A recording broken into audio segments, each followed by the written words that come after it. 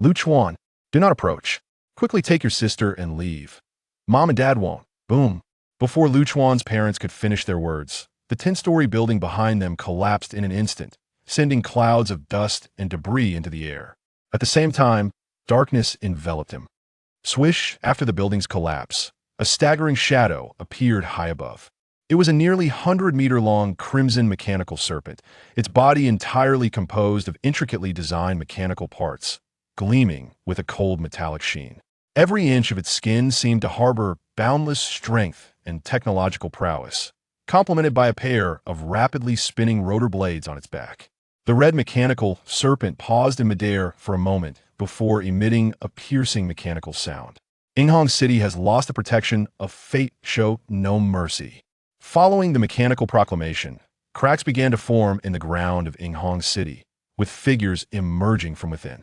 In no time, the sky was filled with silhouettes resembling the red mechanical serpent, a swarm of green mechanical serpents, each merely 1/10 the size of their crimson counterpart, their tails ending in razor-sharp blades. Before long, the eyes of all the green mechanical serpents, apart from the red one, glimmered with a green light as they began to scan the city. In the next moment, wherever the scanning green light reached, explosions erupted. Bang, ah, boom in an instant. Yinghong City transformed into a living hell, with a cacophony of explosions, screams, and collapsing structures resounding endlessly. Brother, where are you? Brother, don't leave me. Mom and Dad are gone. You are all I have left. That in this pitch-black environment, the girl's feeble weeping was particularly poignant, yet no one responded to her.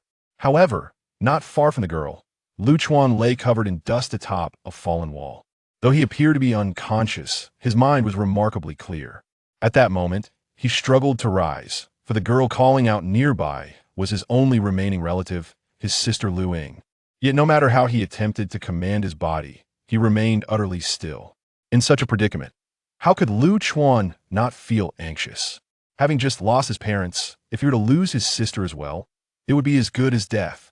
Just as despair set in, a voice, ambiguous in gender, echoed in his mind. Congratulations, Master. Your emotions have reached an extreme state, fulfilling the conditions for premature awakening of your talent. Loading progress. 1040. 80.100. Beep, beep, beep. Talent loading complete. Choose your Master Servant. Strength talent every 5 levels. 3 options will appear, from which the Talent Master can select one. The options are graded as Silver, Gold, Diamond. Any type of skill may emerge from the options. The Talent Master should not be alarmed. Please select your Talent Servant, also known as your talent's built-in artificial intelligence. Option 1. Gentle and sweet girl boy. Option 2. Cool and mysterious woman man. Option 3. La la la monster person of indeterminate age. Since the Talent Master is unable to make a choice, a random selection will now occur. Ding dong. Congratulations, Talent Master. You have received the La La La monster as your talent servant. Immediately, the androgynous voice vanished, leaving Lu Chuan with a torrent of expletives in his mind. A few seconds later, a voice that invigorated him suddenly emerged, a woman's voice, yet somewhat eerie and strange. Cackles. Master, it is a pleasure to meet you. Hey, race a gift for you. Considering your level 0 status is exceedingly weak, this La La La monster shall grant you one opportunity to activate your talent. As the talent servant's voice faded, a confirmation dialog box appeared before Lu Chuan. A 1 in a million chance for premature awakening of talent has come my way. And there's a beginner's gift as well. Am I unique? Or is this available to everyone? However, this talent doesn't seem to be offensive in nature. I wonder how effective it is. Only now did Lu Chuan truly come to his senses amidst the series of unexpected events. Instinctively, he reached out to tap the dialog box, only to realize after several attempts that he was completely immobile. Ugh, not this again. Can't I just awaken directly? Does this talent servant not realize I can't move or speak? Must I physically tap it myself? How foolish. Lu Chuan glared at the dialog box, cursing internally. Bingo! To his surprise, the dialog box seemed to have heard his silent curse and clicked itself. 000. After the dialog box vanished, 3 flickering screens gradually materialized. However, Lu Chuan was met with a rather absurd sight. At the bottom of the 3 screens was a line of text. Note, Shouting la la la will cause the flickering to gradually cease. That I want to D, I need that. Lu Chuan was momentarily rendered speechless. After a brief silence, all three screens displayed a text expression simultaneously. Master owes this talent a la la la. Seriously, this is possible. Lu Chuan felt it was deliberate. He doubted the talent, was unaware of his immobility and muteness. Yet fortunately, the three screens began to show text, albeit still quite blurry. Moments later, the blur dissipated, and the screens became strikingly clear, each with a different background. This reminded Lu Chuan of the grading mentioned in the talent description: silver, gold, diamond. He examined them from left to right. Mighty Strength passive. Silver grade possessing this skill grants you the same strength as someone 5 levels higher than you. Replication. Gold grade possessing this skill allows you to store an item you wish to transform into. After transformation, your strength remains unchanged with no size limit. Divine Communion passive. Diamond grade possessing this skill permits you to select an additional divine career path when choosing your destiny. Lu Chuan found the first option to be quite reasonable. The second option sparked a thought, yet he deemed it unnecessary, but upon seeing the last option, he was utterly astonished, nearly popping his eyes out. Is this for real? I've never heard of anyone being able to possess 2 destiny careers simultaneously. Am I about to soar?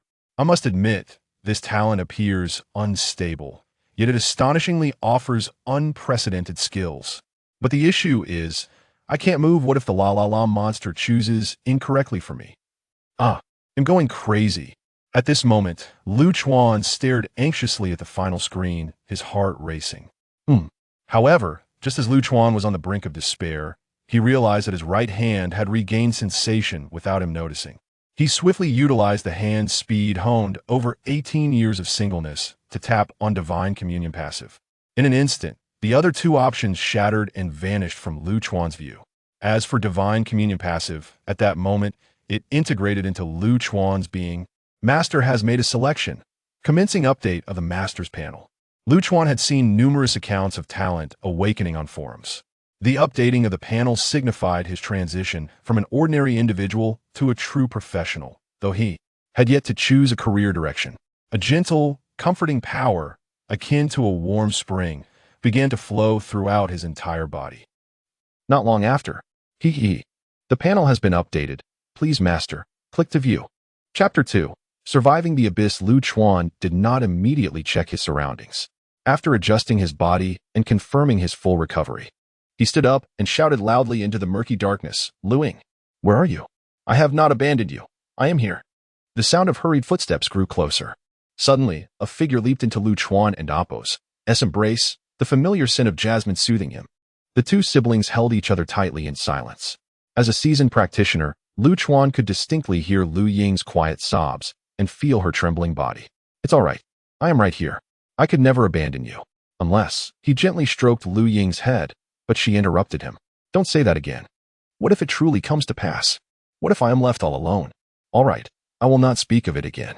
A few minutes later, the siblings released their embrace. Tears welled up in the corners of Lu Chuan's eyes, though they were hardly noticeable in the dim surroundings. They refrained from discussing their parents. The time was not right. Having been raised with their parents' teachings, they understood the necessity of maintaining emotional stability in perilous situations to devise a plan. Lu Chuan opened his status panel. Lu Chuan, age 18, level 0, talent, S-class, choice of the Master Hand-Eye, deity of faith, none, destiny, none, profession, none, talent, skill, Divine Communion, passive, skills, none indeed. There seems to be nothing of interest before selecting a deity and destiny through divine descent. Suddenly, the ground trembled, and Lu Chuan instinctively grasped Lu Ying's hand tightly. Dust and debris began to fall upon them. Once the shaking subsided, Lu Ying looked up at the light filtering through the rubble. Brother, shall we try to escape? Yes. We are trapped beneath the ruins. The collapsing structures above could fall at any moment. This place is far more perilous than the ground outside. Lu Ying nodded thoughtfully. They began to search for an exit, guided by the intermittent beams of light. During their search, they encountered several bodies crushed by stones. A gruesome sight that made them feel nauseous. Suddenly, the ground shook again, more violently than before. This time, a massive boulder, half a meter in diameter, plummeted towards them. Realizing the imminent danger, Lu Chuan pulled Lu Ying close and dashed into the darkness. Fortunately, his enhanced vision allowed them to evade numerous pitfalls. Yet, disaster struck again. A boulder the size of a wheel fell from above with alarming speed, and there was no time to dodge. Lu Chuan clenched his fists and struck upward with all his might. With a resounding crash, the boulder shattered, sending fragments flying. Brother, you didn't end Oppos to awaken your talent early. Did you? Lu Ying exclaimed in astonishment, covering her mouth. Yes, it's a long story. We will discuss it once we escape. Lu Chuan realized this was not the time for conversation as the ground continued to tremble, filling him with foreboding. After dealing with the boulder, he resumed his search for an exit with Lu Ying. Minutes passed, and their efforts bore fruit. They finally spotted an opening large enough for them to escape. As they prepared to flee, the ground behind them began to collapse. Without hesitation, they dashed through the opening, narrowly escaping the impending disaster. It and Oppos, so bright. After being enveloped in darkness for so long, the intense sunlight momentarily blinded Lu Ying. Unfazed, Lu Chuan held her and hurried away. Just as they moved, the ground beneath them gave way. Brother, what is the situation outside? Lu Ying, unable to see, was being carried by Lu Chuan like a princess.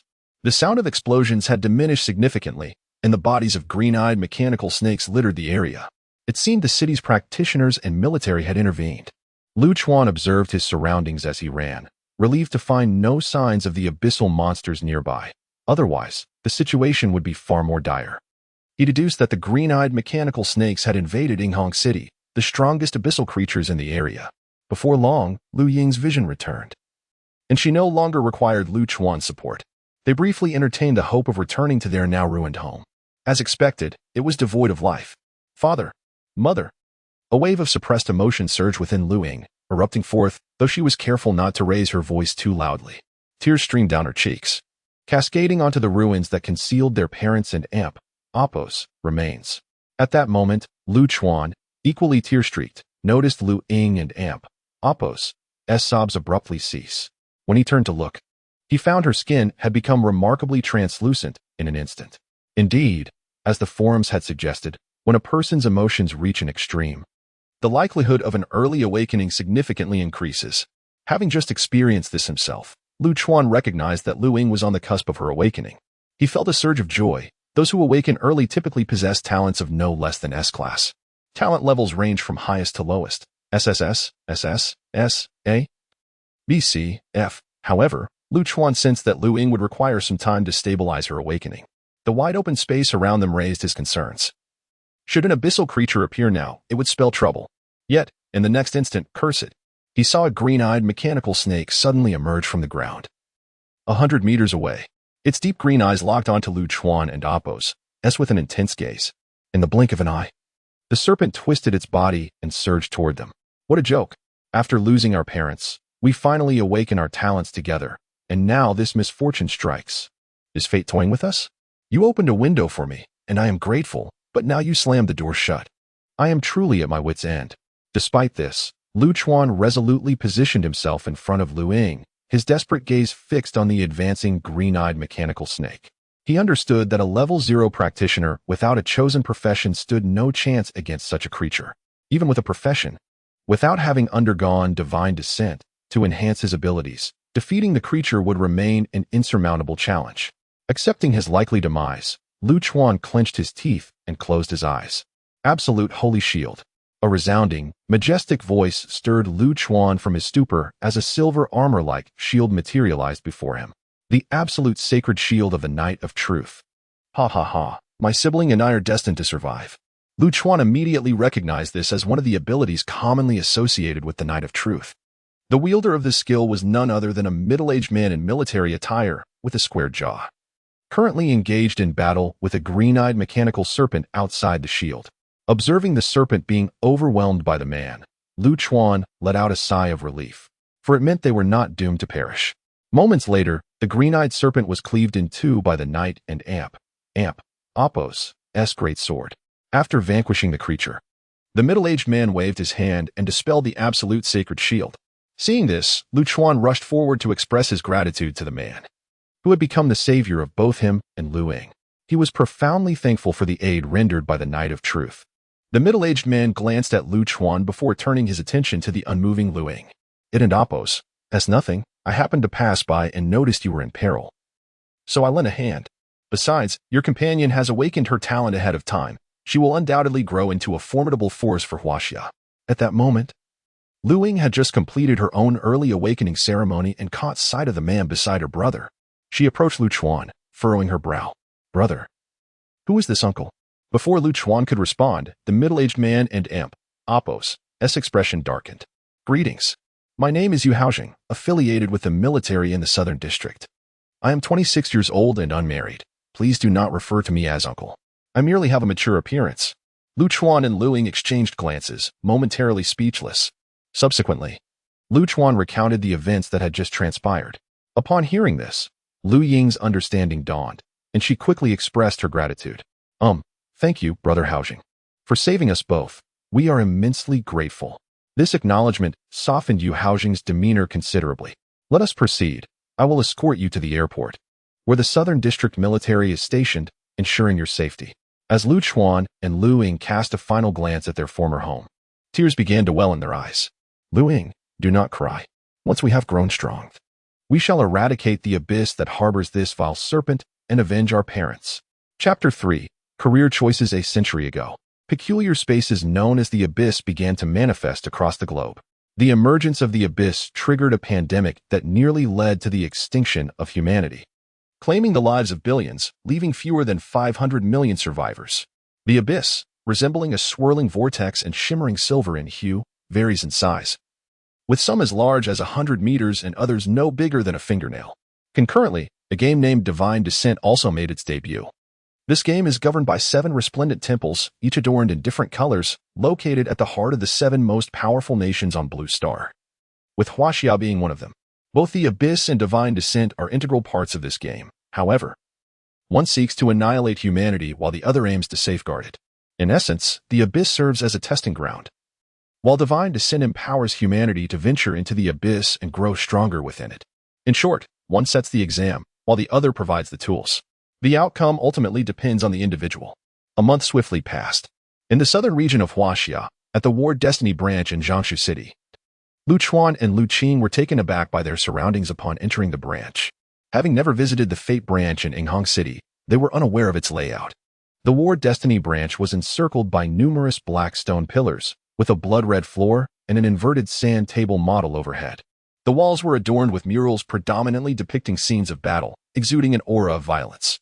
At that moment, several hundred individuals were present in the branch, all gathered to awaken their talents. Today marked the eve of the Lunar New Year, a traditional occasion when 18-year-olds in Huaxia awaken their abilities, a yearly ritual. Due to the Abyss and Apos' occupation of Yinghang City, the surviving populace had been relocated to various cities in the southern region. The Lu siblings found themselves in Jiangsu City, close to Yinghang City. Brother, which foundational profession will you choose? The foundational professions are divided into 7 categories: warrior, scholar, assassin, hunter, priest, ranger, and beastmaster. Choosing a specific foundational profession enhances a particular aspect of one's physical capabilities. The warrior boosts physical constitution, the scholar and beastmaster enhance mental acuity, while the assassin and ranger improve speed. The hunter and priest offer a balanced enhancement across the board.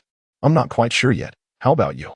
Lu Chuan pondered, recognizing the significance of this choice for the subsequent awakening of their professions and whether the combination would yield greater benefits. Well, I will definitely choose assassin, Lu Qing declared, a slight smile curling at the corners of her mouth as her mind conjured images of her stealthily eliminating foes. Lu Chuan nodded, having anticipated her choice.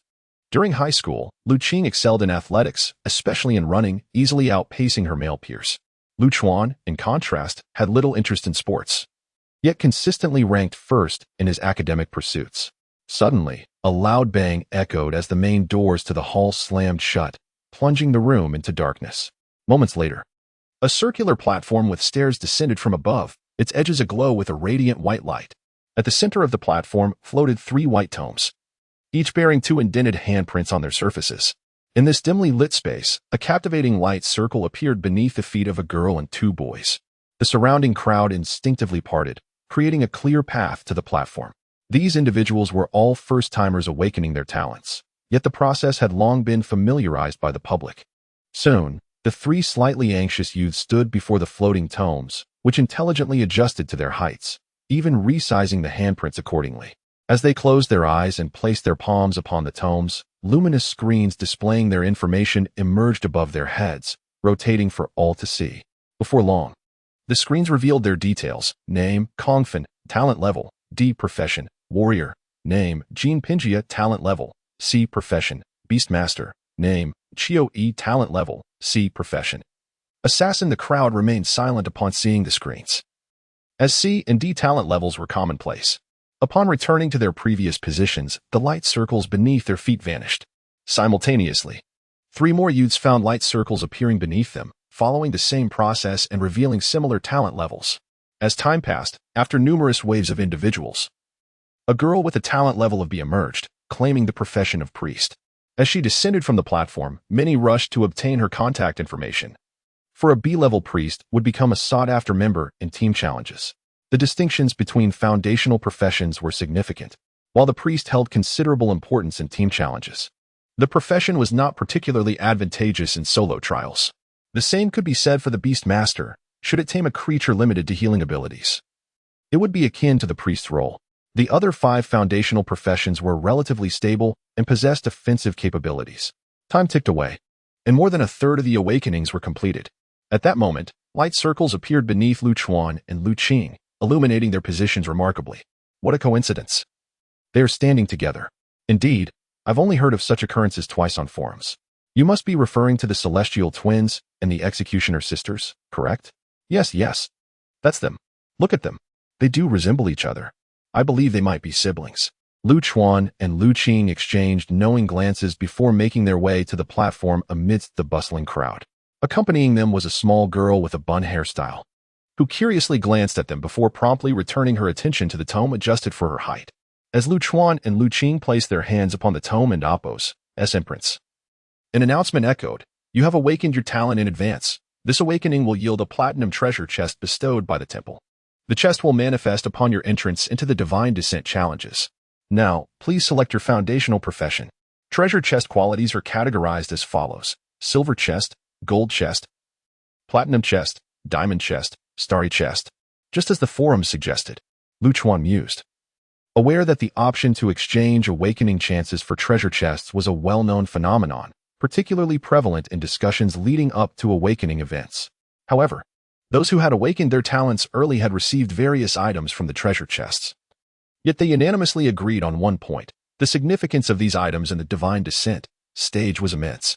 Lu Chuan gazed at the 7 foundational career options before him, contemplating for an extended period before finally selecting the Hunter option. The rationale behind this choice had been on his mind for nearly a month. The Hunter was the only foundational profession recognized for its diverse abilities, including its fate-related careers. The greater the diversity, the more potential combinations it offered. Thus, Lu Chuan chose the Hunter, aspiring to possess a broader array of options for pairing different fate-related careers in the future. Chapter 4. The Divine Descent Challenge. Meanwhile, as the information appeared on the 3 luminous screens within the hall, a deafening uproar erupted throughout the venue.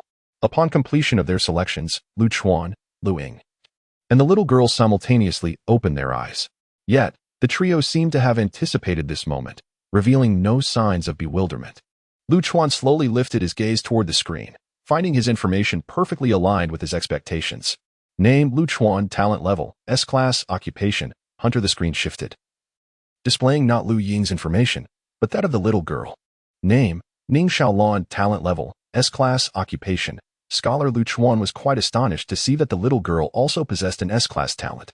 The screen turned once more, and upon seeing the information, Lu Chuan and Appo's eyes widened in surprise for several seconds before narrowing as he turned to Lu Ying. Did you not claim to have an S-class talent? How did it transform into SS class? Name: Lu Ying, talent level, SS class, occupation, assassin. Lu Ying regarded Lu Chuan with a knowing expression, as if to say, I merely wish to surprise you. Hee. Hearing this, Lu Chuan couldn't help but smile wryly, muttering a barely audible remark. Are we truly born of the same mother? This seems rather unfair. On the other side, little Ning Xiaolon, upon glimpsing Lu Chuan and Appo's information, also exhibited a flicker of surprise. When she beheld Lu Ying and Appo's SSS class talent, her cherry-like lips unconsciously parted in awe. Wow. SS class talent, how impressive. Following her admiration, she set a personal goal: I must recruit her to be my teammate. After the trio completed their processes, they returned to their original positions under the gaze of the audience, who looked on with envy. However, no one approached the trio to inquire about forming a team, for they all understood their own inadequacies. Lu Chuan felt no discomfort in this, rather appreciating the situation. Time slipped away, and all present in the hall completed their talent awakenings. F-class talents accounted for a full third of the participants. Following Lu Chuan's group, no one else exhibited talents above S-class. Only 3 A-class talents appeared, while B-class talents numbered around 10, with the remainder being C-class and D-class. A spectrum of emotions filled the hall. Some rejoiced, others despaired, while some wept bitterly, attempted to take their own lives, or fainted from joy. Yet, none of this could impede the opening of the gates to the Temple of Destiny. As the doors swung open, nearly everyone rushed outside, with some slipping and sustaining injuries in the process. Outside the temple, a crowd had gathered, their phones and cameras flashing in a dazzling array.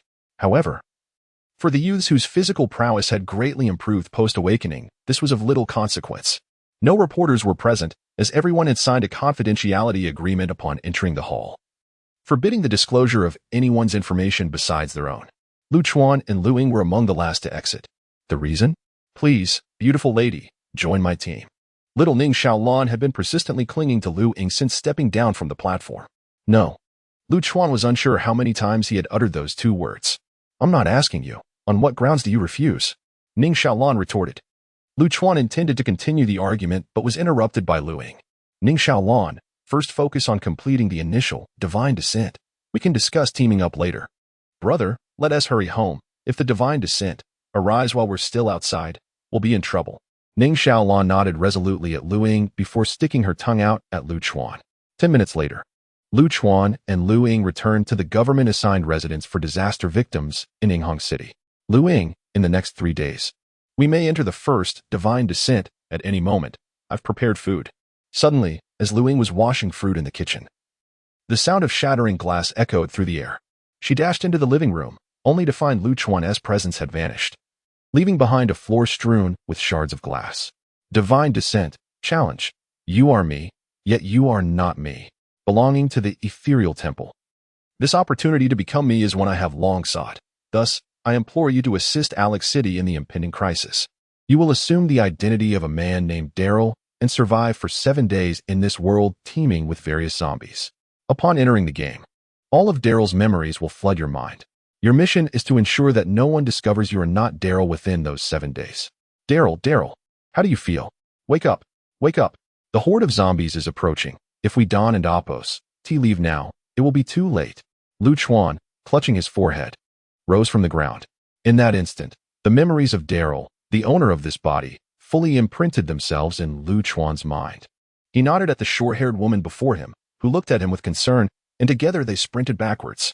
Around them, many cast worried glances at Lu Chuan, some wielding silver revolvers, others carrying long katana swords. Through Daryl's memories, Lu Chuan recognized these individuals as his few remaining family members. Simultaneously, a young man in a baseball cap rushed to Lu Chuan and Appo's side. Daryl, are you leaving your crossbow behind? Lu Chuan glanced at the young man before promptly grabbing the crossbow. Thanks, Glenn. No need to thank me. You risked your life to create an opportunity for everyone to escape. We should be thanking you. Only then did Lu Chuan recall what Daryl had just done. This place was originally a small trading outpost for the Federation, inhabited by merely 100 people, all of whom came to exchange goods.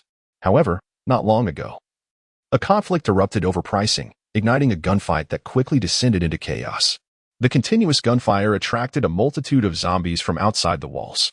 Fortunately, the walls held firm, preventing lower-tier zombies from breaching the perimeter. Yet, someone had the misfortune of firing a rocket launcher, which veered off course and blasted a significant hole in the wall. In an instant, thousands of zombies poured in. The emergence of zombies halted the gunfight, leaving everyone to flee in panic. Daryl and his group of 6 had come to trade but found themselves ensnared in this turmoil. To create an opportunity for their escape, Daryl scaled the wall and faced the countless zombies, driving a jeep to break through the nearest section of the wall. However, he did not follow the jeep into the wall. Instead, he jumped from the vehicle, tumbling several times upon landing due to the vehicle's speed, leaving him dazed. Had he not jumped, colliding with the wall in the jeep would have resulted in far worse consequences. Chapter 5, The Treasure Chest.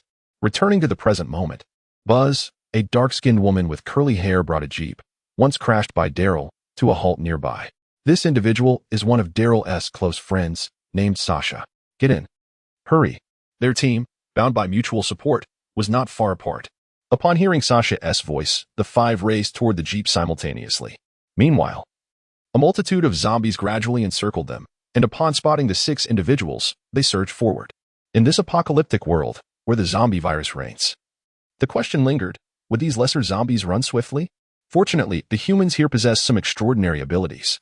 As Lu Chuan sprinted, he surveyed his surroundings. A frown crossed his brow when he noticed a particularly swift zombie. However, lost in thought, he failed to notice a zombie lunging at him from behind.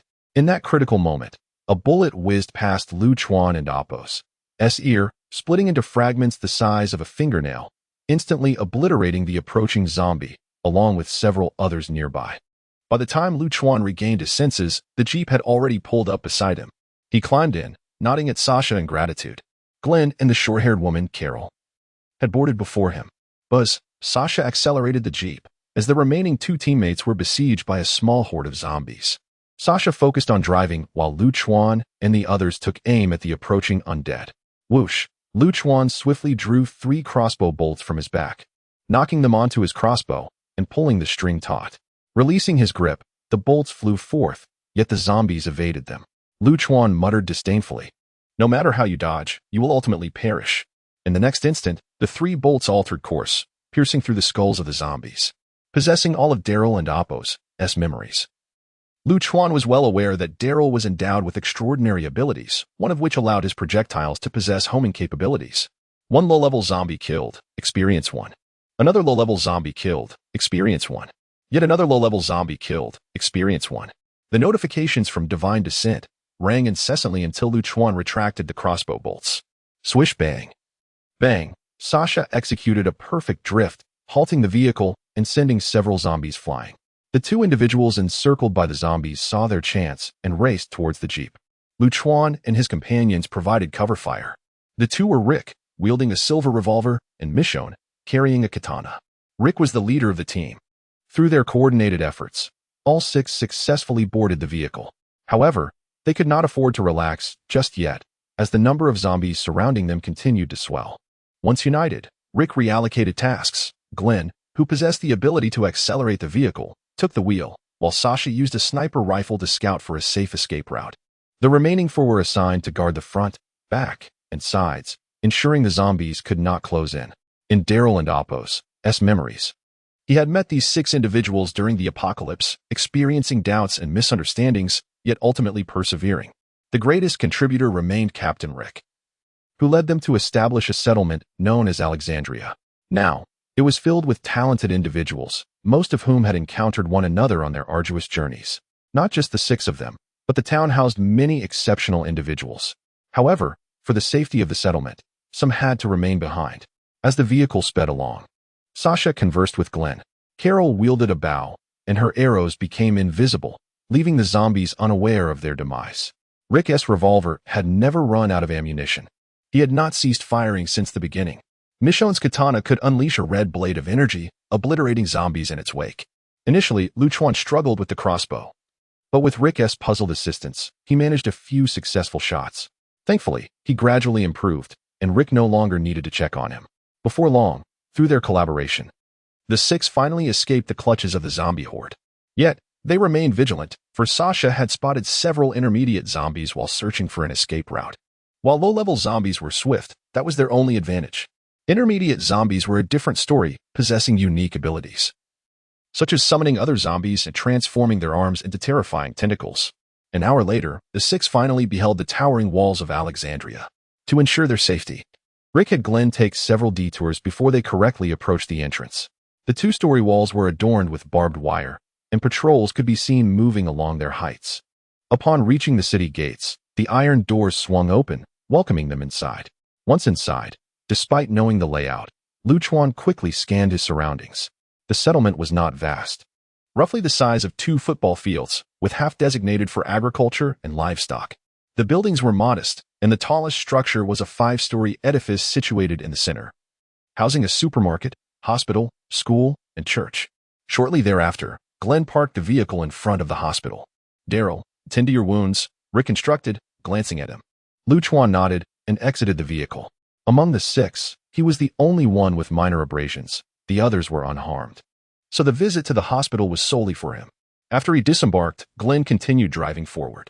Upon entering the hospital, Lu Chuan was greeted by a familiar figure approaching him. Daryl, are you all right? What happened?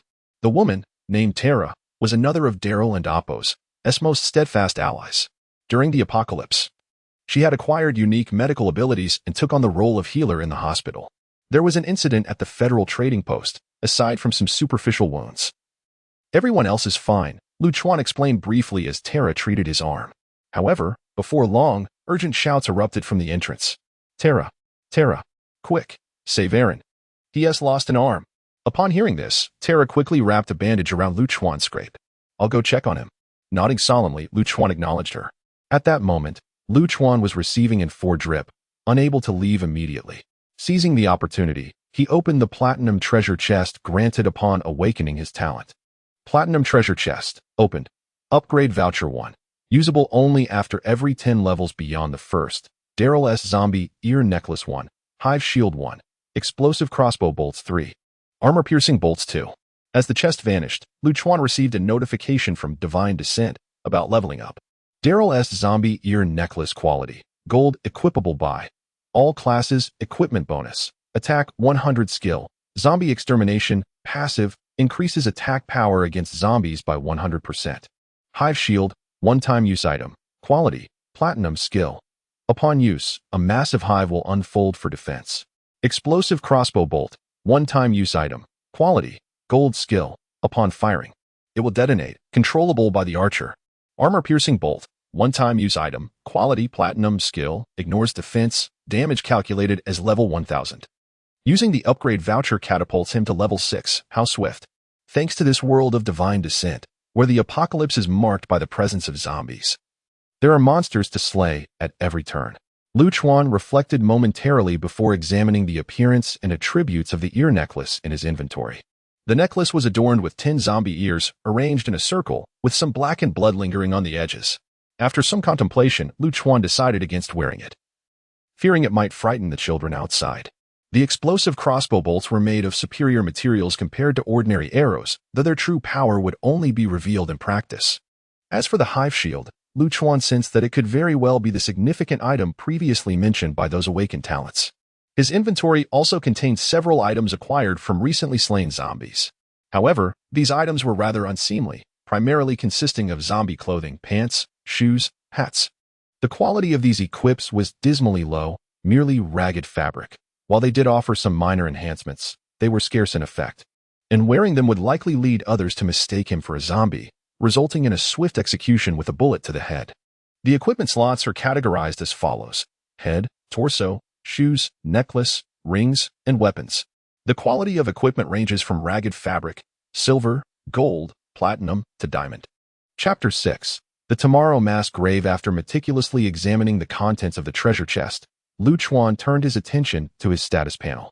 Name, Lu Chuan. Age, 18. Level, 6, 5500. Physical attributes. Health, base 60, level 6, 360. Attack, base 7, level 642. Defense, base 5, level 630. Speed, base 5, level 630. Talent, hand selection I, S-grade talent. Every 5 levels, 3 light screens will appear, from which the talent holder may select one. The quality of the light screens ranges from silver, gold, to diamond. Any type of skill may manifest within these screens. The talent holder should not be overly astonished. Deity of Faith, non-destiny, non-occupation, hunter skills, divine communion, passive, diamond grade. Possessing this skill allows you to select an additional profession when choosing a deity's destiny. Lu Chuan nodded after reviewing the information, finding that his physical attributes aligned closely with his expectations. However, should he don that ear necklace, the situation would alter drastically, significantly enhancing his attack power, making it a trivial matter to dispatch a small zombie with a single arrow.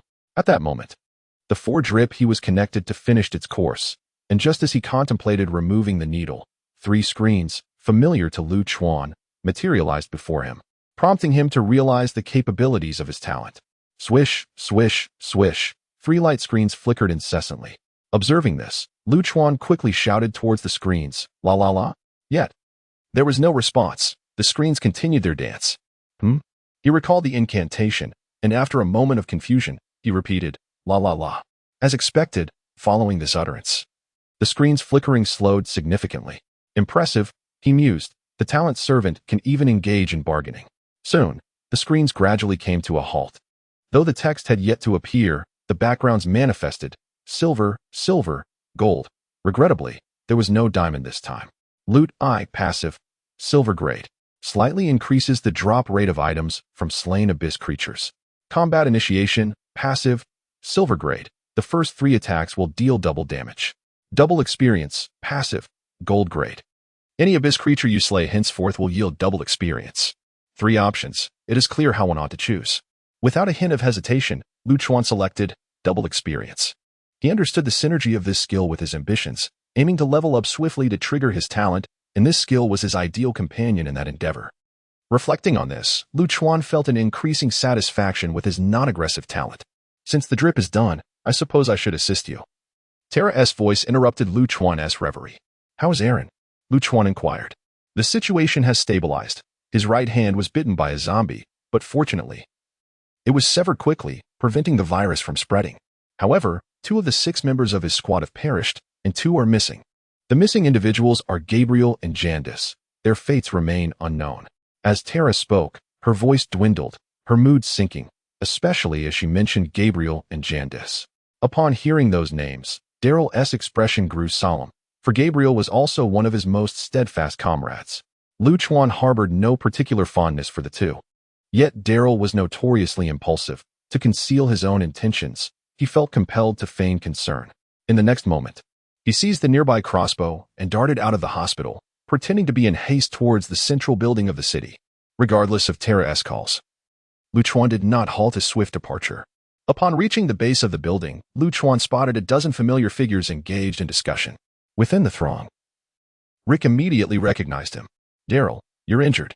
You should refrain from joining the search for Gabriel and Jandis. In truth, Lu Chuan did not need to come here after leaving the hospital. Yet, he perceived this as an opportunity, an avenue to enhance his Divine Descent rating. Entering the Abyss is simple. Exiting the Inferno necessitates the completion of a Divine Descent task, or one may opt to forfeit 10 levels of experience for a voluntary withdrawal. Though this price is steep, it ultimately allows a return to reality from the perilous Abyss. The Divine Descent rating is classified into 5 tiers: S, A, B, C, and F, with S being the highest.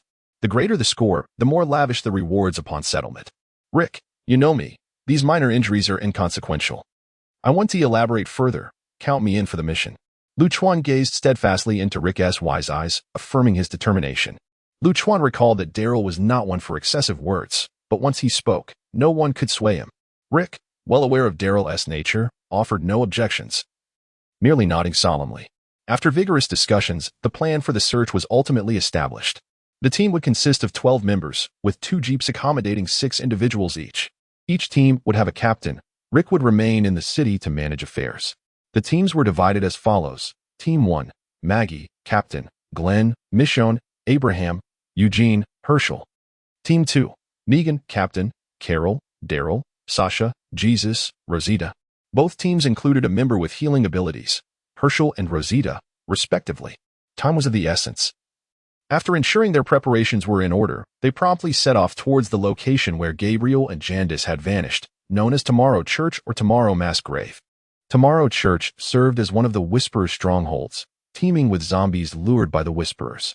The Whisperers are a group draped in zombie skins, adept at navigating among the undead and possessing the ability to control them, thus forming an organization. Initially, the existence of Tomorrow Church as a Whisperer's base was unbeknownst to anyone until Aaron and his group uncovered the secret, intending to retreat and relay the information. However, an advanced zombie leading a horde approached, forcing them to take refuge. Yet, advanced zombies are remarkably intelligent, often surpassing human cunning. They soon discovered Gabriel and his group, leading to a desperate escape. With zombies surrounding them, the group was quickly scattered. Subsequently, 2 members were torn apart by the advanced zombie. Aaron was bitten, and Gabriel and Jandis' fates remain uncertain. In the Jeep, Negan recounted the harrowing experiences of Aaron's group in Tomorrow Church, relayed by the team member who had escorted Aaron back to the city. As they drew closer to Tomorrow Church, the number of zombies around them steadily increased. However, the Lodier zombies posed no threat to Lu Chuan and his companions, who dispatched them with ease. Experience 2. Experience 2. Experience 2. To maintain their stealth, they resolved to eliminate any zombies that noticed their presence. Chapter 7. The Power of the Explosive Crossbow Bolt. Half an hour later, a group of individuals disembarked from their vehicle. Due to the noise generated by the Jeep, they opted to continue on foot for the remainder of the journey. The two teams, realizing the potential for chaos in their numbers, decided to split up while maintaining communication through earpieces. The Tomorrow Church was substantial, with an interior space comparable to half a football field. Surrounding the church was a cemetery filled with gravestones, thus earning it the moniker of Tomorrow's Mass Grave. I will take the lead in scouting ahead while Carol and Jesus keep watch on either side. Sasha and Rosita will provide support from the center, and Daryl will cover the rear, Lu Chuan instructed. The 5 members of the group had no objections to Negan's arrangement and promptly set off. However, unbeknownst to both teams, 2 figures at the highest point of Tomorrow Church were observing them. One was a bald woman with a face smeared with mud and devoid of eyebrows, and the other, a towering man clad in a red and black robe, donned a mask fashioned from human skin. Humph, more little bugs have come to meet their demise. The bald woman scoffed, glancing disdainfully at Lu Chuan and his team before turning to her companion. By the way, have we located that pair of little bugs within the church yet? The man slightly bent forward, tenderly caressing the woman's face as he replied. That woman is indeed a survivor from the refuse of society, exhibiting remarkable skills and evasion. To this day, our men have yet to track the two, but I can assure you they remain hidden within the church. Meanwhile, Lu Chuan and Carol were hitting their marks with precision, each arrow claiming the life of a zombie. Lu Chuan had adorned himself with a necklace made from the ears of the undead, a peculiar habit that others accepted since Daryl had a penchant for collecting them. With a 100 attack bonus, even mid-tier zombies could not withstand Lu Chuan and Appo's onslaught. In such a setting, the use of firearms was particularly perilous, as gunfire would attract a horde of zombies. Thus, cold weapons became essential. The other 4 members relied solely on melee weapons to dispatch the zombies. Unbeknownst to them, Lu Chuan and his team had traversed the forest and arrived at the mass graveyard. In the midst of dispatching zombies, Lu Chuan had leveled up to 6, a feat attributed to the double experience skill. They had collected numerous drops, mostly comprising healing potions and tattered zombie gear. The graveyard was teeming with the undead. Yet to expedite their entry into the church, Negan instructed everyone to use the gravestones for cover and avoid detection. However, just past halfway through their journey, a mid-tier zombie spotted Lu Chuan and his team. In the next moment, the zombie emitted a retching sound, which was soon echoed by the surrounding undead. This is bad. We've been discovered. Focus fire on the mid-tier zombie and silence it, Negan shouted as he brandished a spiked baseball bat and charged toward the creature. Lu Chuan and Carol quickly notched their arrows, clearing the path for Negan. Sasha found an elevated position, setting her weapon to aim at the mid-tier zombie, while Jesus and Rosita rushed to join Negan, albeit slightly behind him. The mid-tier zombie, not to be underestimated, maneuvered the surrounding zombies to shield itself from arrows, inadvertently obstructing their own vision and failing to notice Negan approaching. With a powerful leap, Negan launched himself into the air, his bat arcing downwards with tremendous force. The sound of impact resonated as the mid-tier zombie's skull shattered like a disassembled puzzle, silencing its grotesque sounds. Yet, the gathered zombies, still drawn to Lu Chuan and his team, surged forward. Just then, the mid-tier zombie's call echoed once more, prompting the team to turn their attention. The new mid-tier zombie was positioned at one of the church's entrances, which was also the target entry for Lu Chuan and his team, and notably less populated with zombies. Realizing the imminent danger of a horde converging upon the entrance, the group looked to Negan for guidance. However, Lu Chuan abruptly dashed forward. The others shouted for him to return, but Lu Chuan pressed on, slaying zombies as he made his way toward the mid-tier zombie.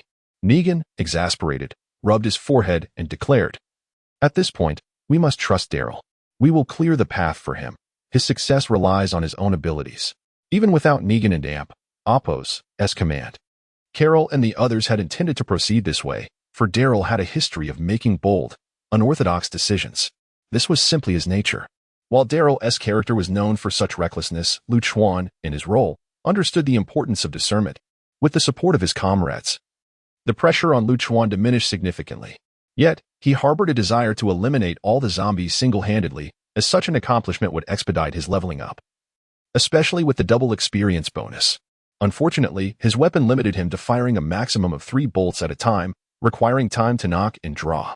With another 3 bolts released, each found its mark, effortlessly slaying low-tier zombies.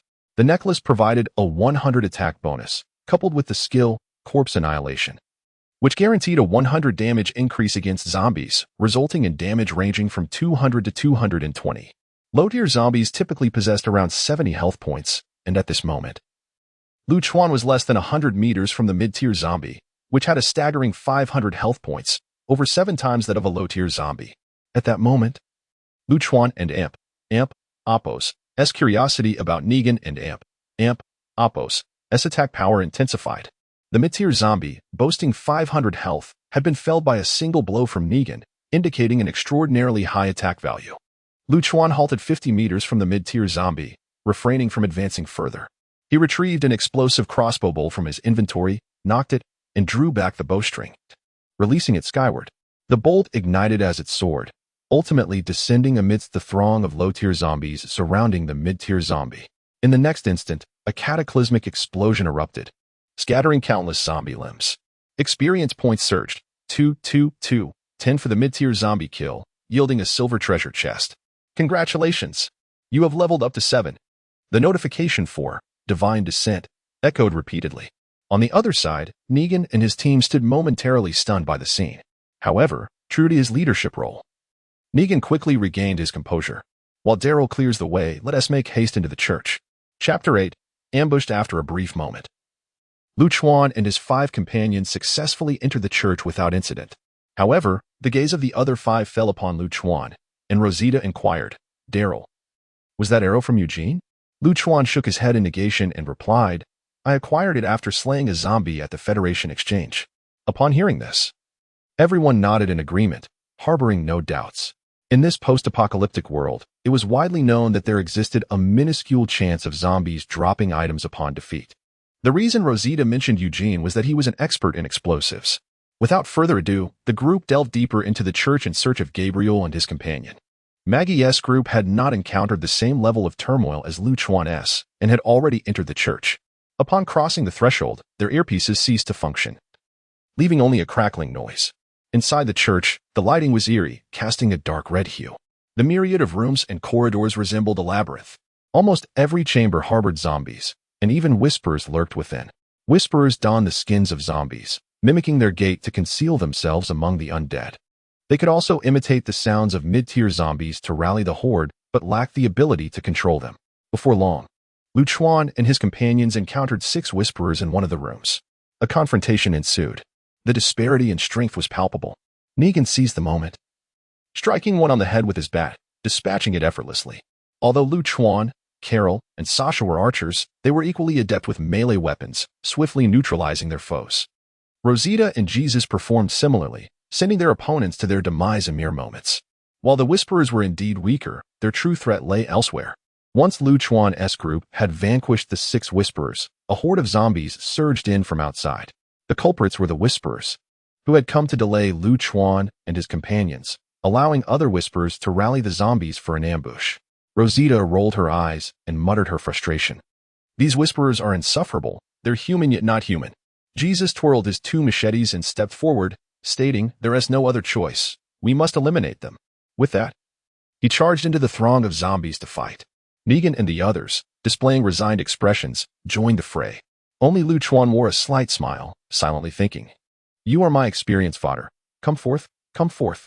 After an intense battle, the group managed to eliminate over 100 zombies. Lu Chuan successfully leveled up to level 8. He had not anticipated achieving such a rank so swiftly upon entering the abyss. However, he suddenly recalled that without having completed the first Divine Descent, level 10 was the limit. Thus, if he could not level up despite slaying numerous zombies, he would only wear himself out in vain. Meanwhile, Maggie's group had searched diligently and finally located Gabriel and his companion in a room. However, Gabriel was gravely injured and unconscious. This sight alleviated Maggie's doubts. She believed Gabriel and Appos' strength would have prevented him from hiding away unless he had been harmed. Herschel promptly began to treat Gabriel. Negan, can you hear me? Daryl, Carol. Can you hear me? The static persisted, leaving Maggie frustrated as they had found the individuals but could not communicate with the other team. As time passed, while Maggie's group sought Lu Chuan's team, Lu Chuan's group searched for Gabriel, who had already been located by Maggie. Soon, both teams arrived at the entrance to the central hall of Tomorrow Church. Neither group pushed through the doors directly, as the cacophony of moans from whisperers and zombies indicated a significant presence within. For safety and Apos' sake, both opted to enter through a smaller door. In a moment, Maggie and Negan simultaneously opened the designated small door. By chance, they locked eyes as they did so. Seeing this, Maggie immediately began to communicate silently with Negan, signaling, "We found them. Retreat." Negan relayed the message to his group, preparing them to withdraw. However, as they attempted to exit, the path behind them suddenly collapsed, sealing their exit. A heavy female voice resonated throughout the church, declaring, "This is my Alpha's territory. You cannot come and go as you please." Upon hearing the name Alpha, Lu Chuan and his companions turned to look at Negan, as did Maggie's group. The relationship between Negan and Alpha was far from simple. Accustomed to being the center of attention, Negan stepped forward, inhaling deeply. "Let them go. I will remain. Our grievances will be settled alone." No sooner had he spoken than a chilling voice emerged from the dense horde of zombies below. Don't even think about it. None of you will escape." Everyone turned their gaze to the high altar of the church, where a figure draped in a black cloak sat, green flames flickering in the hollows of its eyes. This entity lacked any flesh, possessing only a visibly blood-red brain. A high-level zombie. There were 14 in total, and each person's expression grew grave, their breaths quickening. This being was a genuine high-level zombie. Low-level zombies were swift, and mid-level zombies could gather and control the undead. High-level zombies could do both with the added ability of human-like reasoning and language, along with some terrifying special abilities. Since the onset of the apocalypse, no one had ever heard of a high-level zombie being slain. Split up and escape. Save whoever you can. Maggie and Negan issued the same command to their respective teams. No one opposed this order. Each individual understood the futility of confronting a high-level zombie, especially with a leader of the Whisperers present. The situation had become exponentially more dire. In a flash, the 14 members scattered, rushing toward various exits of the church. "Block them." Observing this, the high-level zombie commanded the low-level zombies to gather at the church and Apos' entrances. Could the low-level zombies truly impede their escape? The outcome was evident. They could not. Those who dared to come to the rescue possessed skills, and within moments, they broke through the low-level zombie defenses and fled, concealed in the shadows. Alpha watched this scene with disdain, shaking her head. Zombies are merely zombies. Even with a brain, they remain not human. She declared, "It is time to settle the score with Negan." Lu Chuan, having dashed out of the hall, did not flee but instead concealed himself in the shadows, waiting for all the mid- and low-level zombies within to exit. The reason for this tactic was his desire to confront the high-level zombie alone. There were two motivations for this approach. One, to achieve a superior score in the Divine Descent and secure better rewards. And two, to attract greater attention from the Fates, thereby increasing his chances of selecting other career paths. Chapter 9. Slaying the Advanced Zombie in the Realm of 7 Sanctuaries and 21 Destinies. Every individual must inevitably undergo the Divine Descent trial within 3 days of awakening their innate abilities. Upon successfully navigating the Divine Descent, one may select a destiny to guide their future development. However, this does not guarantee the acquisition of a destiny profession. To attain a destiny profession, one must be under the gaze of destiny, which can be earned by completing tasks with excellence during the destiny trials. The audacity displayed by Lu Chuan stemmed from the courage bestowed upon him by the cloud-piercing arrow and the hive shield obtained from the Perkin treasure chest. Although he could not ascertain the precise health of the advanced zombie from a distance, Lu Chuan speculated that its health would be approximately tenfold that of an intermediate zombie, estimating between 5,000 and 6,000. Should this estimation prove accurate, Lu Chuan felt confident in his ability to vanquish the advanced zombie. His sole concern lay in the uncertainty of the advanced zombie's so-called special abilities. After a brief interval, Lu Chuan cautiously peered into the hall. The previously overwhelming horde of zombies had vanished, leaving only 3 intermediate zombies guarding the advanced one. The green flames in the advanced zombie's eye sockets had notably dimmed, likely due to its distraction caused by pursuing Negan and Maggie. Observing the favorable situation, Lu Chuan took aim at the advanced zombie and released a fiery explosive crossbow bolt. As Lu Chuan propelled himself towards the advanced zombie alongside the arrow, an unexpected magnetic field emerged around the advanced zombie, diverting the bolt upwards just before impact. Truly, the advanced zombie was formidable, employing clever tactics. At this moment, Lu Chuan was less than 50 meters away, clearly able to see that the advanced zombie possessed a health bar of 6,000. The intermediate zombie stationed beside it, having noticed Lu Chuan, charged towards him the moment the fiery explosive arrow was deflected. Lu Chuan, however, was not one to solely focus on the advanced zombie. As the explosive bolt was sent astray, he swiftly shot an arrow at each of the 3 intermediate zombies. With deft control, all 3 arrows struck their intended targets in the head, inflicting a damage of 150 and halting their advance. Yet, to the intermediate zombies, these injuries were merely trifling, as they quickly regained their momentum and surged towards Lu Chuan. Refusing to remain idle, Lu Chuan dashed toward the advanced zombie during the momentary pause of 2 intermediate zombies. As he closed the distance to within 5 or 6 meters, he released his final fiery explosive arrow, only to witness it meet the same fate as its predecessor. Redirected by the magnetic field surrounding the advanced zombie. Undeterred, Lu Chuan circled around to the rear of the advanced zombie, while the pursuit of the 3 intermediate zombies continued unabated. Just as the intermediate zombies were about to reach Lu Chuan's previous position, one of the 2 fiery explosive arrows in the sky suddenly descended. The impact produced an explosion that sent the 3 intermediate zombies flying. Shortly thereafter, the other arrow, still hovering in the air, redirected itself towards the advanced zombie. This time, the fiery explosive arrow was unaffected by the magnetic field and struck the advanced zombie directly. Lu Chuan had been maneuvering the 2 fiery explosive arrows in the air, searching for a way to disrupt the advanced zombie and Appos' magnetic field. Initially intending to eliminate the 3 intermediate zombies with 1 arrow, he had inadvertently discovered that the residual force from the explosion could temporarily dispel the magnetic field. Without hesitation, Lu Chuan directed the other fiery explosive arrow into the fray. The resulting explosion obliterated the magnetic field entirely. In the ensuing seconds, Lu Chuan unleashed a barrage of arrows, decisively eliminating the 3 intermediate zombies whose health had dwindled. Experience gained, 10. Experience gained, 10. 1 silver treasure chest. Experience gained, 10. At that moment, Lu Chuan paid no heed to the notifications from Divine Descent.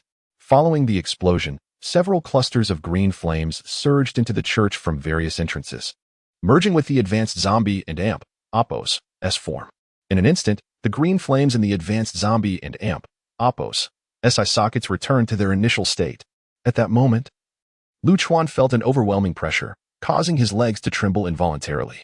Recognizing the danger, he swiftly retreated 100 meters from the advanced zombie before regaining his composure. With all awareness restored, the advanced zombie took a few steps forward, fixing its gaze upon Lu Chuan in the distance. No wonder I could not find you. You and Appos' been eyeing me all along. Ha ha ha, commendable courage. It has been ages since I encountered such delectable brains. Why don't you dig them out for me? I could make you my loyal zombie companion. The advanced zombie and Appos' voice was not only chilling, but also possessed an unsettling ability to distort the mind. Yet, Lu Chuan disregarded the creature and Appos' ominous monologue, focusing instead on the advanced zombie and Appos' attributes, exhaling with relief. Advanced zombie, elite creature, level 10 health, 5,700 6,000 physical attributes, attack 500, defense 200, speed 300, skills, defensive magnetic field, multi-mind division, bone extraction / mental rending. From the panel alone, the advanced zombie appeared to be an average foe capable of dispatching Lu Chuan with a single blow. Lu Chuan had already readied his armor-piercing arrow within his crossbow, prepared to release it the moment the advanced zombie made a move. Sure enough, in the next moment, the advanced zombie charged at him with astonishing speed, closing the distance of 10 meters in the blink of an eye.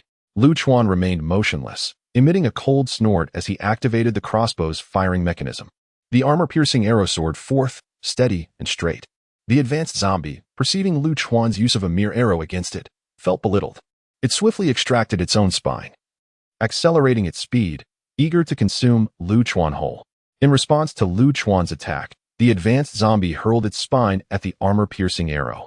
The collision produced a staggering result, momentarily halting the advanced zombie and Appos' advance. The spine was sent flying, its surface riddled with fractures, while the armor-piercing arrow maintained its velocity, expanding in size to that of a grown man's arm. At this moment, The advanced zombie finally recognized the threat posed by the armor-piercing arrow, but it was too late. In the next heartbeat, the arrow pierced through the advanced zombie and Apos' skull, inflicting a tremendous amount of damage. Minus 10,101. The advanced zombie, elite creature, has been slain, granting 100 experience points and 1 golden treasure chest. Without pausing, Lu Chuan swiftly retreated through a nearby passage, for at the moment of the advanced zombie and Apos' demise, the entire church erupted with a cacophony of anguished roars. After running for a short distance, Lu Chuan suddenly sensed the ground tremble beneath him. Realizing that the horde of zombies was returning to the church, he hastily concealed himself. In the blink of an eye, a throng of zombies filled the passageway. Chapter 10.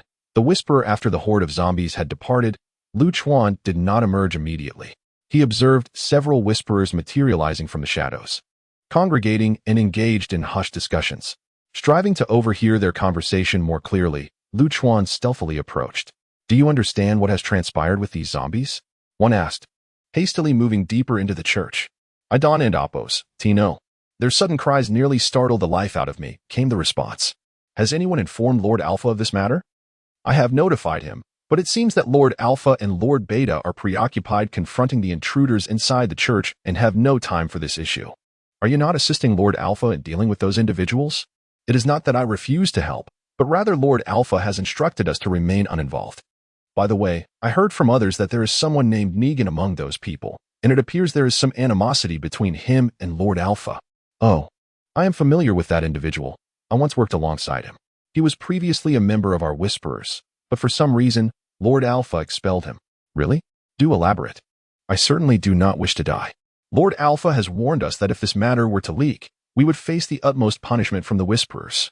Upon hearing this, the surrounding Whisperers recalled terrifying visions and promptly abandoned any further inquiries. "Well, since you refrain from gossiping, it seems it is time to send you to meet King Yama."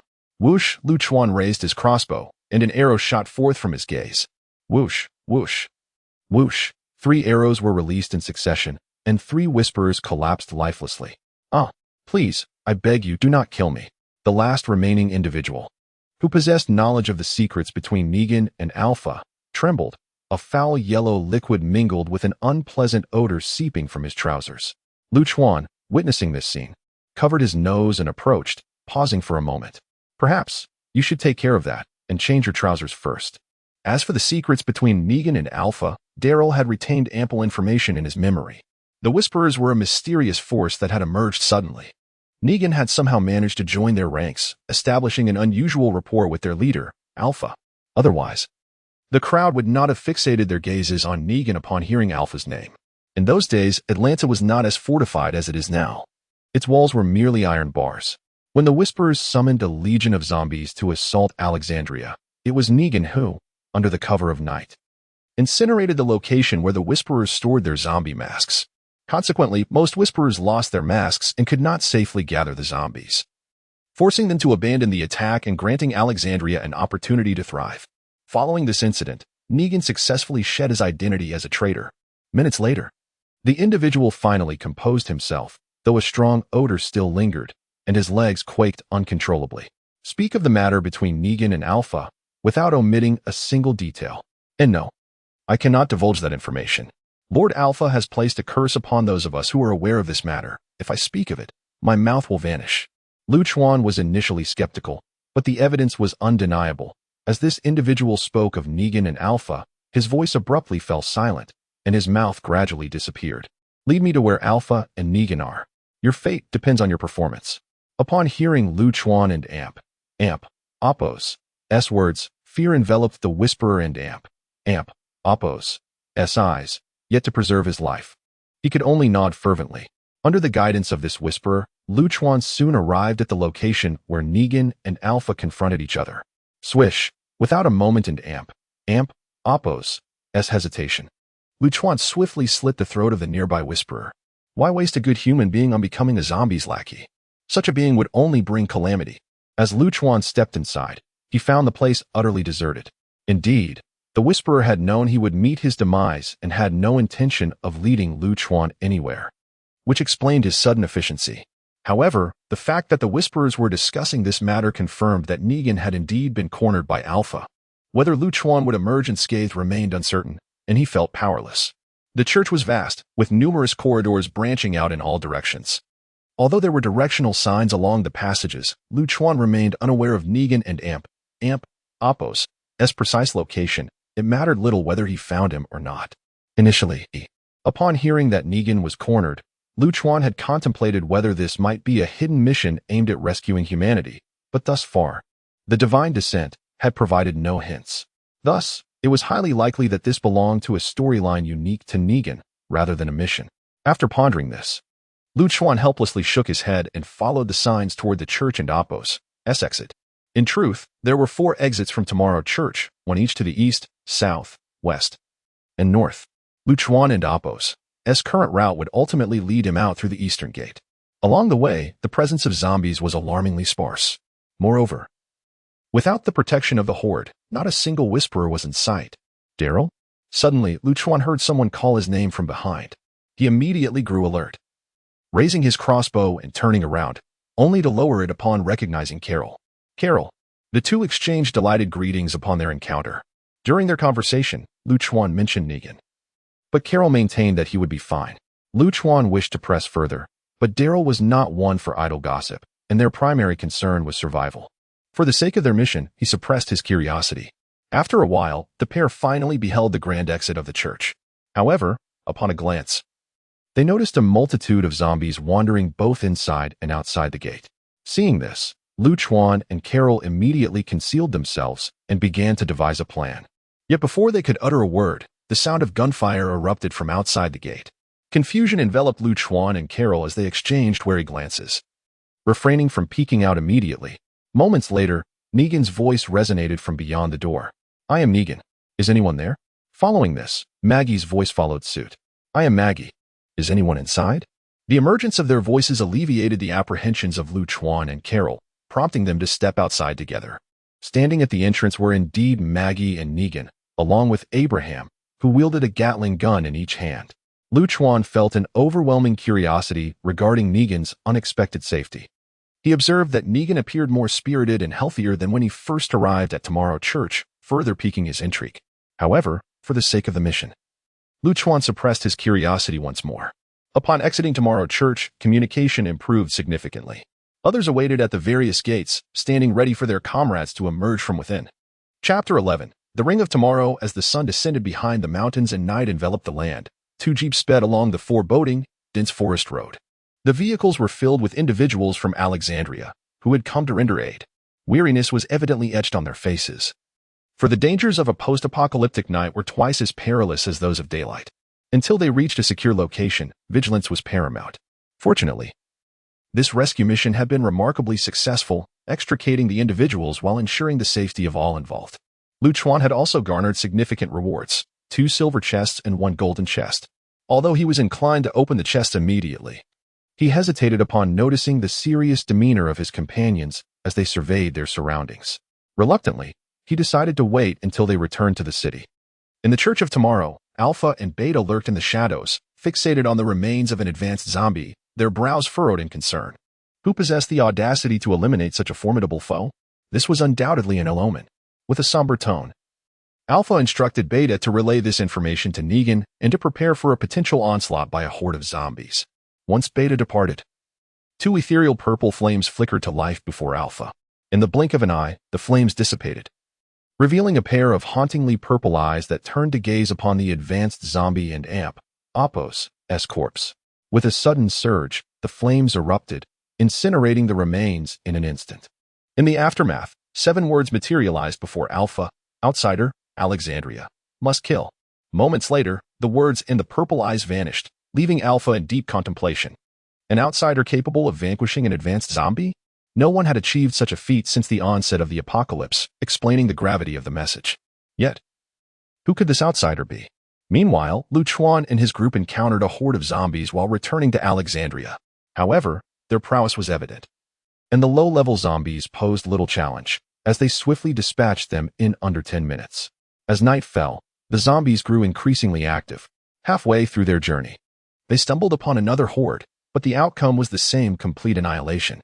Thereafter, they encountered no further resistance, perhaps due to the overwhelming aura of menace that surrounded them. Their garments stained with blood and splatters marking their faces. 2 hours later, the 14-member group arrived safely back in Alexandria. Rick had already received word of their return and awaited them at the base of the central building. "Thank God for your safe return," he exclaimed, embracing each member without regard for the bloodstains. A seasoned warrior, Rick readily perceived their exhaustion. "It's late. We shall discuss matters tomorrow." Dismissed. Lu Chuan, guided by memory, found Daryl and Appo's residence, a 4-story elevator building near the perimeter. Given Daryl and Appo's status, the 4th floor and rooftop were designated for his use. Upon entering the building, nearly everyone recognized Lu Chuan and greeted him warmly. He reciprocated with nods, akin to Daryl's customary manner.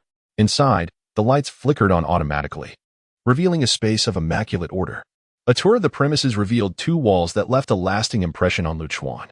One wall was adorned with the bows and crossbows Daryl had utilized since the dawn of the apocalypse, alongside boxes filled with various zombie years.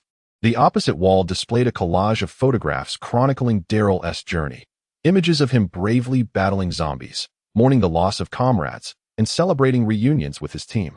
Half an hour later, having cleansed himself, Lu Chuan ascended the staircase leading to the rooftop. The rooftop was sparsely furnished with a sunshade, benches, a telescope, and a sniper rifle.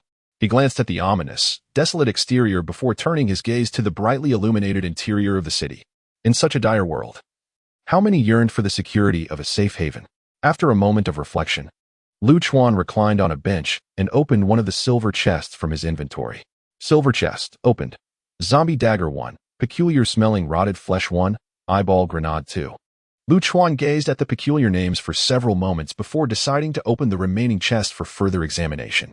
Silver chest, opened. Intermediate zombie brain 1, bone staff 1. Hunter's low-level skill book 1. Golden chest, opened. Ring of Tomorrow 1, Scholar's low-level skill book 1, Advanced zombie brain 1, split arrow 3. After unveiling all the chests, Lu Chuan's spirits lifted considerably, for he had acquired 2 skill books, one of which was applicable to him. The skill books were categorized as follows: low-level skill books, learnable from levels 1 to 20, intermediate skill books for levels 21 to 40, advanced skill books for levels 41 to 60. Note 1. Basic occupational skill books can only be learned by individuals of that specific profession. Destiny occupational skill books are exclusive to those of that particular Destiny profession. Note 2. Upon opening a skill book, a skill associated with the profession will randomly appear, subject to selection by the individual who opened it. Note 3. Once a skill reaches its limit, the skill book can no longer be utilized. Note 4. Individuals below level may 30th learn 4 occupational skills. Upon reaching level 21, they will have the opportunity to swap 2 skills. After opening all the chests, Lu Chuan meticulously examined each item. Zombie dagger, quality, silver, applicable profession, assassin, equipment bonus, attack 30, skill, inflicts 150 damage to zombies. Not suitable for me. It can be given to Lu Ying. Peculiar smelling rotted flesh, a piece of flesh that attracts low-level zombies. Intermediate zombie brain, a brain that attracts intermediate zombies. Advanced zombie brain, a brain that attracts advanced zombies. Lu Chuan, not too bad, I suppose. Split arrow, quality, silver, item effect. 1 arrow splits into 5. Eyeball grenade, quality, silver, item effect. Causes an explosion within a 10-meter radius, with damage ranging from 50 to 500, increasing in proximity to the grenade. Holding an eyeball grenade in his hand, Lu Chuan grimaced in distaste. Why does it feel a bit sticky? Bone staff, quality, silver, applicable profession. Scholar, equipment bonus, health 200 skill, inflicts 150 damage to zombies. Not suitable for me or Lu Ying. I'll sell it to help with household expenses. Ring of Tomorrow, quality, gold, applicable profession, all, equipment bonus, attack 50. Speed 10 skill, increases damage by 20 with each attack, up to a maximum of 200. The effect dissipates 10 seconds after disengaging from combat. This was the first piece of golden equipment I had ever encountered, and it did not disappoint. Aside from the 2 low-level skill books, Lu Chuan was most pleased with this golden quality ring, which would significantly enhance his damage output. He promptly donned the Ring of Tomorrow on his left hand. At last, Lu Chuan retrieved the low-level skill book that could only be learned by hunters and opened it without hesitation. However, to his surprise, the next moment 3 luminous screens, which Lu Chuan found exceedingly familiar, gradually appeared before his eyes.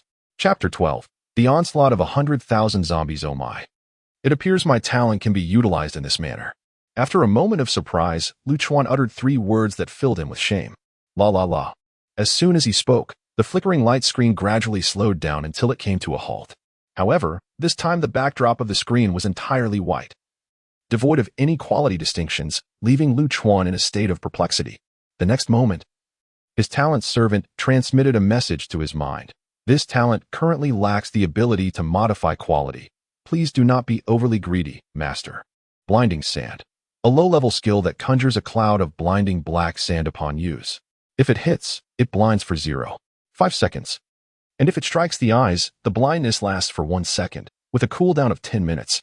Throwing Brick. A low-level skill that endows a stone with the ability to daze.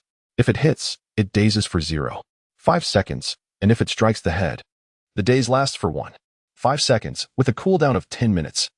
Jade Fingers. A low-level skill that transforms the index and middle fingers into a jade-like appearance upon use. If it hits, it causes confusion for 0.5 seconds, and if it strikes the center of the forehead, the confusion lasts for 1.5 seconds, with a cooldown of 10 minutes.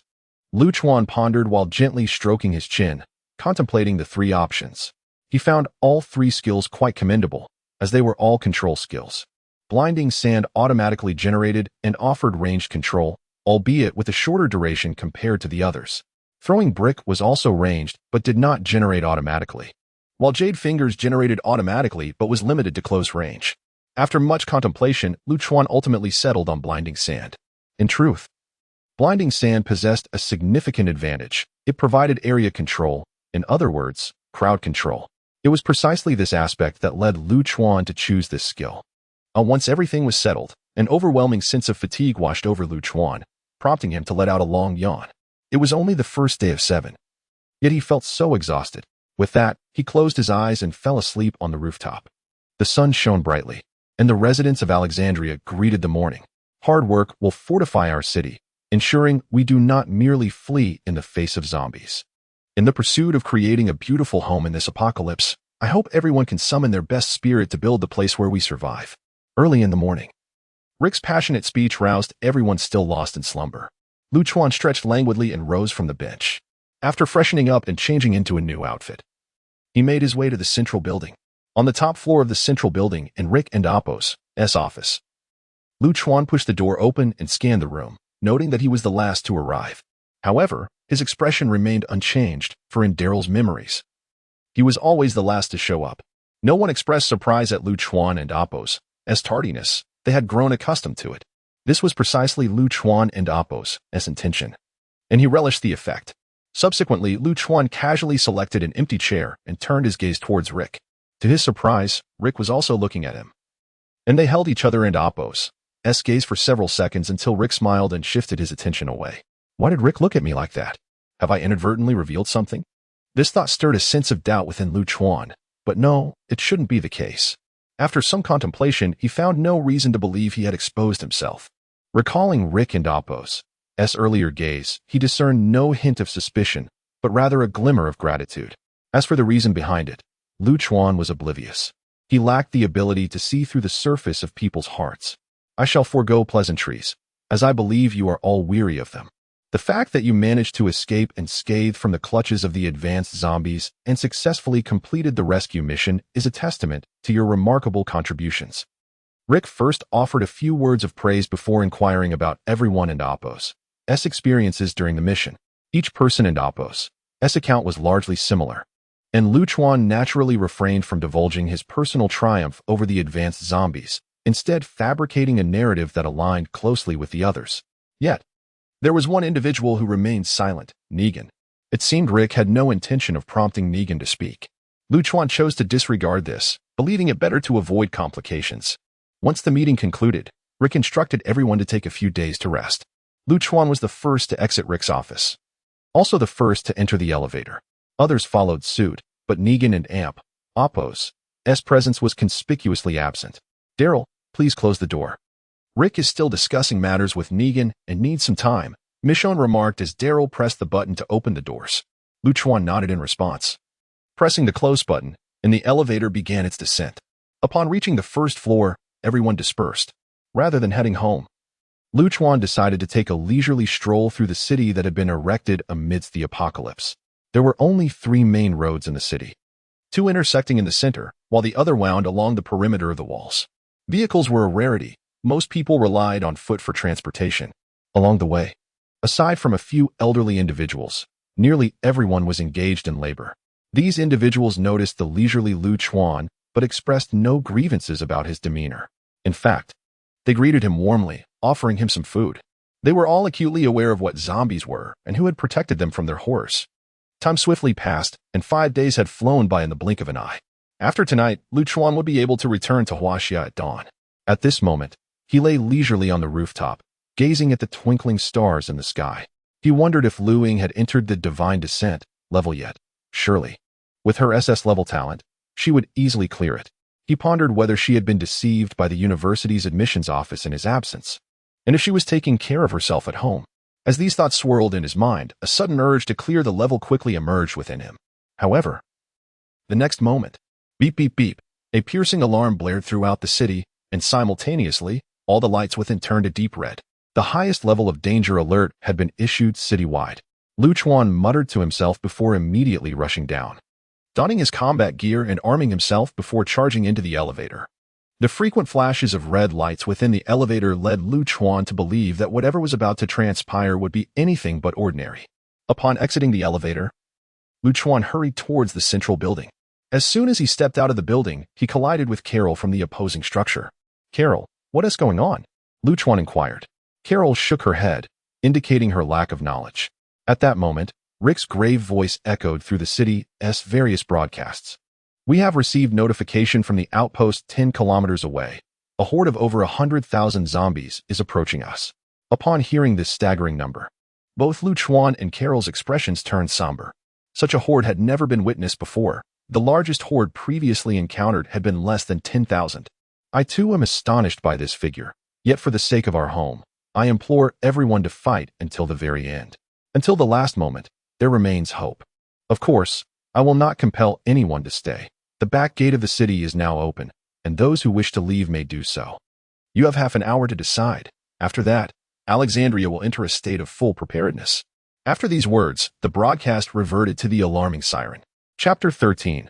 Advanced Zombies. Before long, Luchuan and Carol arrived at the base of the central building. At this moment, the area was teeming with people, all of whom had chosen to remain and defend the city. Luchuan exchanged nods and greetings with the crowd as he stepped into the hushed assembly. Their leader, Rick, had yet to arrive, so they could not discuss their imminent plans. Vehicles leaving the city whizzed past Luchuan, many belonging to acquaintances. He found this quite normal. Everyone possessed the right to choose their own means of survival. Half an hour slipped by, and the rear gates of Alexandria were sealed once more. Approximately 500 individuals remained in the city, while the elderly and children stayed at home. The population, once exceeding 1,000, had dwindled significantly. At this moment, Rick emerged from the building. Luchuan couldn't and Opos to shake the feeling that Rick appeared considerably older at that instant. "Thank you all for staying to fight this battle, which has a slim chance of success. I shall refrain from lengthy speeches. We will celebrate together once we withstand this challenge. For now, you may proceed to the armory across the way to equip yourselves. All weapons are available. Should we fail in our defense, they would go to waste." Upon Rick's command, the crowd orderly entered the armory, seeking suitable gear. The combat personnel, including Luchuan, remained still, as they were already outfitted with the finest equipment. An hour later, Luchuan stood atop the wall, gazing into the distance where sand swirled in the air. The disparity in numbers was daunting, and the prospect of holding out seemed bleak. He wondered if Rick possessed any secret weapons, hoping they could endure until his mission was complete. At that moment, the walls and the ground below were filled with defenders, each armed with 2 primary firearms, a sniper rifle, and a submachine gun. The design of the wall was commendable, featuring small windows every few meters for easy sniping of zombies. The outer layer was ensnared with a network of explosives and fire traps, creating a spectacular sight, with countless traps laid outside the walls. Given the state of technology in Alexandria during these apocalyptic times, it was indeed impressive. As the sun rose, the dust kicked up by the horde enveloped Alexandria. Boom. 1 kilometer away, the silhouettes of countless zombies appeared, standing atop the high wall. Luchuan felt an involuntary surge of anxiety at the overwhelming sight. It was profoundly shocking, unlike anything seen in the videos shared in Blue Star forums. Everyone, begin firing at will. Do not concern yourselves with ammunition. Take as much as you need. With that, Rick shouted, launching the first rocket to signify the commencement of the assault. The rocket struck the zombie horde, creating a crater amidst the masses. Yet, in the blink of an eye, the gap was filled again. Lu Chuan, not one to idle, raised his own rocket launcher and fired. All those on the wall followed suit, unleashing a barrage of rockets. The air was filled with the sounds of rockets whistling and explosions echoing. The initial onslaught cleared a path through the front lines of zombies. Yet the sheer volume of the horde remained daunting. Despite the rocket launcher's formidable power, the recoil was significant, and reloading took time. It could only slow the zombies' advance, not halt it entirely. As experience points accrued, Lu Chuan reached level 9 after only a few shots. How swiftly I have leveled up. It seems I will waste much experience moving forward. How bothersome. Sighing inwardly, Lu Chuan refocused on firing more rockets. Meanwhile, those below were diligently targeting the mid-tier zombies. The rockets, while slow, served mainly to clear out lesser threats. The sniper rounds, however, were swift and powerful, capable of dispatching a mid-tier zombie with just a few shots. These mid-tier zombies, exhibiting a semblance of intelligence, quickly concealed themselves amid the swirling dust after witnessing their peers fall. Activate the cold energy assist. Observing the mid-tier zombies' behavior, Rick swiftly adapted the strategy. In the next instant, all snipers donned monocular blue-tinted glasses. Lu Chuan, equipped with binoculars, quickly discerned the faint blue outlines of the mid-tier zombies lurking in the dust. A quick scan confirmed there were no higher-tier zombies present. As the sun fully emerged, beads of sweat adorned the foreheads of the defenders, who breathed heavily. Lu Chuan, surprisingly, felt little fatigue and noticed only a few beads of sweat on himself. Is my physical condition this robust? Deciding to feign exhaustion, he seized a water bottle and drank deeply, generating a few beads of sweat to avoid arousing suspicion. Unbeknownst to him, Rick, who had been observing him, noted this behavior with intrigue. Who are you, outsider? Are you a blessing or a curse for Alexandria? Rick, having shifted his gaze back to the horde, muttered a few words under his breath. At that moment, Lu Chuan sensed a change, glanced at Rick, and upon confirming everything appeared normal, resumed drinking. The fierce confrontation persisted for an hour, with the relentless horde advancing, reducing the distance from the walls from 1 kilometer to 500 meters. While the visible numbers seemed unchanged, through the cold energy assist, it became apparent that the horde had diminished significantly. The horde now reached the trap-laden area. Boom. The cacophony of landmine explosions mingled with rocket blasts created a deafening roar. The ground was riddled with gruesome traps designed to obliterate the undead. If not for the mid-tier zombies exerting control, these traps would likely have decimated a substantial portion of the lower-tier zombies. Lu Chuan was taken aback. He had not anticipated such a vast and effective array of traps in Alexandria. Everything before him was foreign to Daryl's memories, as Daryl's missions primarily involved outdoor operations with little interest in technology. With the traps in play, the number of zombies began to dwindle rapidly.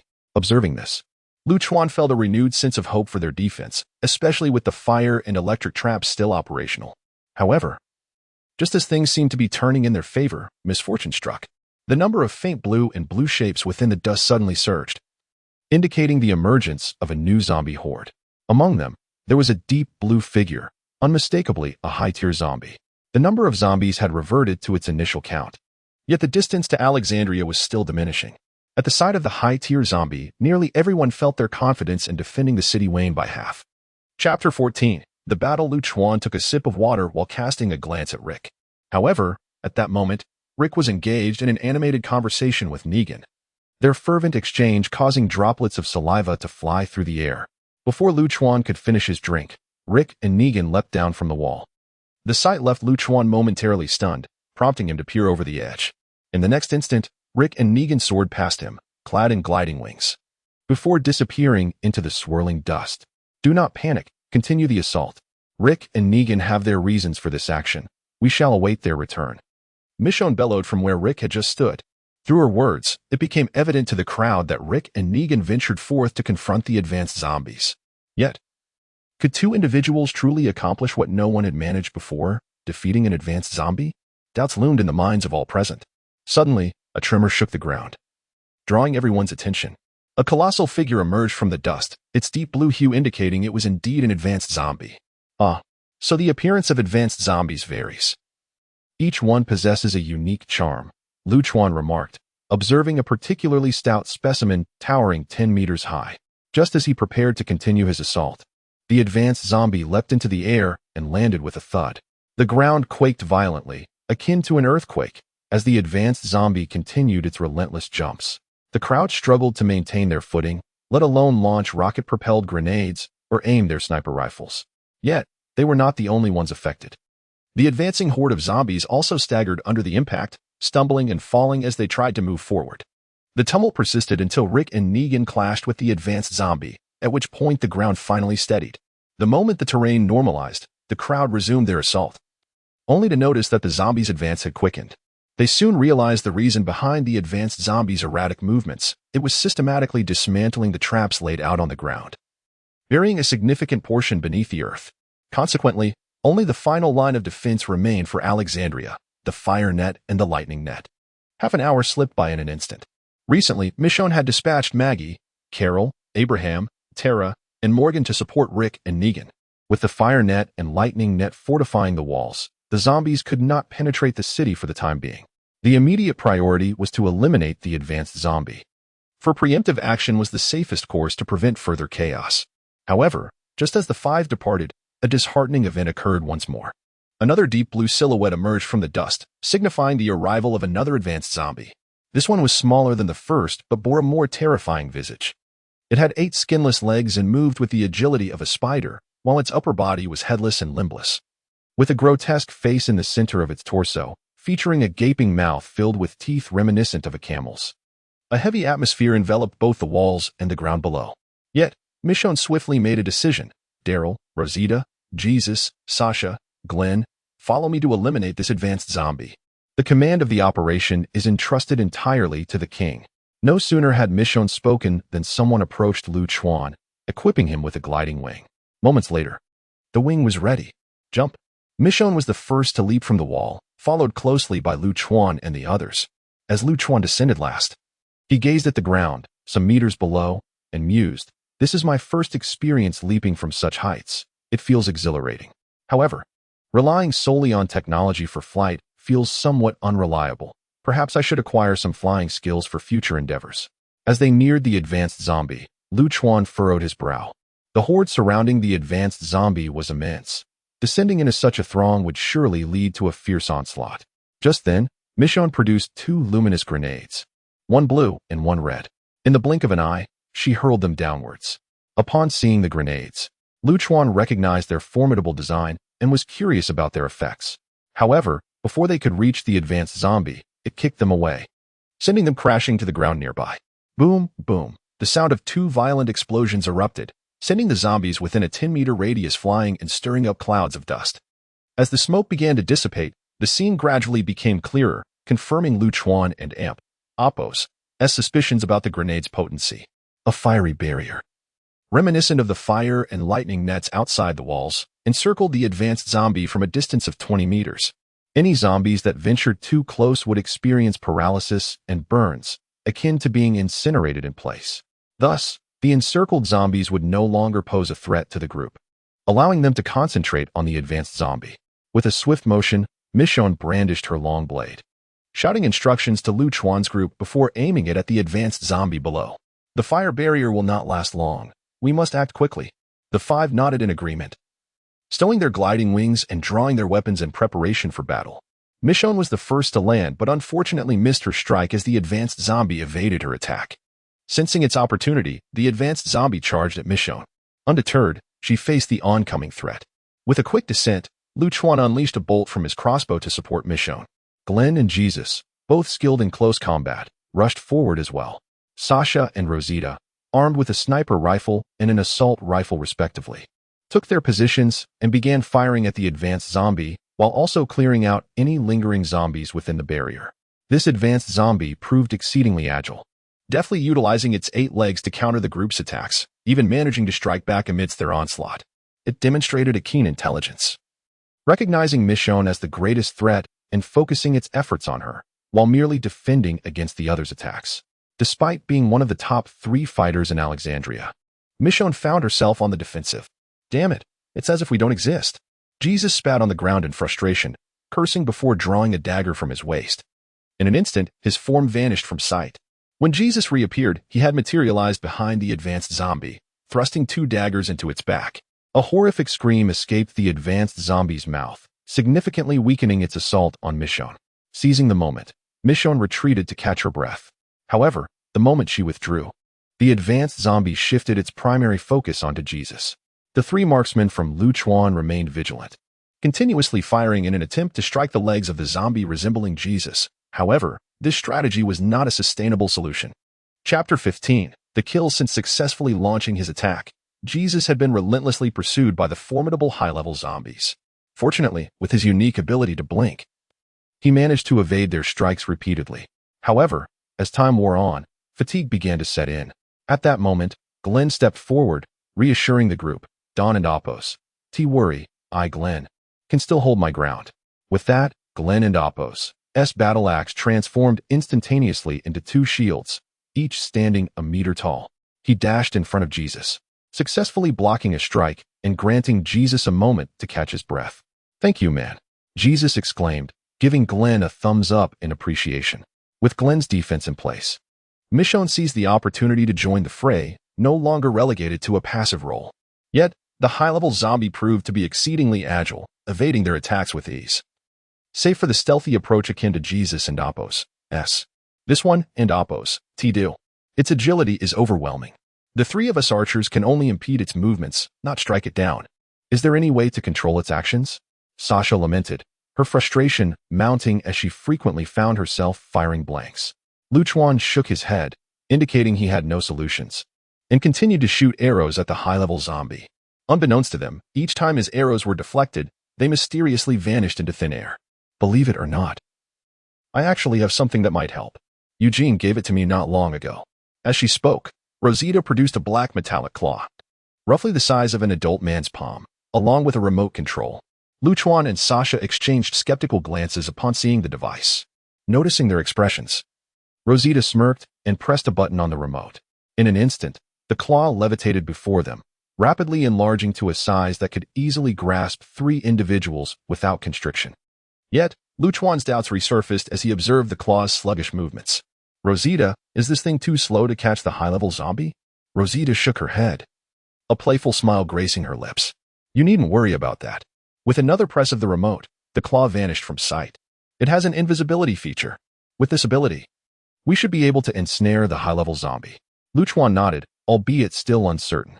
Meanwhile, Luchuan's quiver ran dry, leaving no arrows behind.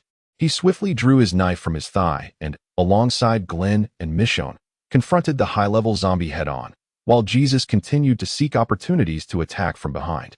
Luchuan occasionally glanced at the zombie and Apos' health bar to monitor its remaining vitality. High-level zombie, elite, level 10, health 5,500, 6,000, physical attributes, attack 500, defense 100, speed 500, skills 8-legged might, cackling laughter, whirlwind spin, tooth shot.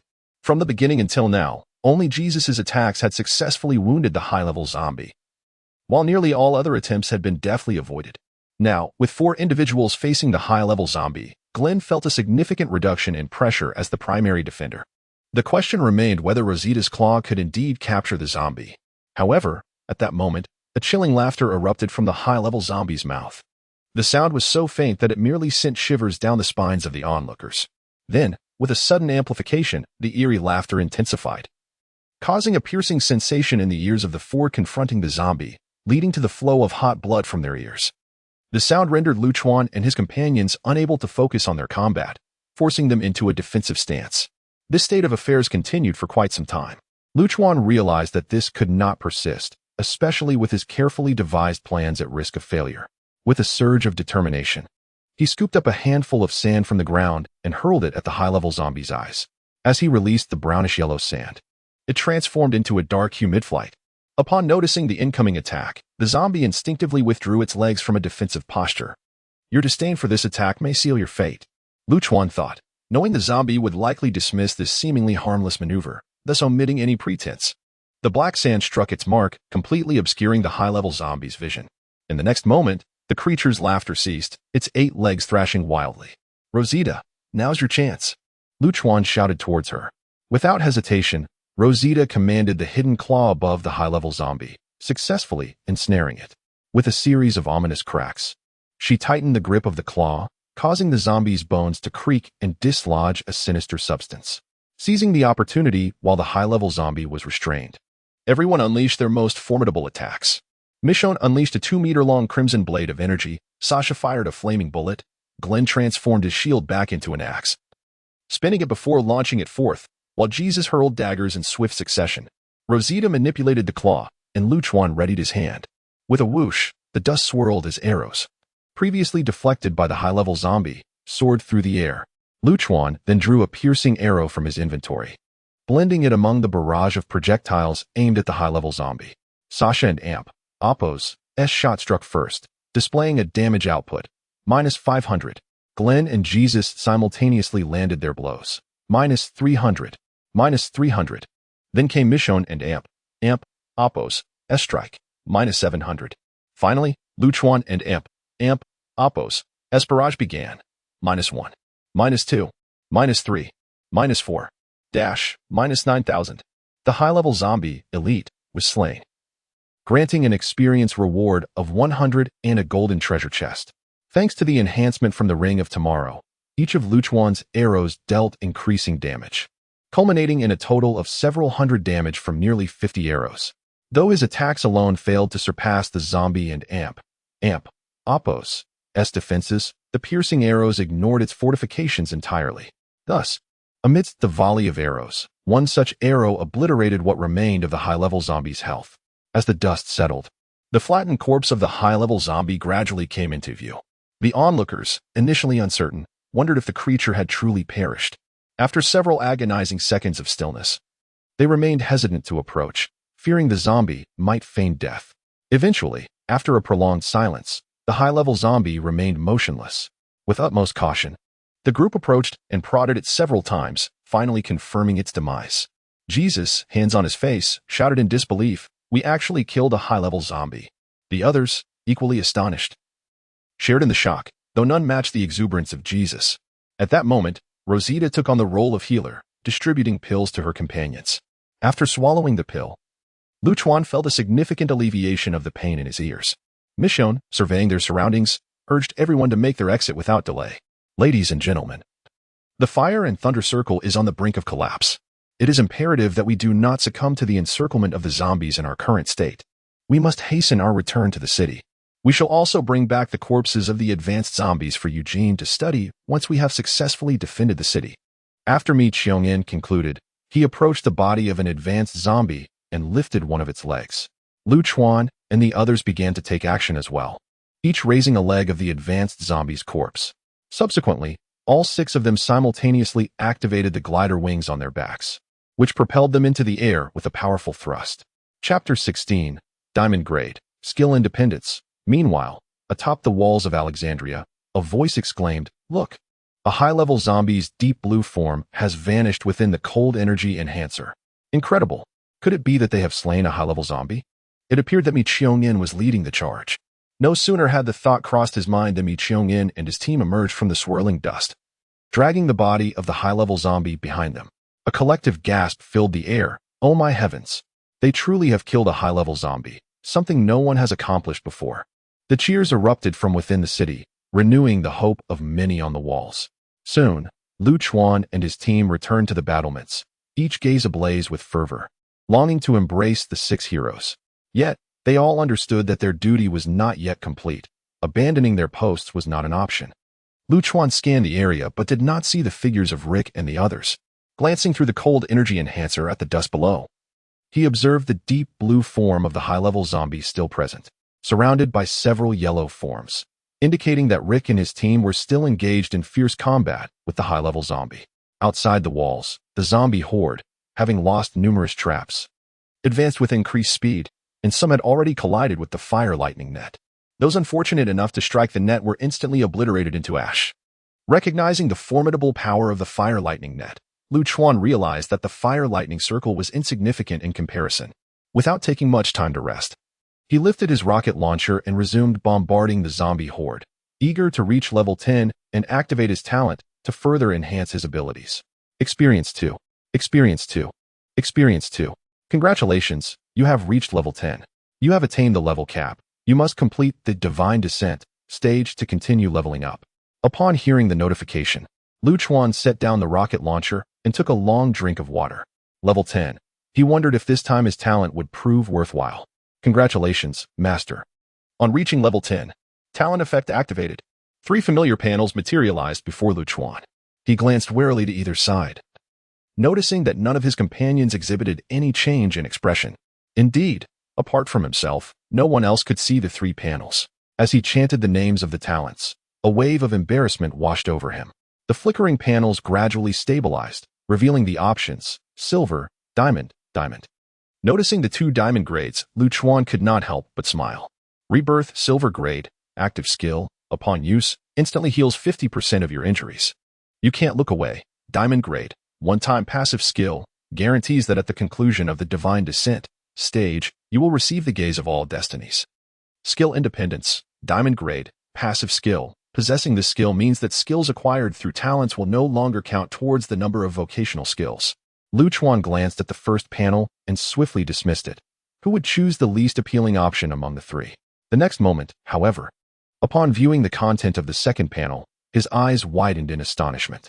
What an extraordinary talent, capable of compelling the attention of destinies. Remarkable.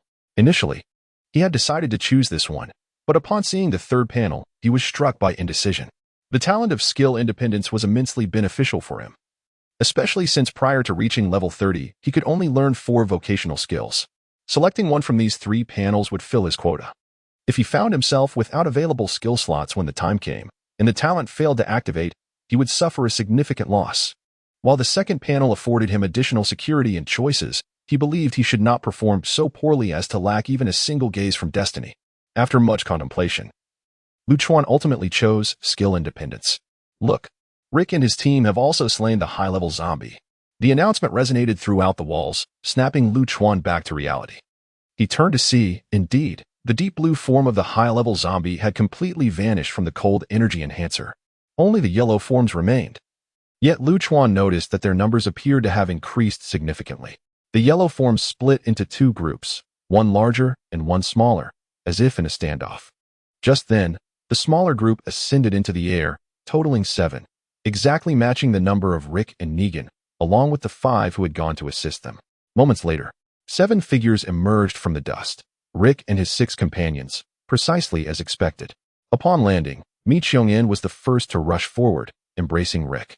Seeing his friend return safely, Lu Chuan, acting as a temporary substitute for Daryl, approached to greet each of them in turn. However, as Lu Chuan hugged them, he noticed that each individual bore wounds. Their battle attire tattered and torn. It was evident that their confrontation with the high-level zombie had been intense. From Rick's words, Lu Chuan learned that they had been facing a Whisperer. To his surprise, the Whisperer had assisted Rick in defeating the high-level zombie, demanding only the zombie's corpse in return for their aid. Although reluctant, Rick had no choice but to agree, as they were out of options and needed to survive. Rick had been so engrossed in battle that he was unaware of the emergence of yet another high-level zombie. When he learned that this new zombie had been slain by Mi Cheong-in and his team, astonishment filled his face, quickly followed by a profound sense of relief. After understanding the events that had transpired, Rick and his group headed toward the medical room. As time passed, the defense of the city extended from sunrise to noon. The zombie horde had visibly diminished by more than half. Initial estimates indicated that there had been 100,000 zombies, with an additional 50,000 appearing mid-battle, a total of 150,000 zombies.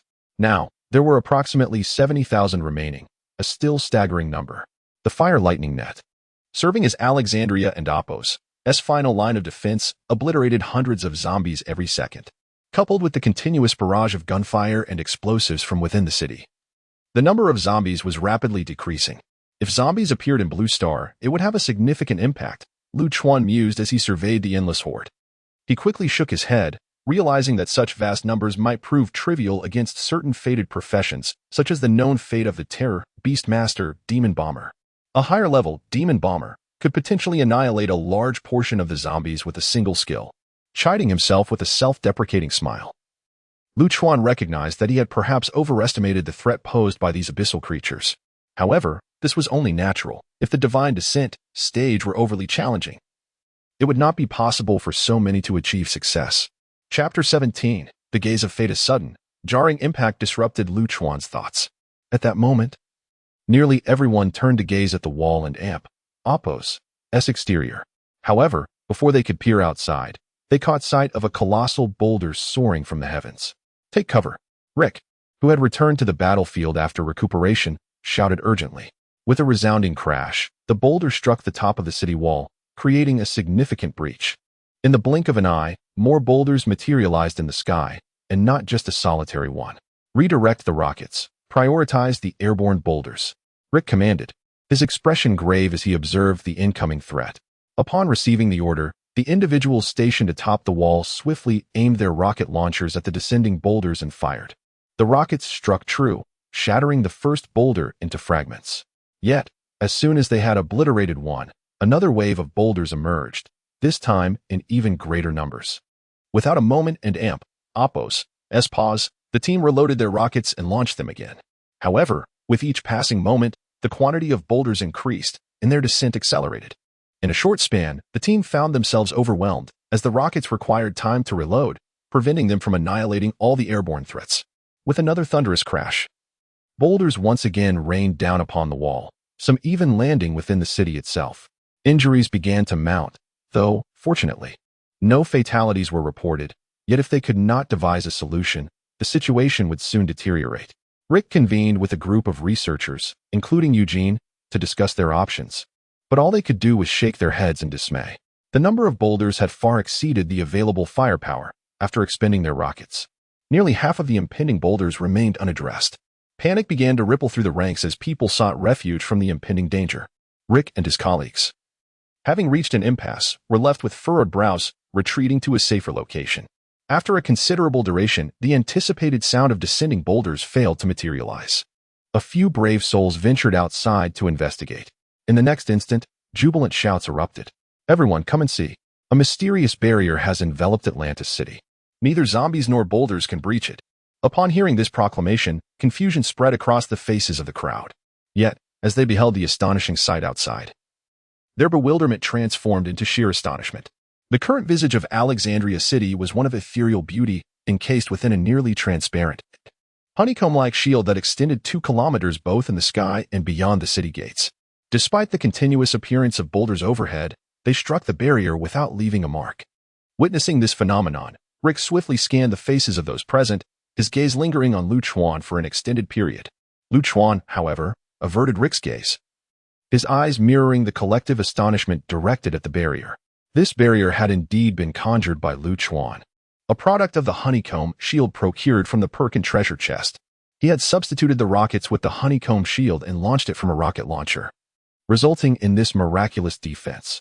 Initially, Lu Chuan had hesitated to employ it, but a compelling instinct seemed to guide him to take this course of action. It wasn't Oppo's until the shield was deployed that the feeling subsided. Lu Chuan was unaware of where the core of the honeycomb shield had landed. Nonetheless, he intended to depart at dawn, choosing not to seek it out, as it would serve as a parting gift to Alexandria City. After observing the zombies outside the barrier and confirming their inability to enter, Rick commanded Negan and Michonne to take turns leading teams to eradicate the encroaching zombies. As time flowed by, an hour remained until midnight. With the aid of Lu Chuan's honeycomb shield, Alexandria City successfully held its ground. The zombies outside were either vanquished or fled. At this moment, save for the patrols, the inhabitants were exhausted and had succumbed to slumber. Lu Chuan, however, did not seek rest. Instead, he reclined on a rooftop chair, resting his head upon his hands. His inner turmoil regarding the impending divine descent, settlement left him wide awake, devoid of any drowsiness. In that fleeting hour, Lu Chuan's emotions oscillated wildly: nervousness, excitement, exhilaration, anticipation, and fear. As the clock struck midnight, Lu Chuan felt an overwhelming sensation of falling, accompanied by a profound weightlessness. The gaze of fate, terror. A terrifying paradise awaits your amusement. The gaze of fate, procreation. Heterosexual, homosexual, asexual, hybrid. Life can flourish in myriad forms. The gaze of fate, deception. In a world of lies, you alone wield the power to deceive others. The gaze of fate, purity. Walk in goodness, harbor goodness, embody goodness. The gaze of fate, memory. Everything you see, know, and hear will be known to you. The gaze of fate, destiny. The path of destiny is yours to forge. The gaze of fate, demon. Shed your splendid facade and embrace your inner demon. The gaze of fate, mystery. The essence of mystery lies in its eternal elusiveness. The gaze of fate, causality. Every cause has an effect, and every effect has a cause. 9 distinct gazes of fate, 9 unique voices, swept past Lu Chuan's ears. The scrutiny of these 9 pathways exceeded that of the average S-rank talent by a considerable margin. A revelation that caught him off guard. Based on previous calculations of the gazes of fate acquired by individuals of varying talents, F-rank talents had never attained a gaze of fate. C-rank talents might have, but only at a minuscule probability. B-rank talents had a slightly higher likelihood, at 1 in 1,000. A-rank talents had a 50-50 chance, while S-rank talents were guaranteed at least 1 gaze of fate, with a maximum of 7 recorded. SS-rank talents were exceedingly rare, with limited data available, yet rumors on forums suggested that they possessed at least 10 gazes of fate. As for SSS-rank talents, they had never been documented on Blue Star, leaving no statistics to reference. Gradually, the sensation of weightlessness began to dissipate, and Lu Chuan finally found his footing in the encompassing darkness. Congratulations, you have successfully acquired 9 gazes of fate. You may now select 2 pathways to formally become a fate practitioner. As the prompt of Divine Descent concluded, 9 cards, each representing a unique pathway, materialized before Lu Chuan. He surveyed the cards. Only 4 pathways associated with the Hunter base class had been noted in forum records. The other 5 pathways linked to the Hunter base class had never been documented. The first card depicted the Pathway of Terror, adorned with the unsettling visage of a grinning clown, surrounded by a flurry of playing cards and assorted gift boxes. The Pathway of Terror, Base Class Hunter, Pathway Profession, Jester. The Jester was indeed one of the documented pathways, known for its ability to wield various playing card values as weapons. The second card represented the Pathway of Procreation, illustrated with a vibrant, multicolored 3-dimensional heart. The Pathway of Procreation, Base Class Hunter, Pathway Profession, Androgynous Being. The Androgynous Being was also among the documented pathways, with abilities synonymous with its name, Gender Transformation. The third card illustrated the Pathway of Deception, showcasing a group of faceless figures in black and white, with a singular red faceless entity standing among them. Destiny Deception, Foundational Profession Hunter, Destiny Profession Unknown. The fourth card is Purity, adorned with the image of a branch bearing 3 crimson crabapple blossoms. Destiny Purity, Foundational Profession Hunter, Destiny Profession Unknown. The fifth card is Memory, depicting an elderly man with closed eyes and a face lined with wrinkles, his hands encircling a blue and white diamond-shaped crystal. Destiny Memory, Foundational Profession Hunter, Destiny Profession Manipulator. Manipulator is likewise a recorded destiny profession on the forum, commonly possessing the ability to alter others and amp, oppose, memories. The sixth card is Fate, illustrated with a die, all sides gleaming white. Destiny Fate, Foundational Profession Hunter, Destiny Profession Unknown. The seventh card is Demon, featuring an image of a scarlet pool of blood, within which floats a pale-skinned man clad only in his bare torso. Destiny Demon, Foundational Profession Hunter, Destiny Profession Vampire. Vampire is the final recorded destiny profession among the 9 cards on the forum, typically endowed with the ability to control blood. The 8th card is Mystery, showcasing a mask that bears only 2 eyes, half white and half black. Destiny Mystery, Foundational Profession Hunter, Destiny Profession Unknown. The 9th card is Causality, represented by a dense array of lines, yet above them stands a hooded figure with an obscured face, extending a hand. Destiny Causality, Foundational Profession Hunter, Destiny Profession Unknown. Chapter 18. Destiny Professions. After meticulously examining the 9 cards, Lu Chuan's mind began to whirl with thoughts. Given that he could choose 2 destiny professions, he had to consider the compatibility between the 2. However, the most pressing issue at hand was the identity of the 5 unknown destiny professions and their respective strengths. This conundrum plagued Lu Chuan, leading him to adopt his preferred method of elimination. First, he decisively marked the cards for Androgynous and Vampire with an absolute rejection label. There was no particular reason. He simply had an aversion to them. Coupled with the language associated with these professions during his observation, his distaste deepened. Additionally, the forum's descriptions of both were somewhat unappealing.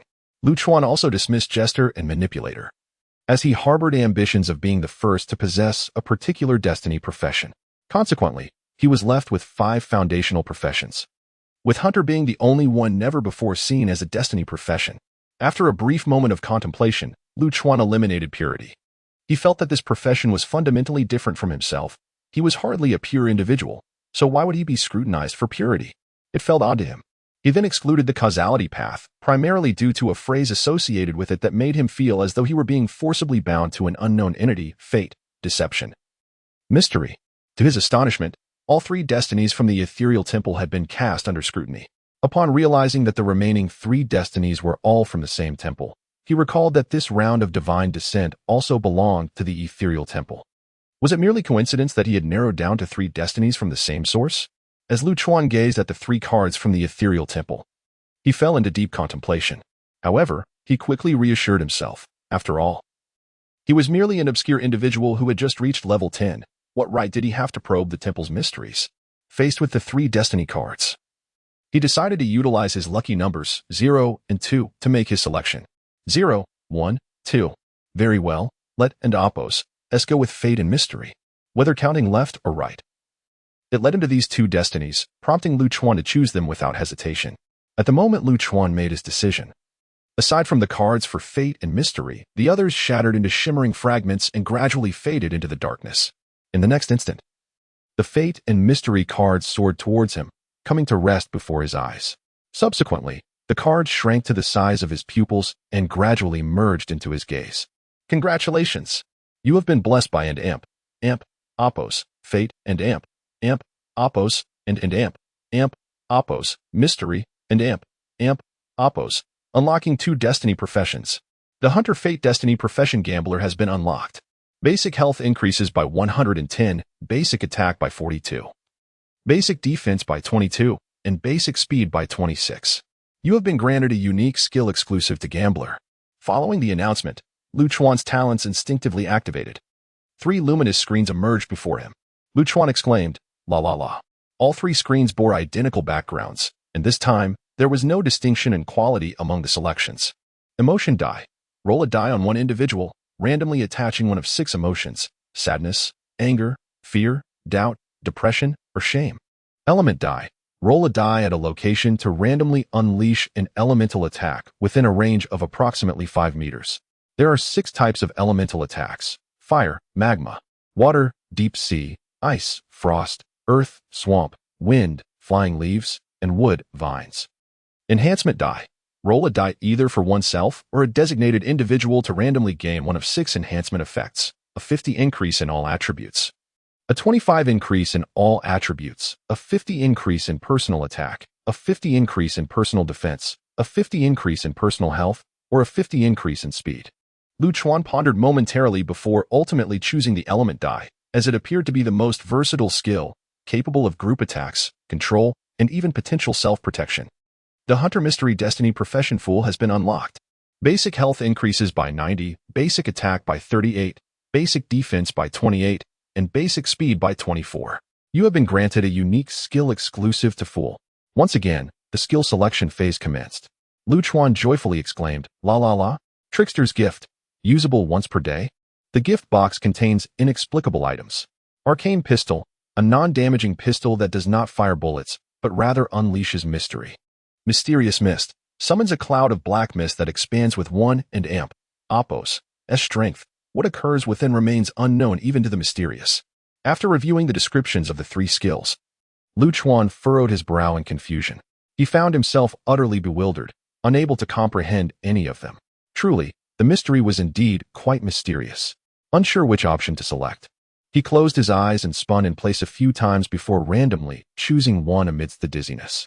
Upon regaining his composure, he discovered he had selected Mysterious Mist. Congratulations. You have completed the Divine Descent task. The Divine Descent task from the Ethereal Temple, "You are me, yet you are not me," is being calculated. Main quest, Conceal Yourself, completed. Rating level increased by 1. Rescue task, completed. Rating level increased by 1.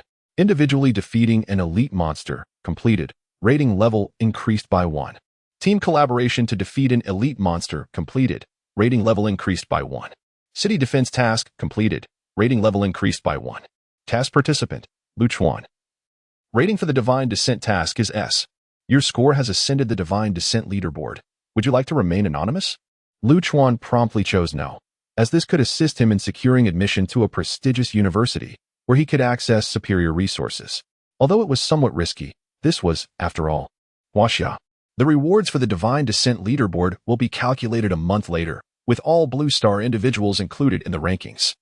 The rewards for the Divine Descent task are as follows. Level increased by 2, 1 random hunter weapon gold chest, 1 random destiny profession equipment gold chest, 1 gold chest, 3 silver chests, 1 abyss resurrection token, and 1 low-level hunter skill book.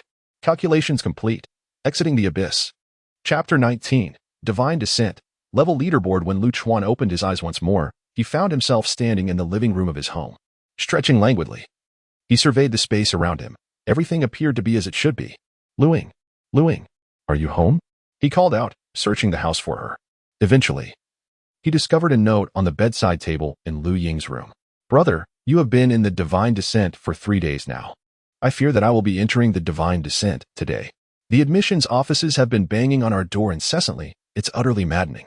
The forums are also inundated with over 99 private messages. Writing is exhausting, so I'll stop. By the time you return, I will likely have already entered the Divine Descent, so please wait at home for me. I want a grand feast when I come back. From the note, Lu Chuan learned that Lu Ying had been in the Divine Descent for 4 days, and knowing her whereabouts brought him a sense of relief. After leaving Lu Ying's room, he decided to take a bath first. However, the fatigue from many sleepless days overtook him, and he fell asleep in the bathtub. After an indeterminate amount of time, a thunderous knocking at the door jolted Lu Chuan awake. Who is it? Knocking so hard. Who will pay for a broken door? He grumbled as he dressed. The knocking continued, seemingly more insistent, as if the person outside had heard his voice. Irritated, Lu Chuan rushed to the door, flung it open, and began to scold the intruder. Isn't it enough to knock? Can't you see the doorbell next to the door? Must you ruin it? After venting his annoyance, he shifted to a more amicable tone and inquired, You are from the university admissions offices, Arin and Apos. To you? The individuals outside were too startled to respond verbally, merely nodding vigorously. That's acceptable. Please prepare a document detailing your university's strengths and training programs and send it to me. As for which university I choose, that will depend on your sincerity. A friendly reminder, my sister Lu Ying and I will definitely attend the same vocational university. Bang, having said his piece, Lu Chuan unhesitatingly shut the door, denying the visitors any chance to respond. Returning to his room, he yawned widely, the overwhelming drowsiness causing him to fall asleep the moment he lay down. Unbeknownst to him, at the moment he exited the Divine Descent, his name had swiftly spread across the forums. Is Lu Chuan, ranked first on the Divine Descent leaderboard, truly from our Huaxia? Has anyone seen him in person or know him? If so, please send me a photo, I'll pay. How come I've never heard of this name? Could he be the illegitimate child of some prominent figure? It's not necessarily an illegitimate child. He might be a talent secretly cultivated by the 5 major military forces. The only man from Pickled Vegetable Nation. Huaxia people need not apply. Just looking at the name, it's evident he hails from Pickled Vegetable Nation. I'm shocked. A shameless spy from Huaxia has appeared on our forum. Admin, please intervene. The next moment, the account named the only man from Pickled Vegetable Nation turned gray. I'm about to die from laughter. A country that is too embarrassed to admit its small size and requires a zoomed-in map now qualifies to seek kin in Huaxia. I love what the person above said. Here is a reward. Please send a QR code. QR code. JPG, click to view. Sent, screenshot. JPG, click to view. Rich brother. Everyone who sees this gets a share. Emoji, pause up. Since the small nation sank into the ocean, its remaining inhabitants have flocked to Pickled Vegetable Nation. One wonders if they are now sleeping on the streets. Haha. The farce originating from Pickled Vegetable Nation caused all of Huaxia to chuckle involuntarily. Everyone, Dawn and Apos, get sidetracked. Quickly investigate whether Lu Chuan is truly from our Huaxia. By the way, I remember there was a name on the recently announced S-level talent list called Lu Chuan, but I'm not sure if it's the same person. Once this was mentioned, inquiries began to surge. Oh, there really is one. He from Yinghong City in the Southern District. Was there a city recently overrun by abyssal monsters? I believe it's called Yinghong City. Indeed. It's the Yinghong City you mentioned. I am one of the few survivors. May the deceased rest in peace. May they rest in peace. In mourning for their fellow compatriots, the united people of Huaxia expressed profound sympathy. Though Lu Chuan's information had been uncovered, The files and photographs of S-level talents had been sealed away long ago, leaving few to believe that the first-ranked individual on the Divine Descent leaderboard was indeed him. Uncertain of how long he had slept, Lu Chuan was roused from slumber when his foot suddenly fell asleep. What on earth? It smells awful. Why is there a sour odor in the room, like clothes left unwashed for a week? Lu Chuan sniffed around the room, searching for the source of the stench, but found nothing. Could it be? He slowly shifted his gaze to himself, then, with suspicion, buried his nose in his collar. The next moment, cough, cough, cough. How foul. He hurriedly shed his clothes and dashed to the bathroom, washing himself thoroughly twice before the sour scent finally dissipated. However, after finishing his bath, Lu Chuan realized he had forgotten to bring a change of clothes. He instinctively called out, "Luing, I forgot to grab my clothes while showering. Could you fetch them for me?" "No, wait." Luing has entered the Divine Descent and ISNT home. Realizing this mid-sentence, he found himself striding back to his room in the nude. As he passed the full-length mirror in the living room, he instinctively glanced at his reflection, only to be astonished, standing frozen before the mirror in disbelief. Is this truly me? The full-length mirror, a purchase of Luing S, stood at 170 centimeters tall, and Lu Chuan had previously been a mere 5 centimeters taller. Just half a forehead's worth. But now, he found his entire face surpassing the top of the mirror. What surprised Lu Chuan even more was his physique. 8 clearly defined abdominal muscles, with equally toned arms and legs, and even little Lu Chuan had noticeably grown. Admiring his reflection for a while, Lu Chuan reluctantly returned to his room to get dressed. Oh my, why am I trending first on the forum? Lu Chuan intended to address his private messages on the forum, only to find his name at the top of the trending list.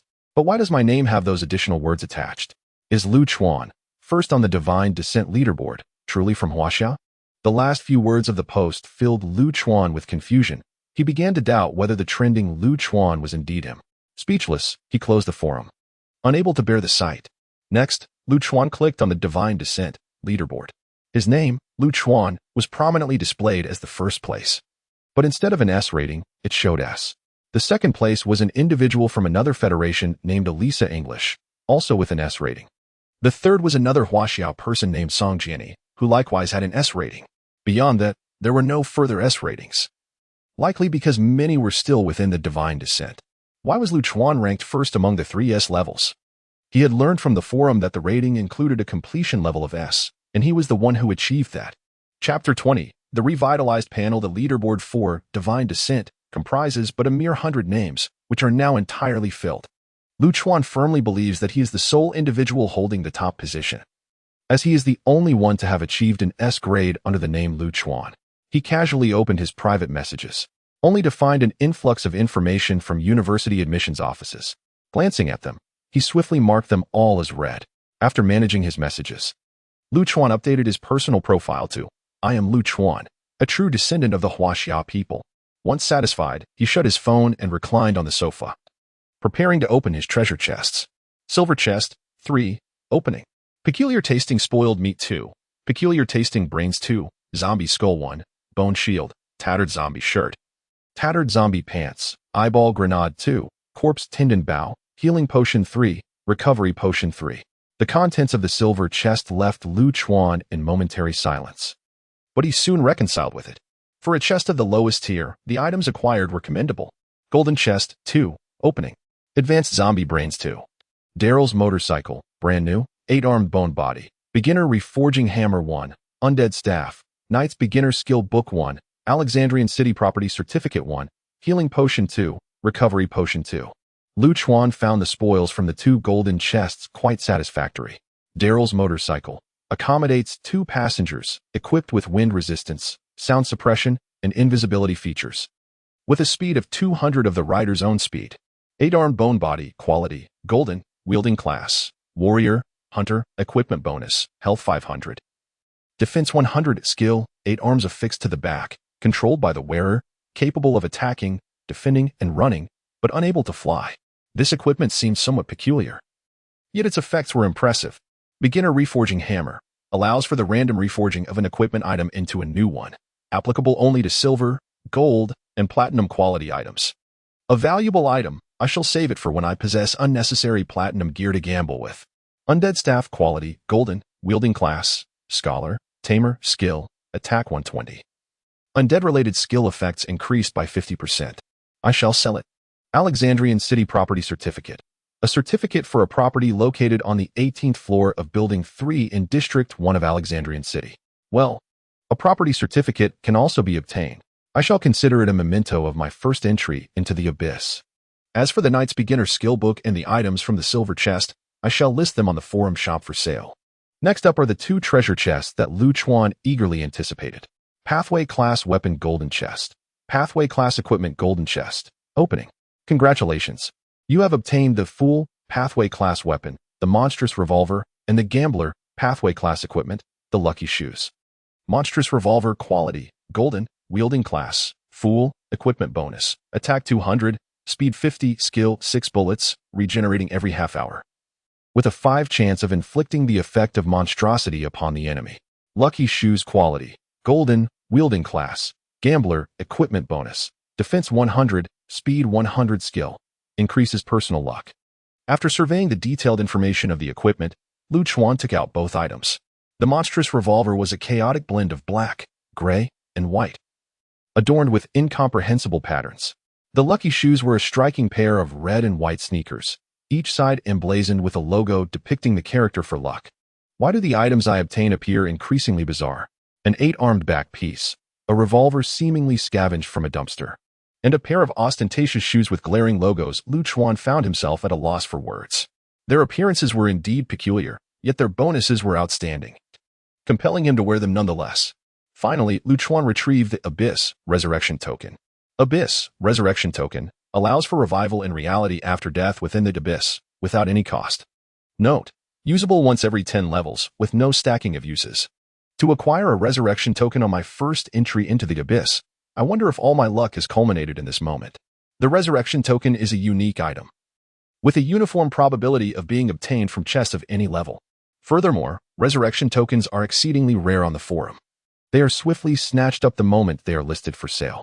After securing the Resurrection Token, Lu Chuan utilized the Beginner Hunter Skill Book from his inventory. 3 screens.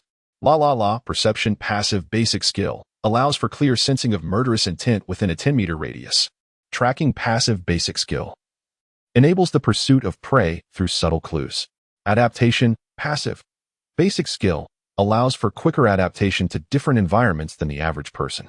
Among the 3 skills, Lu Chuan selected Perception Passive, for nothing is more precious than one's life. With this skill, he could foresee and avert sudden dangers. Having completed opening the treasure chests and learning the skills, Lu Chuan examined his latest panel information. Lu Chuan age, 18 level, 12, 5800, physical attributes, health, base class 60 pathway class 1 1090 level 12, back 500, 3620 attack, base 7 pathway 4238 level 12, weapon 200 necklace 100, 1260 defense, base 5 pathway 2228 level 12, back weapon 100 shoes 100, 860 speed, base 5 pathway 2426 level 12, shoes 100, 760 talent, chosen hand-eye, S-class talent. Every 5 levels, 3 light screens appear, from which the talent master can select one. The quality of the light screens is categorized as silver, gold, diamond. Base class, hunter pathway, fate, mystery pathway class, gambler, fool, equipment, weapon, monstrous revolver, golden, back, 8-arm bone body, golden, necklace, Daryl and Apo's, S zombie ear necklace, golden, ring tomorrow and Apo's, S ring golden. Shoes, lucky shoes, golden, talent skills, skill 1, divine communion, passive, diamond quality. Possessing this skill allows one to select an additional pathway class when choosing a deity and Apo's, S pathway class. Skill 2, double experience, passive, golden quality. From now on, any abyssal creatures you defeat will yield double experience. Skill 3, skill independence, diamond quality, passive skill. Possessing this skill means that skills acquired through talents will no longer count towards the total number of professional skills. Skill books and pathway exclusive skills, blind sand basic skill. Using this skill causes a cloud of blinding black sand to appear in the user's hand, blinding the target for 0.5 seconds upon hit, or 1 second if it strikes the eyes, with a cooldown of 10 minutes. Perception passive basic skill allows for clear sensing of murderous intent within a 10-meter radius. Elemental die, throws a die at a location to randomly unleash elemental attacks in an approximate 5-meter radius, with 6 types of elemental attacks: fire element lava, water element deep sea, ice element frost fall, earth element marsh, wind element flying leaf, wood element vine. Mysterious mist. Summon a swirling mass of dark fog that expands in accordance with one's strength. As for what transpires within, even the enigmatic cannot discern. Chapter 21. The Return of Lu Ying's 7 Skills. Fortunately, the talent of skill independence allows talents to be unrestricted by quantity. I must say, this talent is truly formidable. Moreover, with my attributes, I am equivalent to 2 individuals, undeniably invincible at the same level. Lu Chuan was quite pleased with his revitalized panel, especially with the possession of 2 destiny professions, something he had never imagined would happen to him. After a moment of reflection, Lu Chuan decided to list all the items he could not use or did not need on the forum shop. The pricing could be manually input or automatically assessed. He did not expect these items to fetch a high price, so he opted for automatic assessment, merely waiting to collect his earnings. In the time that followed, Lu Chuan had no intention of entering the abyss. The primary reason was undoubtedly Lu Ying. He needed to confirm her safe return. The secondary reason was that before the conclusion of the Divine Descent level leaderboard, the 5 major regions of Huaxia would host a large-scale competitive abyss. This large-scale competitive abyss was exclusively for those who awakened their talents this year and successfully cleared the Divine Descent level. The 5 competitive abyss had been painstakingly secured by Huaxia, with many prominent figures residing within. In essence, these 5 large-scale competitive abyss were designed to discover and select geniuses. The top universities would extend invitations only after the conclusion of these competitions. Time passed swiftly, and 4 days went by. The participants on the Divine Descent leaderboard had changed repeatedly. The current top 10 were all rated S, yet none surpassed Lu Chuan, who remained in first place. This morning, after finishing his morning training, Lu Chuan returned home to change clothes before riding out on Daryl's motorcycle for shopping. The motorcycle boasted a sleek design, with elegant lines and a black gold body that gleamed with a metallic sheen, exuding an air of sophistication. Passers-by couldn't and oppose help but turn their heads, captivated by its allure. Within the mall, Lu Chuan purchased only high-quality ingredients, all of which he and Lu Ying adored. When questioned about his finances, he revealed that everything he had listed on the forum shop had sold, yielding a substantial profit. The task duration for the Divine Descent level typically spans 7 to 10 days. Hence, Lu Ying could emerge from it at any moment, prompting him to prepare in advance. As the clock neared midnight, Lu Chuan was nestled under a blanket in the living room, engrossed in a horror film. Just as he became fully absorbed, he felt a sudden jolt on his shoulder. Lu Chuan. Startled, he leapt up. Hop ha hop, brother, who gets scared watching horror movies with all the lights turned off. Though the room was dim, Lu Chuan recognized the voice and the silhouette of Lu Ying, who had startled him. You nearly scared the soul out of me. Watching horror films in darkness creates the ambience, he remarked, flipping on all the lights in the living room. When Lu Chuan turned to face Lu Ying again, he noticed she was clad in a camouflage suit, wearing a straw hat, with several military green streaks painted across her face. Her disguise was impressively executed, quite remarkable. Lu Ying rolled her eyes at his compliment while adjusting her gear, declaring, of course, a true assassin excels in disguise. By the way, I have good news. I'm off to take a shower, and I'm hungry, so prepare something for me. With that, she dropped her camouflage suit and dashed towards the bathroom. Lu Chuan shook his head in exasperation, muttering under his breath before heading into the kitchen. Half an hour later, at the dinner table, Lu Ying proclaimed her good news with an air of pride. Brother, listen up. I achieved an S rating on the Divine Descent level. How impressive is that? Lu Chuan, far from dampening her spirits, gave her a sincere thumbs up. Outstanding. Have you checked your ranking? Realizing the existence of the Divine Descent leaderboard, Lu Ying exclaimed, Oh, let me see. I'm certain I made it into the top 10. Moments later, she turned back, eyes wide. Look, I knew I'd be in the top 10. Lu Chuan glanced at the rankings as well. Indeed, Lu Ying was ranked 5th. However, the next moment, she appeared puzzled. Why does the name of the first-place contestant match yours? A smile crept onto Lu Chuan's face as he replied. What if I told you that I am that first-place contestant? Lu Ying was momentarily speechless, for she knew her brother was not one to jest about such matters. When he spoke, it was undoubtedly the truth. How embarrassing, she lamented, recalling her earlier actions and wishing desperately to disappear. Seeing her flustered expression, Lu Chuan chuckled and urged, All right, Both of us made it into the top 10. This is a cause for celebration. By the way, did you secure your destiny profession? In truth, Lu Ying felt no jealousy towards Lu Chuan. He was her sole companion, and she was simply thrilled for him. Yes, I did. I received the true and false destiny profession mirror guest. What about you? Upon hearing the unfamiliar name of Lu Ying and Appos as profession, Lu Chuan deduced that it must also be one of the unknown destiny professions.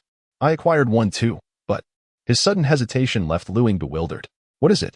Don't tell me it's the Hunter S breeding destiny profession hermaphrodite? If that's the case, it would be too bad that profession possesses some powerful abilities Fearing she might have hit the mark, Lu Ying quickly praised the profession. Unable to suppress her laughter at its peculiar capabilities, Lu Chuan, concerned that Lu Ying might spiral into extravagant thoughts, waved his hand to interrupt her. No. I possess 2 destiny professions. Upon hearing this, Lu Ying's mouth fell open in disbelief, staring at Lu Chuan, rendered speechless for quite some time. One is the Hunter S Fate Destiny Profession Gambler. The other is the Hunter S Mystery Destiny Profession Fool. After Lu Chuan finished speaking, an awkward silence enveloped the dining table for several minutes. Suddenly, Lu Ying slammed her hands on the table, breaking the tension. Lu Chuan was taken aback by her sudden movement. Yet, Lu Ying uttered not a word, her gaze vacant as she murmured something to herself while retreating to her room.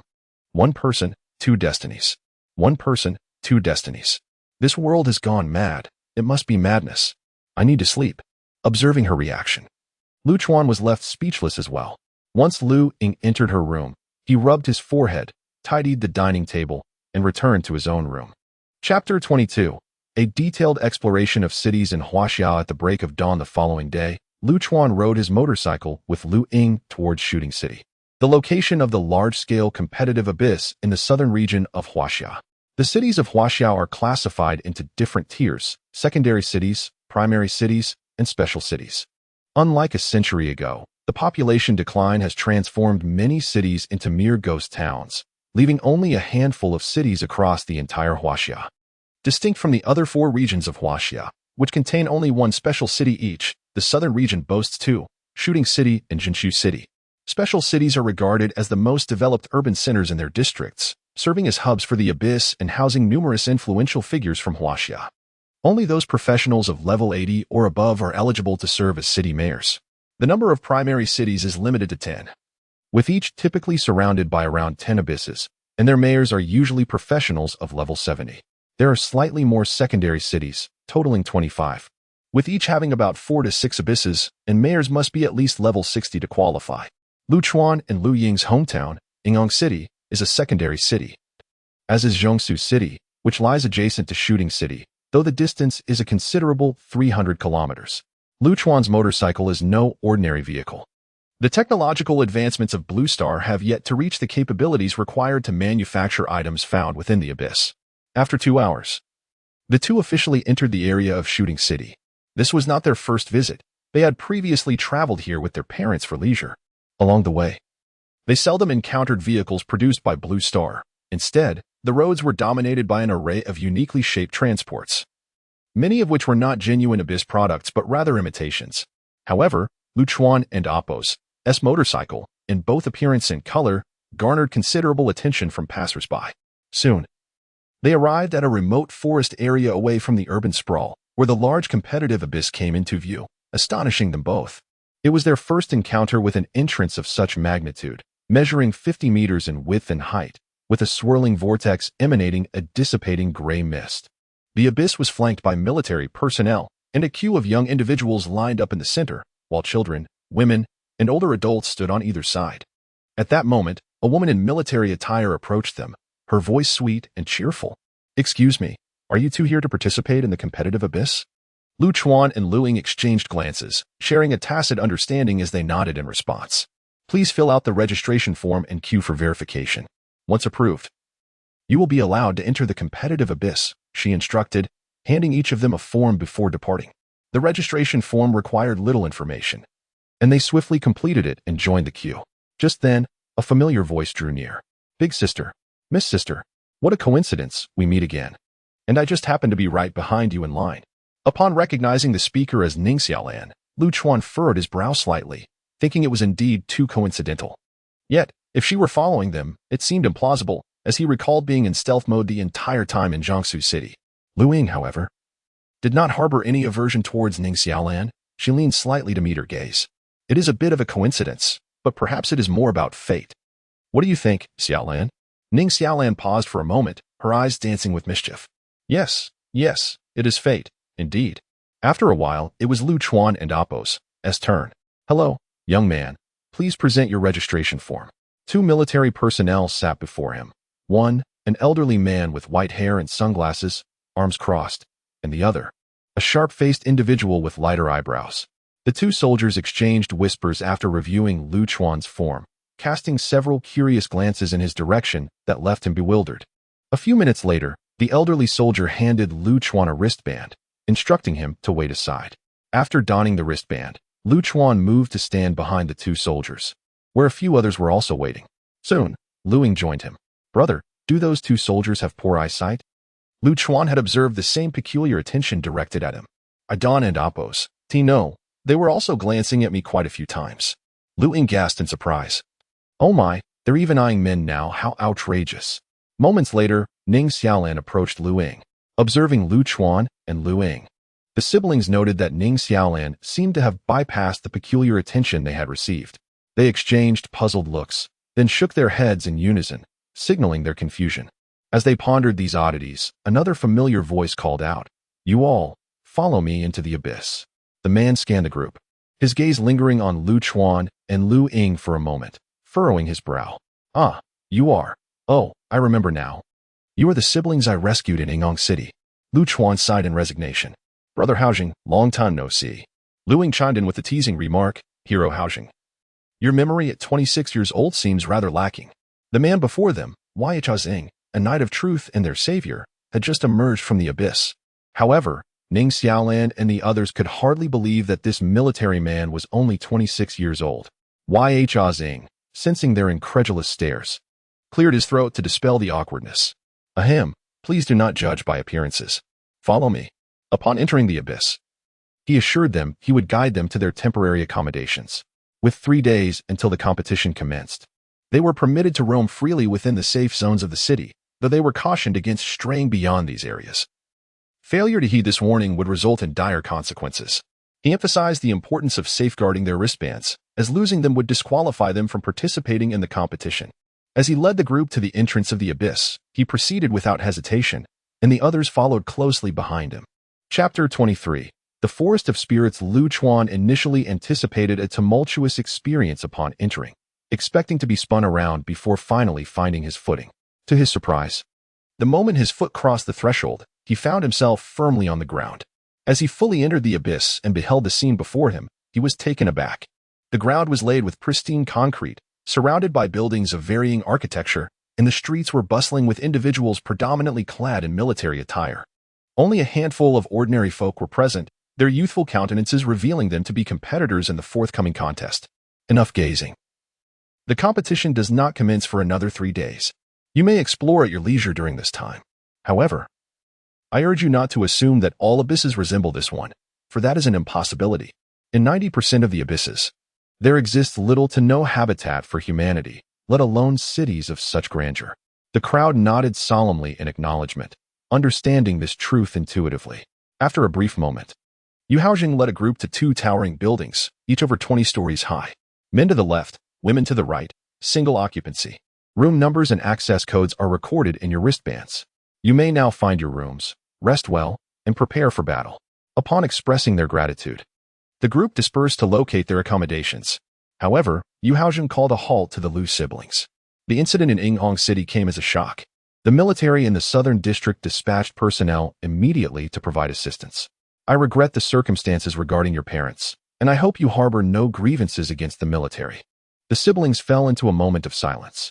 Lu Chuan would never forget this tragedy, but the military was not to blame.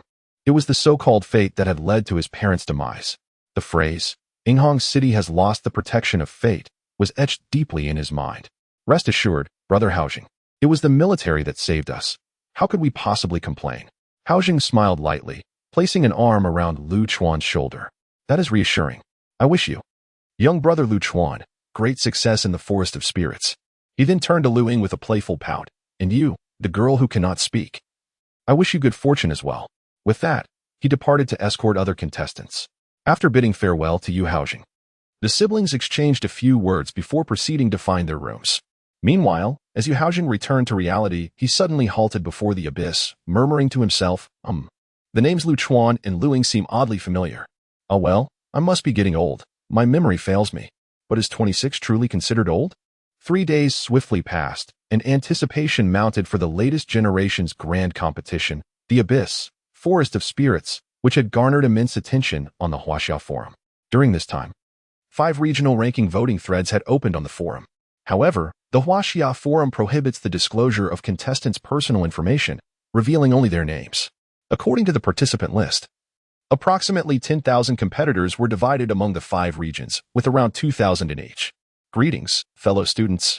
I am Lieutenant Fo Hongji of the Southern District Military. I will elucidate the rules for this grand competition in the Abyss, Forest of Spirits. His authoritative voice resonated in every contestant's room. This event will be observed by admissions officers from universities across Huaxia, so I encourage you not to hold back. Of course, if you prefer to be discreet. That is entirely your choice. You need not worry about life and death. No one will perish in this competition. Feel free to engage in battle. However, each time you lose a life, a price must be paid. The location of your resurrection will be random, and the cost will manifest as a significant loss of time. The task is straightforward. Seize time by defeating opponents or slaying different levels of abyss creatures within the Forest of Spirits, to prevent any thoughts of hiding. The area available for your activities will gradually diminish.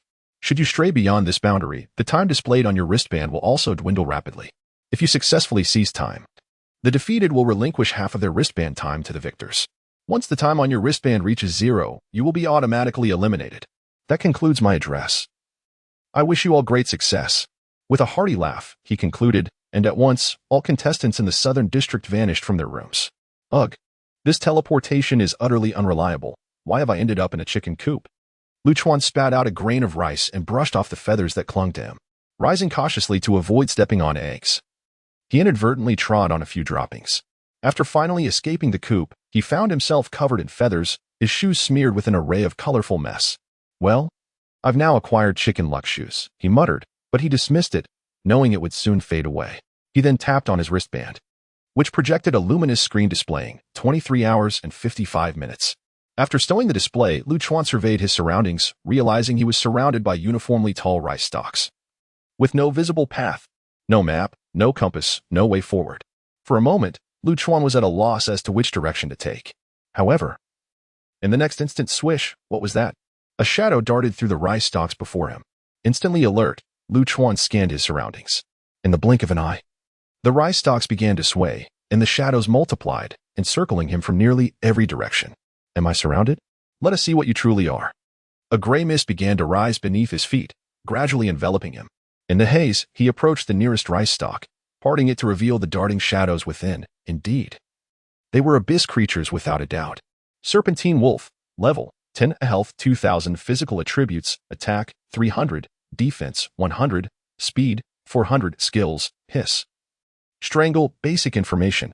A creature with a serpent's tail and scales, larger than an ordinary wolf, commonly found in many abysses. Lu Chuan counted. There were 12 serpentine wolves in total. Chapter 24, Encountering Ning Xiaolan. Again, Lu Chuan counted and found there were a total of 12 serpentskin wolves.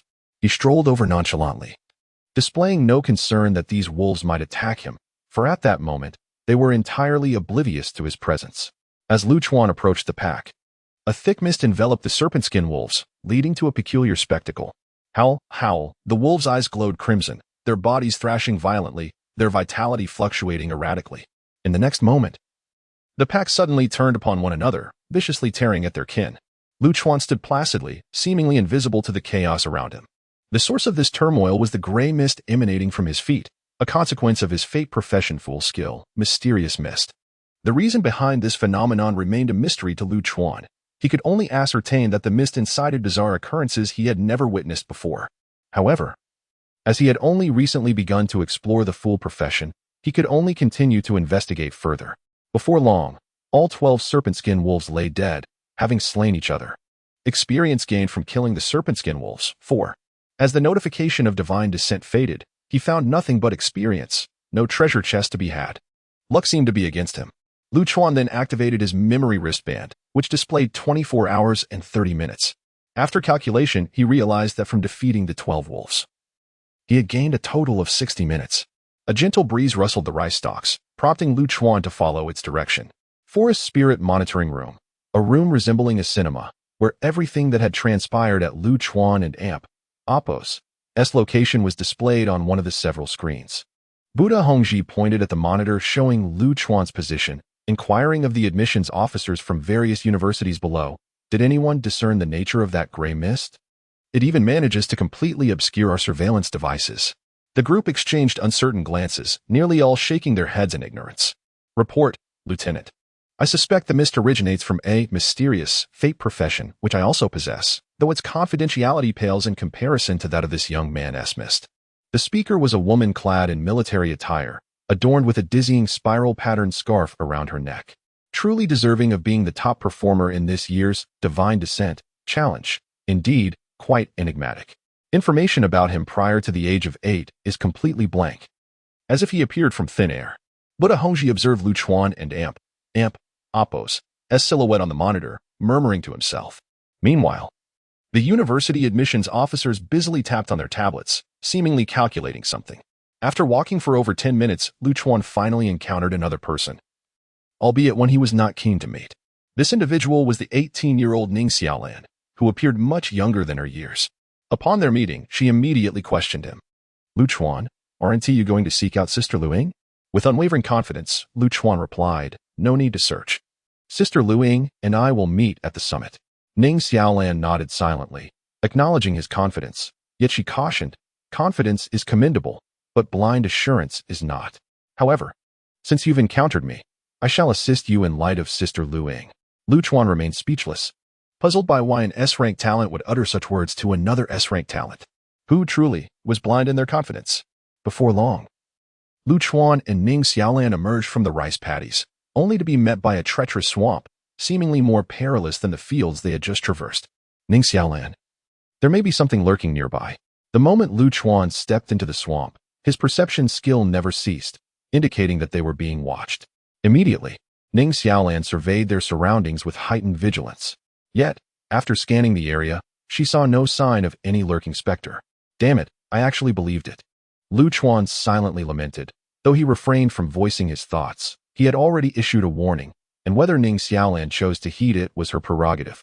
Prepared for any sudden developments, he held an eye grenade in each hand. Ning Xiaolan shot him a disdainful glance before striding forward. However, after only a few steps, bubbles began to surface in the swamp around them, continuously growing in size.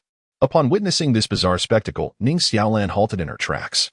Yet, in the next moment, boom, boom, the bubbles erupted in rapid succession, sending mud splattering in all directions. Ning Xiaolan found herself at the center of the chaos, as clumps of mud surged toward her. Reacting swiftly, she summoned a fire shield to protect herself. At that moment, two armed men suddenly emerged from the shadows, their sights set on Lu Chuan. Two. Just right, as I have 2 eye grenades. Thanks to his perception skill, Lu Chuan remained alert and reacted swiftly, tossing a grenade at each of the assailants as they appeared. Boom, boom. Before the two could reach him, they were propelled backward by the explosions, landing in the swamp. Damage indicators appeared above their heads, -821, -886. Ning Xiaolan heard the explosions and, as she lowered her fire shield, a man wielding a spear approached with a mocking grin. Little sister, let me take you home to play house. Ning Xiaolan's expression turned icy. She raised her staff and summoned a fireball to retaliate. The damage from the eye grenades was insufficient to eliminate the 2 underleveled men, but their health was severely depleted. One ranger had 1024 HP, while one warrior had 1273 HP.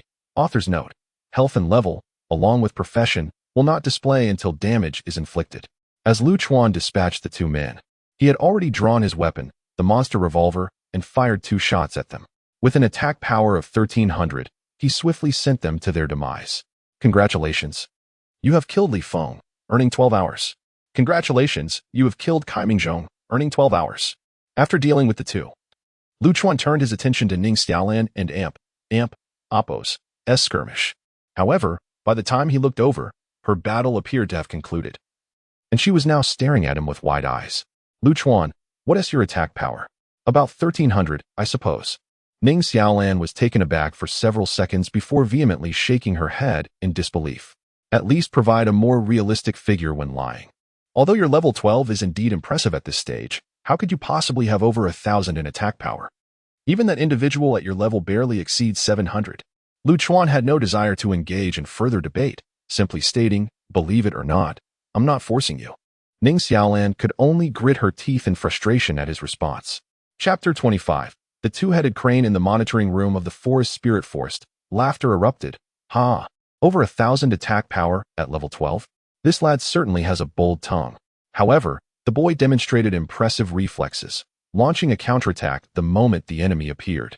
The girl named Ning Xiaolan was commendable as well, remaining calm under pressure. Yet, when compared to the girl named Lu Ying, the difference was glaringly apparent. At this moment, nearly everyone in the monitoring room was fixated on a single screen, where a girl was surrounded by dozens of adversaries. In the next instant, the battle commenced. Around the girl, several palm-sized shards of mirror materialized. The scene shifted, revealing the girl weaving effortlessly through the shards, treating life as mere fodder, and systematically reaping the lives of her foes. The girl depicted on the screen was none other than Lu Chuan and Appo's sister, Lu Ying. Meanwhile, Lu Chuan and Ning Xiaolan had inadvertently wandered into the territory of the abyssal beast, the two-headed crane, and had been discovered. At this moment, they were being pursued by hundreds of two-headed cranes, including a formidable level 15 variant with a staggering health pool of 15,000. Two-headed crane, level 15, health 15,000, physical attributes, attack 700, defense 400, speed 800, skills, windblade, rapid strike, dual head drill. Given the significant disparity in strength, the duo did not hesitate to flee. However, the speed of the two-headed cranes was extraordinary. Even the ordinary variants boasted a speed of 650, let alone the enhanced variant at 800. Lu Chuan managed to match their pace, but Ning Xiaolan, with her speed barely over 400, was quickly overtaken. Fortunately, Ning Xiaolan's skills primarily revolved around area attacks, compensating for her slower speed. Surrounded by two-headed cranes, Lu Chuan found himself powerless to fly solo, especially with the elite variant fixating on him. Thus, they were compelled to cooperate, with Ning Xiaolan fending off the attacking cranes while Lu Chuan braced for the onslaught from the elite variant. A single bullet could negate an attack. Yet his revolver only held 6 bullets, and he had already expended 2 to block the wind blades. At that moment, a shrill cry erupted from the two-headed crane, a green aura descending upon it, invigorating it as it surged toward Lu Chuan with increased speed. In an instant, it closed the distance to a mere 2 to 3 meters behind him. Realizing the impending danger, Lu Chuan hurled the prepared black sand. Due to the rapidly decreasing distance, the two-headed crane had no chance to evade the black sand, which blinded it instantaneously. The blinded creature flapped its wings chaotically, its speed diminishing in that moment. Without hesitation, Lu Chuan fired 3 shots from his revolver. 3 bullets soared forth, but Lu Chuan noticed that the last bullet seemed different from the first 2. However, escaping was paramount, and he dismissed the thought. -903, -956, -988. The two-headed crane screeched in agony. Almost immediately, a multitude of two-headed cranes appeared from an unknown source. The sight startled the two, prompting them to accelerate their pace. Without the elite variant's command, the pursuing cranes fell into disarray, ultimately retreating under the barrage of Ning Xiaolan's skills. Shortly thereafter, they escaped the territory of the two-headed cranes. Yet, upon finding a safe spot to rest, Lu Chuan received a notification from Divine Descent. Congratulations! You have slain the two-headed crane, earning 20 experience points. Time, 1 hour. 1 golden treasure chest. Initially perplexed, Lu Chuan's astonishment grew as a thought struck him. Is it raining rewards from the heavens? Could it be that bullet was a monster language bullet? However, he couldn't and Appo's quite believe that a single bullet could wield such power. At that moment, the sound of hurried footsteps approached. Lu Chuan immediately turned to Ning Xiaolan, saying, "Someone and Appo's is coming. We should avoid confrontation." Both were considerably drained from their ordeal, and they quickly sought refuge in a concealed location. A moment later, a group of individuals arrived at the spot where Lu Chuan and Ning Xiaolan had just stood, panting and conversing. Have the two-headed cranes gone mad? Why are they relentlessly pursuing their master? One remarked. I suspect their master must have provoked them somehow, another replied. No. When I used the Eye of Truth to glance at that two-headed crane, I noticed it possessed a mysterious power. Ah, so it and Apo's is mysterious. That explains the situation. I wonder if the one who unleashed that power is a mysterious, ordinary practitioner or a mysterious, fate practitioner. Ordinary mysterious practitioner, a foundational class possessing mysterious powers or skills. Mysterious fate practitioner, a class endowed with unique abilities exclusive to their profession. Lu Chuan and Ning Xiaolan were nestled quite close to the group. Unable to see their faces but able to hear their conversation clearly. When Lu Chuan heard of the mysterious power on the two-headed crane, he was nearly certain it was the result of the monster language bullet.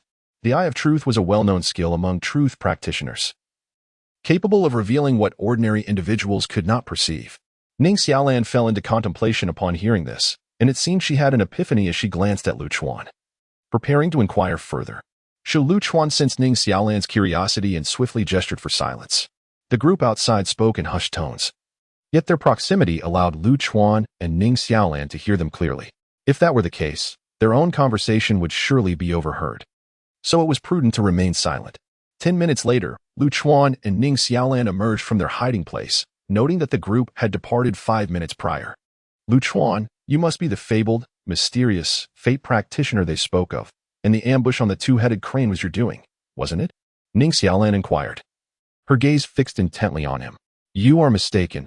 I am not a fate practitioner of the ordinary kind, but rather a mysterious fate practitioner, Lu Chuan admitted candidly, correcting her terminology. Donna and Apos, look at me like that. You are also a fate practitioner, are you not? Am I not correct, elemental sorceress? Ning Xiaolan was momentarily taken aback at being labeled an elemental sorceress, her expression shifting to confusion. How did you discern that? I thought I was well concealed. In response to her query, Lu Chuan rubbed his forehead in exasperation. Dear lady, did you truly believe I was blind? Aside from the elemental sorceress, I cannot fathom any other known fate practitioner capable of wielding elemental powers so extensively.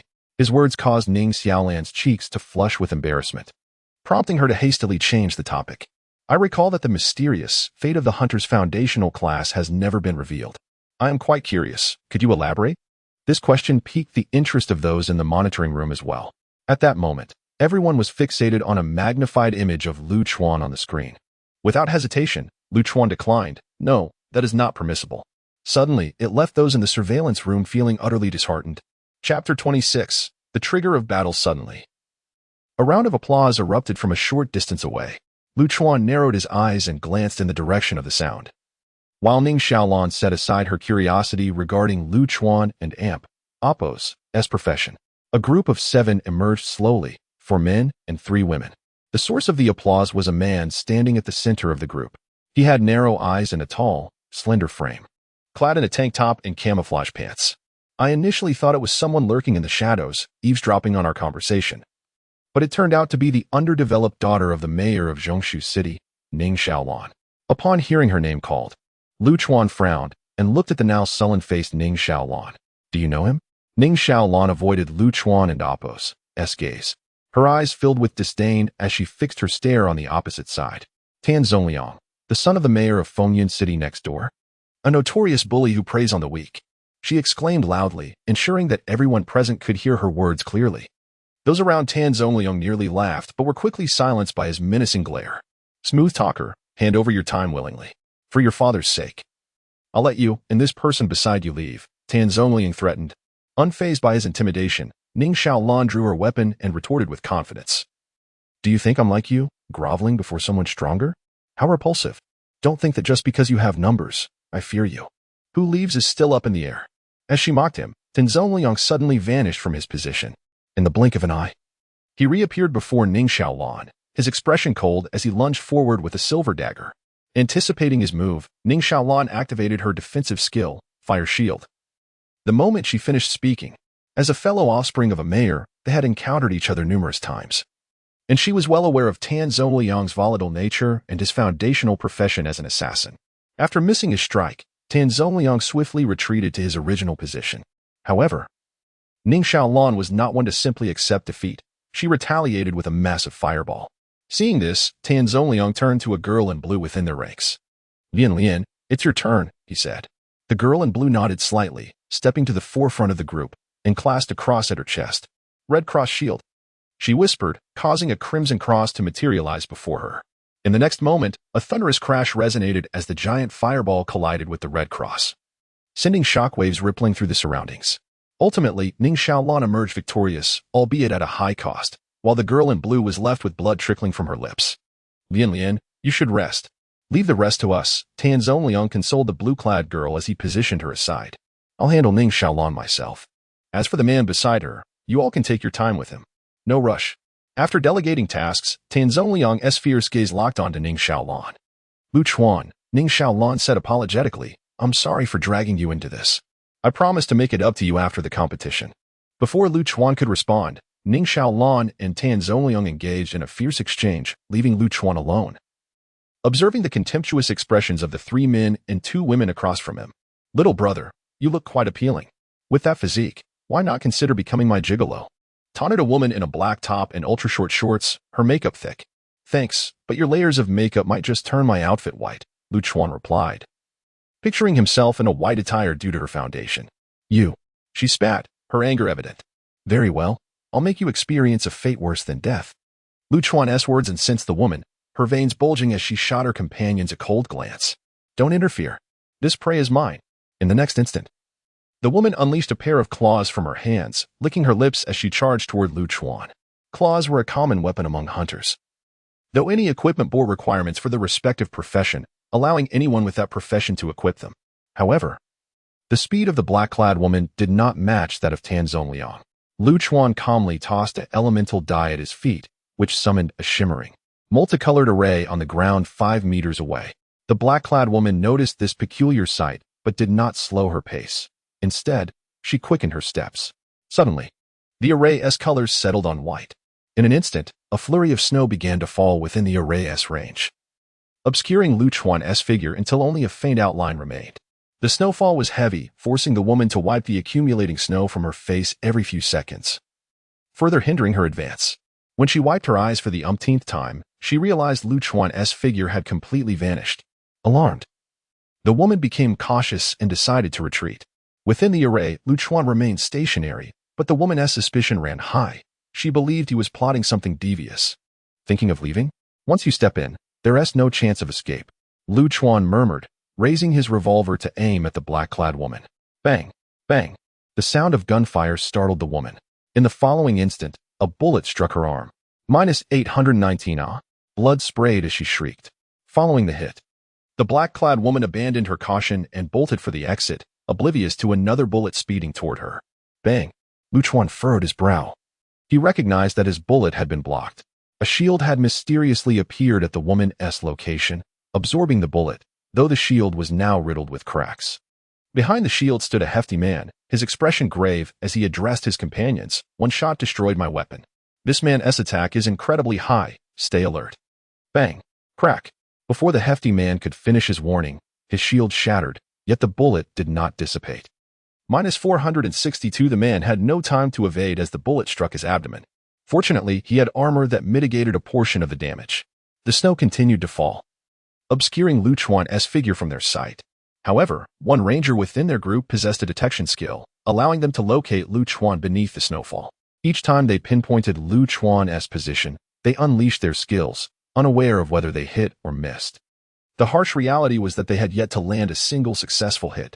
They attempted to exit the snowy expanse, but after wandering for some time and with Lu Chuan's interference, they could not find the edge of the snowfield. Unexpectedly, this group exhibits quite a spirit of teamwork. Unwilling to abandon a single member, Lu Chuan mused. Good luck, Shoes, can you lend a hand? 5 bullets in, and not a single one has landed. With his final bullet remaining, Lu Chuan wiped the emblem of luck on his shoe, muttering a complaint before raising the anomalous revolver to aim at the black-clad woman. Firing the last bullet. Bang! This bullet did not disappoint. It truly was an anomalous bullet. As for who it struck, Lu Chuan was indifferent. He merely wished to discover the true nature of this so-called anomalous projectile. Chapter 27. A 1-against-6 triumph on the other side. The moment gunfire erupted, the group had already sensed it. However, the sound was muffled by the snow, rendering them unable to ascertain the direction from which the bullets came. The peculiar bullet pierced through the heavy snowfall, and struck the thigh of a woman clad in black. Ah! A sudden, anguished cry escaped her lips. The only priest among them rushed forward to render aid.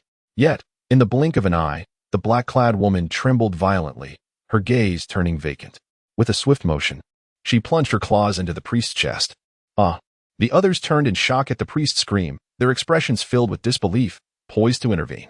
But in that instant, the black-clad woman ripped the priest asunder before the eyes of her comrades. "Xiaomei, how could you kill Yihua?" the portly man exclaimed in astonishment, directing his outrage at the woman. "Tomato stir-fry, potato stir-fry." The black-clad woman babbled incomprehensibly, her body beginning to sprout tomatoes and potatoes in a bizarre spectacle. The group stood frozen, terror evident in their wide eyes. Before long, bang, the tomatoes and potatoes on her body grew to the size of human heads. And then they began to explode. Yet, instead of juices, tiny tomatoes and potatoes with fingers and toes emerged, immediately burrowing into the ground upon contact. Once the black-clad woman's tomatoes and potatoes detonated, she vanished into a flurry of light. "Someone tell me what on earth just happened." The portly man clutched his head, his voice rising in panic. The others were paralyzed with fear, unable to utter a single word. Ah, so the meaning of peculiar language is indeed strange. But ISN and Appos, see this strangeness a bit frightening? The events unfolding around the black-clad woman were meticulously observed by Lu Chuan. At that moment, a notification from Divine Descent chimed in. "Congratulations, you have slain Feng Mei. You have gained 18 hours. Congratulations, you have slain Zhou Hehua. You have gained 18 hours." The remaining few on the opposing side, having witnessed the gruesome spectacle, could no longer remain paralyzed and desperately fled. After maintaining the formation for nearly half an hour, Lu Chuan dismantled it, sweat glistening on his forehead. Lu Chuan was not concerned about an attack from the other group during this moment. For the cooldown for the peculiar language handgun had concluded. The real concern lay with the opposing group, not himself. As the handgun's cooldown began the moment it fired, half an hour had passed, allowing the 6 bullets to refresh. Bang, bang, bang. Without hesitation, Lu Chuan raised his gun and fired several shots at the remaining adversaries. Goodness, not again. Lu Chuan had no intention of granting them a moment and Appos' respite. The bullets flew swiftly, and they were too close for the adversaries to dodge in time. However, at that moment, the woman who had earlier summoned the Red Cross to shield against Ning Xiaolan's attack stepped in front of the group, calling forth the Red Cross once more. Click! In the next instant, the Red Cross was pierced by bullets and lodged within the body of the woman who had summoned it. Not just one, but 2 bullets. -871, -904. The woman collapsed instantly, her health depleted. "Congratulations, you have slain Bai Lian. You have gained 18 hours. With the first woman absorbing the bullets, the remaining few on the opposing side had a fleeting moment to react, narrowly evading the 3rd bullet. They fled without a backward glance, their speed rendering them invisible in moments. Lu Chuan. After more than half an hour of battle, Lu Chuan had triumphed over 6 opponents, claiming 3 lives. Meanwhile, on the other side, Ning Xiaolan and Tan Zongliang also concluded their fight, both bearing various wounds and utterly exhausted. Ultimately, Tan Zongliang managed to rise and claim victory, while Ning Xiaolan struggled on the ground, unable to stand. Cough, cough. "Ning Xiaolan, it seems I have bested you after all. Prepare to die." Bang. -771. Just as Tan Zongliang reveled in his triumph for a mere moment, a bullet from Lu Chuan pierced through his chest, sending him on his final journey. "Congratulations. You have slain the Fate class practitioner Tan Zongliang. You have gained 20 hours and a golden treasure chest." The Divine Descent notification brought Lu Chuan unexpected delight. It appeared that killing also yielded treasure chests, likely due to Tan Zongliang and Appos' status as a Fate class practitioner. "Ning Xiaolan, have you perished yet? If you and Appos, re-dying, just say so. I could use the time, better in my pocket than Tan Zongliang and Appos. Lu Chuan nudged Ning Xiaolan, who lay sprawled on the ground. "Lu Chuan, I owe you once again." Ning Xiaolan seethed with anger at his behavior, yet she recognized who had saved her. 15 minutes later, Ning Xiaolan's strength gradually returned, enabling her to rise from the ground. However, her complexion remained poor, and she shot a fierce glare at Lu Chuan before continuing to consume both restorative and healing potions. Another 15 minutes passed, and her complexion regained its rosy hue. All traces of her wounds vanished. Upon witnessing Ning Xiaolan's recovery, Lu Chuan continued on his path without a backward glance. With a multitude of questions swirling in her mind, Ning Xiaolan could only grit her teeth and follow. Along the way, she could no longer contain herself, jogging to walk alongside Lu Chuan. Though she suspected the outcome, it still felt surreal. Lu Chuan, weren't you just besieged by 6 of Tan Zhongyang's teammates? How is it that you are the only one left? Where are they? Lu Chuan casually responded, 3 are dead. 3 fled. Ning Xiaolan stood frozen, her mind racing with possibilities. A 1 against 6, killing 3. And saving her life, could it be that he possessed an attack power exceeding 1,000? Or was his fate class ability exceptionally formidable? In the following moments, Ning Xiaolan employed various tactics to pry into Lu Chuan and Appo's fate class abilities, but his lips remained sealed, akin to a tightly zipped bag, yielding no information. In the forest spirit monitoring room, the observer noted, this fellow is not only tight-lipped but also adept at concealing his skills. I gleaned nothing. Fo Hongji rose from his seat, hands clasped behind his back, gazing at the screen displaying Lu Chuan with a wry smile. At that moment, a young man seated 5 spots below, labeled Yang Zijian from Kyoto University, adjusted his glasses and turned to Fo Hongji with a light chuckle. Fo Xiaowei, if you glean nothing, will the Southern military abandon their invitation to Lu Chuan? Following suit, a young woman with a gentle smile, seated behind the nameplate of Huangpu Ziyun from Kyoto University, chimed in, I find both Zijian's and Ziyun's suggestions quite reasonable. Since Fo Xiaowei is uninterested in daily speculation about this young man, why not simply let it go? As the 2 young individuals spoke, more voices joined in jesting at Fo Hongji's expense. All right. The Southern military isn't solely my decision. Your persuasion is futile. Fo Hongji sighed, offering a weary smile, which finally quieted the monitoring room. Yet, he harbored a different sentiment within. A cadre of seasoned tricksters and novices, though the personnel changed annually, remained unchanged in nature. Did they assume I was still the newly appointed lieutenant? I would not fall into the same trap as before. Chapter 28. Debt Collection 98 Hours. A single day had yet to pass, yet it seemed likely that he would secure the top position. Lu Chuan, taking a moment of respite, glanced at his recording wristband, which displayed the remaining time of 98 hours. Meanwhile, Ning Xiaolan engaged in conversation with a girl named Jean Ruodong. Both shared similar heights, appearing quite petite.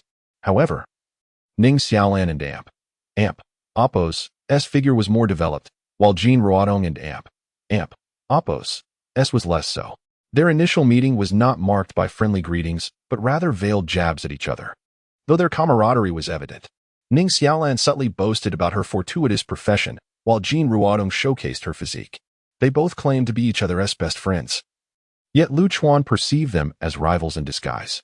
By the way, Xiaolan, have you seen a tall girl with a ponytail? She wears a necklace with a charm resembling a sun, Lu Chuan inquired. Though he had little interest in their chatter, his attention sharpened at the mention of the necklace. For his sister, Lu Ying, possessed a similar one. No, I haven't encountered her. Why do you ask? Ning Xiaolan replied, shaking her head. I heard this girl got into trouble with a wealthy young man from Jinshu City. However, she proved formidable, managing to slay him amidst an ambush and escape. Now, that group of young men is rallying others to find her, promising rewards for her capture. If only I possessed her strength, how many suitors would pursue me? Jean Ruodong mused, her eyes glazing over as she drifted into daydreams. However, her reverie was abruptly interrupted by Lu Chuan and Appo's inquiry. Could you lead me to that young man from Jinshu City? I possess some information about the girl you mentioned. Ning Xiaolan furrowed her brow at Lu Chuan's words, murmuring to herself, how come I haven't seen her? Could it be that she has crossed paths with me yet? How peculiar. Jean Ruodong's eyes brightened at this, her mind racing with possibilities. My opportunity has arrived. Even if this fellow's information proves useless as a guide, it one and Appo's concern me. I could seize this chance to mingle with those young gentlemen. Conversely, should his information be valuable, my role as a guide would grant me some credit, making it easier for me to integrate into their circle. With a sly smile, Jean Ruodong regarded Lu Chuan with a haughty tone. Since you've mentioned it, I shall reluctantly agree to assist you. I happen to know the general whereabouts of those young men. Thus, Jean Ruodong led Lu Chuan to seek out the group of wealthy youngsters. Ning Xiaolan chose not to accompany them, disliking the duplicitous nature of such privileged youths. In the monitoring room of Forest Spirit Woods, an intriguing spectacle was unfolding. This lad has likely deduced that the target of the wealthy young man from Jinshu City is his sister, Fo Hongji remarked, glancing pointedly at the upright figure of a young instructor seated at Jinshu University, whose chair bore the name Wei Hao. Mr. Wei. The atmosphere in Jinshu City has remained unchanged over the years, hasn't it? Fo Hongji continued.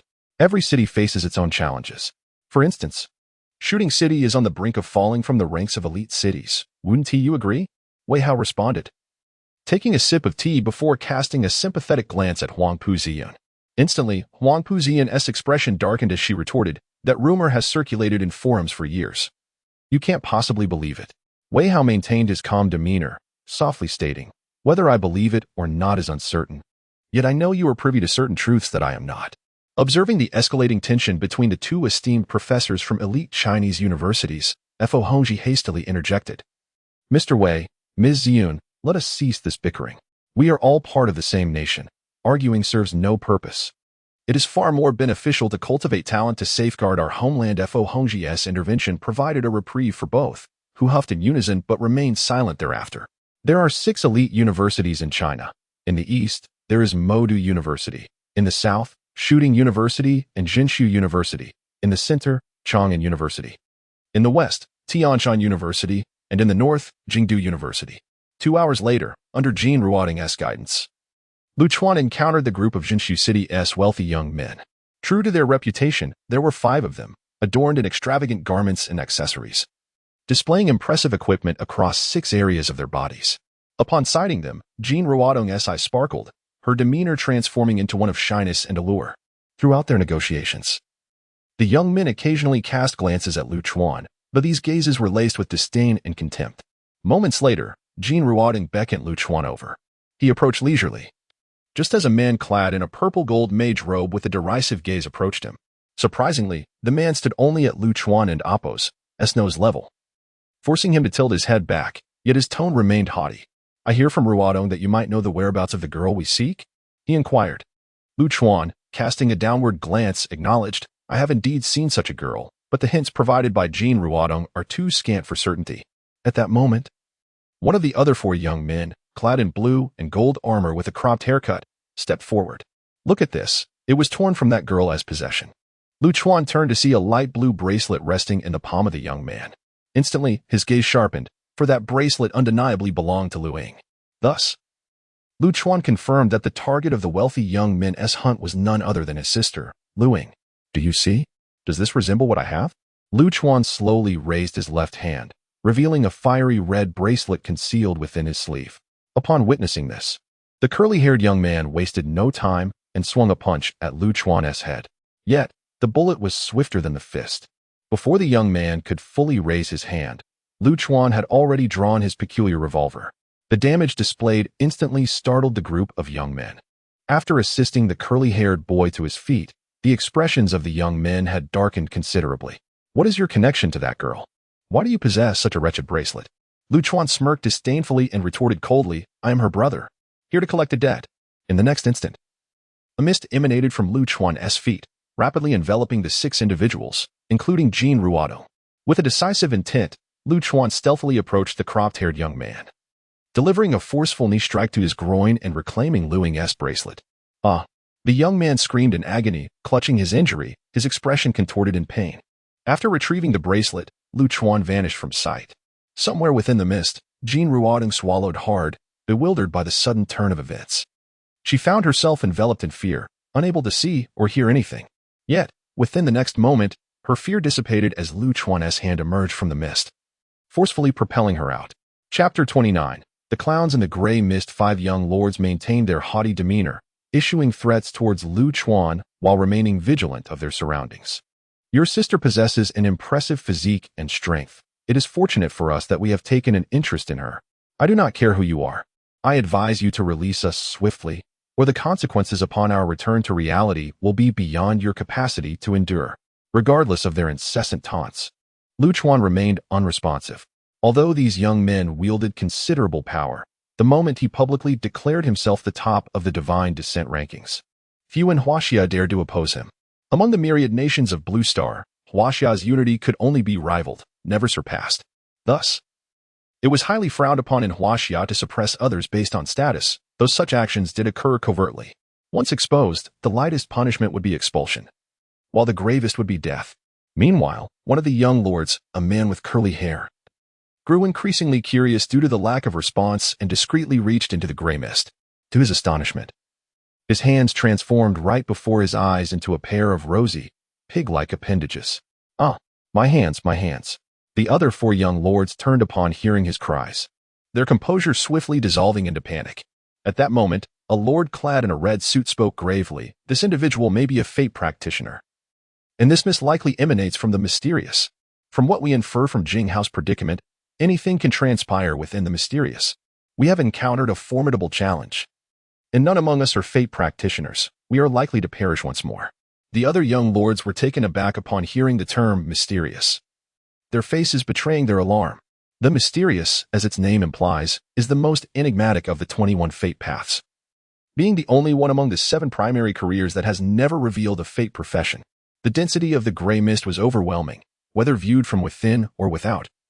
Visibility was almost non-existent, save for Lu Chuan himself. Though the 5 young lords remained alert, their vigilance proved futile as they failed to notice a die falling from above. When the formation of the die emerged, they were still oblivious to its significance. "Jinghao, did you activate a skill?" the short-haired young man inquired, suppressing laughter as he looked at the curly-haired lord. "I possess no such skill, and given the state of my hands, activating one is impossible. Even multitasking with monster slaying and adjusting my fringe is out of the question." The other 4 young lords could only stare in disbelief. Before they could comprehend the situation, the ground transformed instantaneously into a molten landscape. Bong! In the next moment, a torrent of searing lava erupted from the ground between them, causing the young lords to scream in agony as their lavish garments were rendered tattered. Fortunately, each young lord had their own means of resistance against the onslaught of lava. However, some inadvertently brushed against the gray mist, sprouting a 3rd leg and scales. A grand metamorphosis was unfolding, though Lu Ying could not bear witness to it. Lu Chuan leisurely savored the candies purchased by Lu Ying, lamenting that she was missing such a spectacle. In a certain part of the Forest of Spirits, Lu Ying sneezed dramatically. "Achoo! It must be Lu Chuan cursing me. Lu Ying, are you overthinking? Lu Chuan is likely engaged in battle with that group of young lords," came the voice of Ning Xiaolan, who had encountered Lu Ying shortly after parting from Lu Chuan. "Regardless, even though I trust my brother as safety, I cannot help but worry without seeing for myself. Do you know Lu Chuan's location?"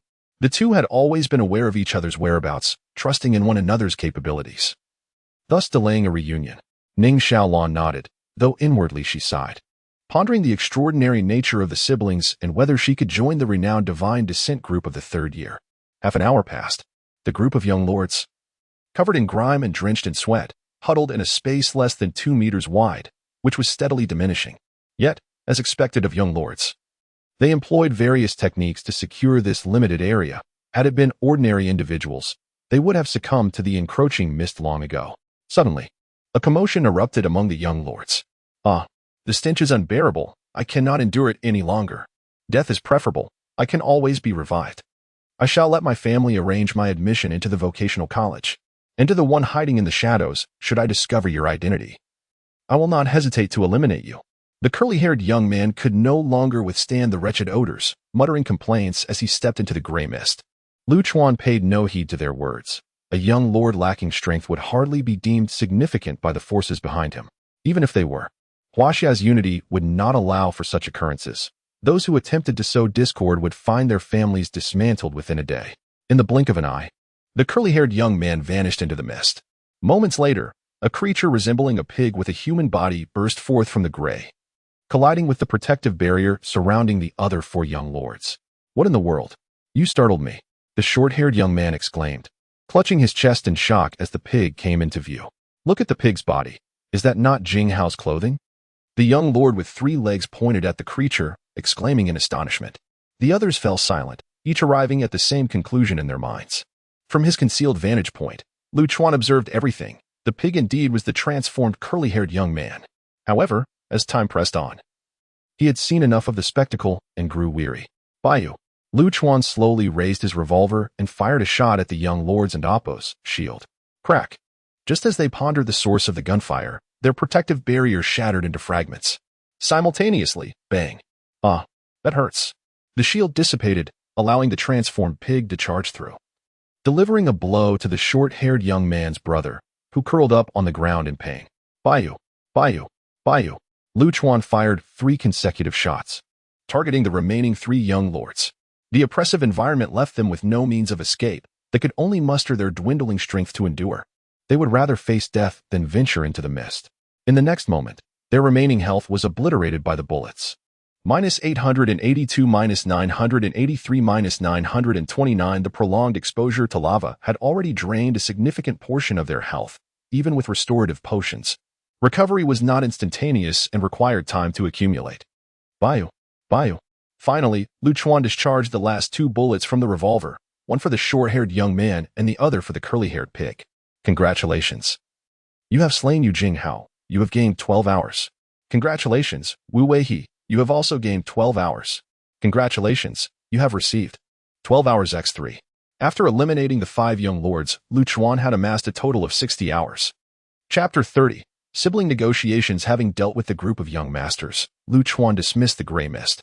He looked up to find the sun and moon gradually exchanging positions in the sky. Suddenly, a figure with light footsteps emerged from the shadows.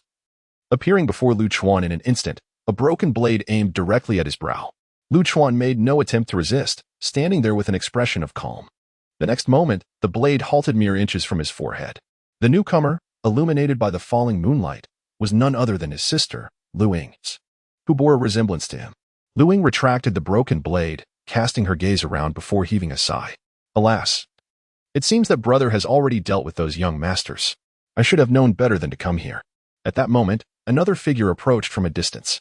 Lu Ying, sister, you finally stopped. I nearly collapsed from exhaustion. It was Ning Xiaolan, who had parted ways with Lu Chuan not long ago. She bent over, hands on her knees, breathing heavily. As she looked up, she caught sight of Lu Chuan beside Lu Ying.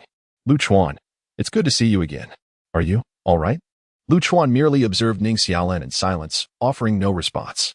The peculiar atmosphere caused her to recall her earlier boastful words spoken in his presence. A wave of embarrassment washed over her, and she lowered her head, too shy to meet his gaze. My apologies, Xiaolan. I didn't realize you were so slow. Next time, I'll run with you. Lu Ying interjected, breaking the awkward tension. In an unknown place within the forest of spirits, space flickered. A man clad in a purple golden robe with curly hair materialized. How infuriating. How infuriating. I can't believe I was made a fool of. Once I return to reality, no matter how far I must go, I will find you and make you pay double for everything I've endured today. But in this forest of spirits, I have my own allies, so just wait. Here, take this bracelet. It is the only keepsake our parents left us.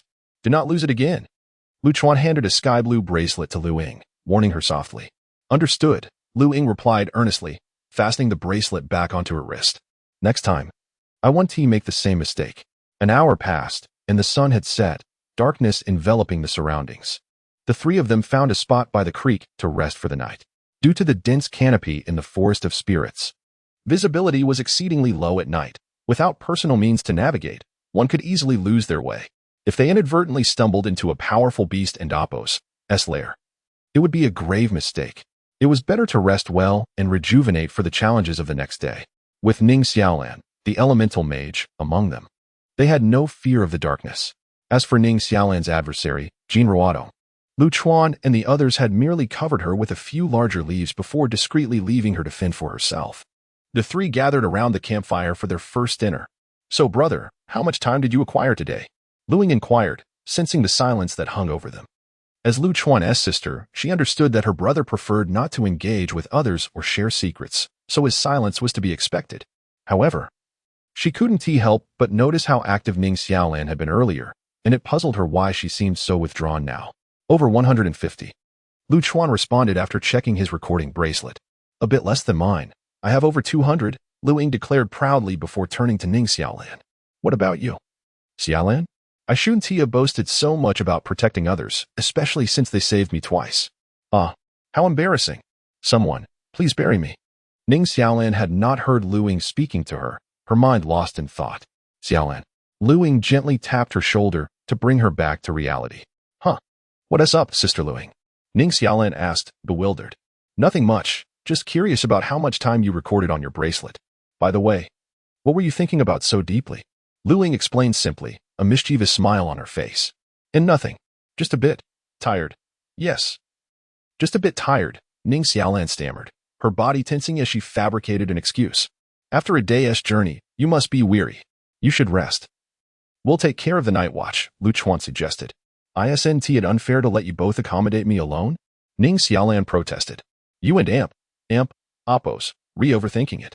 You'll have your turn later. Make the most of your time and get some sleep, Lu Ying urged. Okay, but remember to wake me, Ning Xiaolan replied, hurriedly crawling into the tent. In that moment, she felt relieved not to have to face Lu Chuan, the embarrassment fading away as she quickly fell asleep. The small figure snored loudly. In truth, her snores were not particularly loud. It was merely the quietness of the environment that amplified the sound. Everyone snores at times. It's not about the size of the person, Lu Chuan remarked, exasperated, rubbing his forehead at Lu Ying's comment. By the way, Lu Ying, did you encounter any powerful beings today? Any Fate Path professionals? Well, not long after entering, I did meet one and even engaged in combat with them. A Fate Path professional? Yes, but I'm not sure what their Fate Path was. They seemed to belong to an unprecedented Fate Path known as the Barrier Knight. Barrier Knight? I've never heard of that one. What was the outcome? They were incredibly resilient, with high defense and health, making them difficult to injure. Their reflexes were quick, but they were slow in speed, so they couldn't tee at me. In the end, we both left without a clear victor. Tank-type Fate Path professionals are indeed rare. It's quite a coincidence you encountered one so soon, but it's good that nothing serious happened. Yes, brother, what about you? Lu Chuan recounted his day. I was ambushed, accidentally entered a lair, and eliminated a Fate Path professional. No wonder Xiaolan said she was tired. She must have gone through so much. Lu Ying marveled at Lu Chuan's eventful day. Such is life. These incidents are unavoidable. Thankfully, I found 2 golden chests. Otherwise, the effort and reward would have been completely disproportionate. Wait, you found chests? I've slain so many abyss creatures and haven't seen a single chest drop. Lu Ying exclaimed, bewildered by Lu Chuan and Oppos' fortune. The 2-headed long-necked crane was an elite monster. It yielded one for me. And the other dropped from the Fate Path professional I defeated. Impressive, brother. You managed to take down a leader in someone else's lair. How did you manage that? Remember when I told you my revolver has a chance to fire a monster-type bullet? I remember. I even asked you what it was. But you said you didn't know. So it was that bullet that killed the elite monster? Lu Chuan nodded and recounted the moment the cloaked woman was struck. How bizarre and revolting. Lu Ying reacted, her first instinct being to feel nauseated. Afterward, the siblings each opened a golden chest, which yielded 2 weapons, a skill book, and several other items of minimal value. Double-headed crane staff, quality, gold, equipped profession, scholar, priest skill, attack 300, increases casting speed by 15. Xiaolan is an elemental mage. I shall inquire if she desires it tomorrow. Upon hearing this, Lu Chuan nodded. Indeed, that seems agreeable. Molting shoes quality, gold, equipped profession, all-rounder skill, defense 100, speed 100. There is a certain probability of a 10 speed increase during actions. These shoes are splendid. I shall take them. Lu Ying, swift and nimble, immediately donned the shoes. Assassin beginner skill book. I shall have this as well. Observing this scene, Lu Chuan merely smiled, unperturbed. Whatever items suited the siblings, they would utilize. Chapter 31. The 3 brothers of Sima at the break of dawn the next day. Ning Xiaolan emerged from her tent to find Lu Chuan washing his face in the stream. Why are you shouting so early? Have you taken to waking up with the rooster's crow? Lu Chuan was startled, nearly losing his balance. Xiaolan, what's wrong? At that moment, Lu Ying also stepped out of another tent, her expression perplexed. Sister Lu Ying, why didn't you wake me up for the night watch? How could you let me sleep through that? It turned out that her brother had intended to call her, but she had dissuaded him, explaining that given Xiaolan's generally delicate health, she would take over the night watch for her. Without hesitation, Ning Xiaolan rushed over and embraced Lu Ying. Sister Lu Ying, it's wonderful to have you, but as a member of the team, it's my duty to keep watch too. Next time, please be sure to wake me. Lu Chuan returned from washing his face, looking confused. When did you join the team? I certainly didn't agree to that. Ning Xiaolan retorted. I joined Sister Lu Ying's team, not yours. Realizing that another argument was about to ensue, Lu Ying quickly shifted the topic. Xiaolan, how much time do you have left on your recording bracelet? Upon hearing this, Ning Xiaolan seemed to remember something and hurriedly activated her recording bracelet, which displayed a mere 6 hours remaining. Oh no, I'm running out of time. Seeing her panic, Lu Chuan couldn't help but smirk quietly. Lu Ying patted Ning Xiaolan on the back reassuringly. There is no need to worry. Quickly gather your things. I'll take you to hunt monsters. 2 hours later, Ning Xiaolan's recording bracelet had reset to 24 hours. The three of them worked in concert, encountering foes and slaying monsters along their path. They faced only one adversary. And with Lu Ying and Appos as assistants, Ning Xiaolan effortlessly captured half of the opponent and Appos as time. They also stumbled upon a small territory inhabited by abyssal penguin bears, devoid of elite monsters. Merely swarming with dozens of the creatures.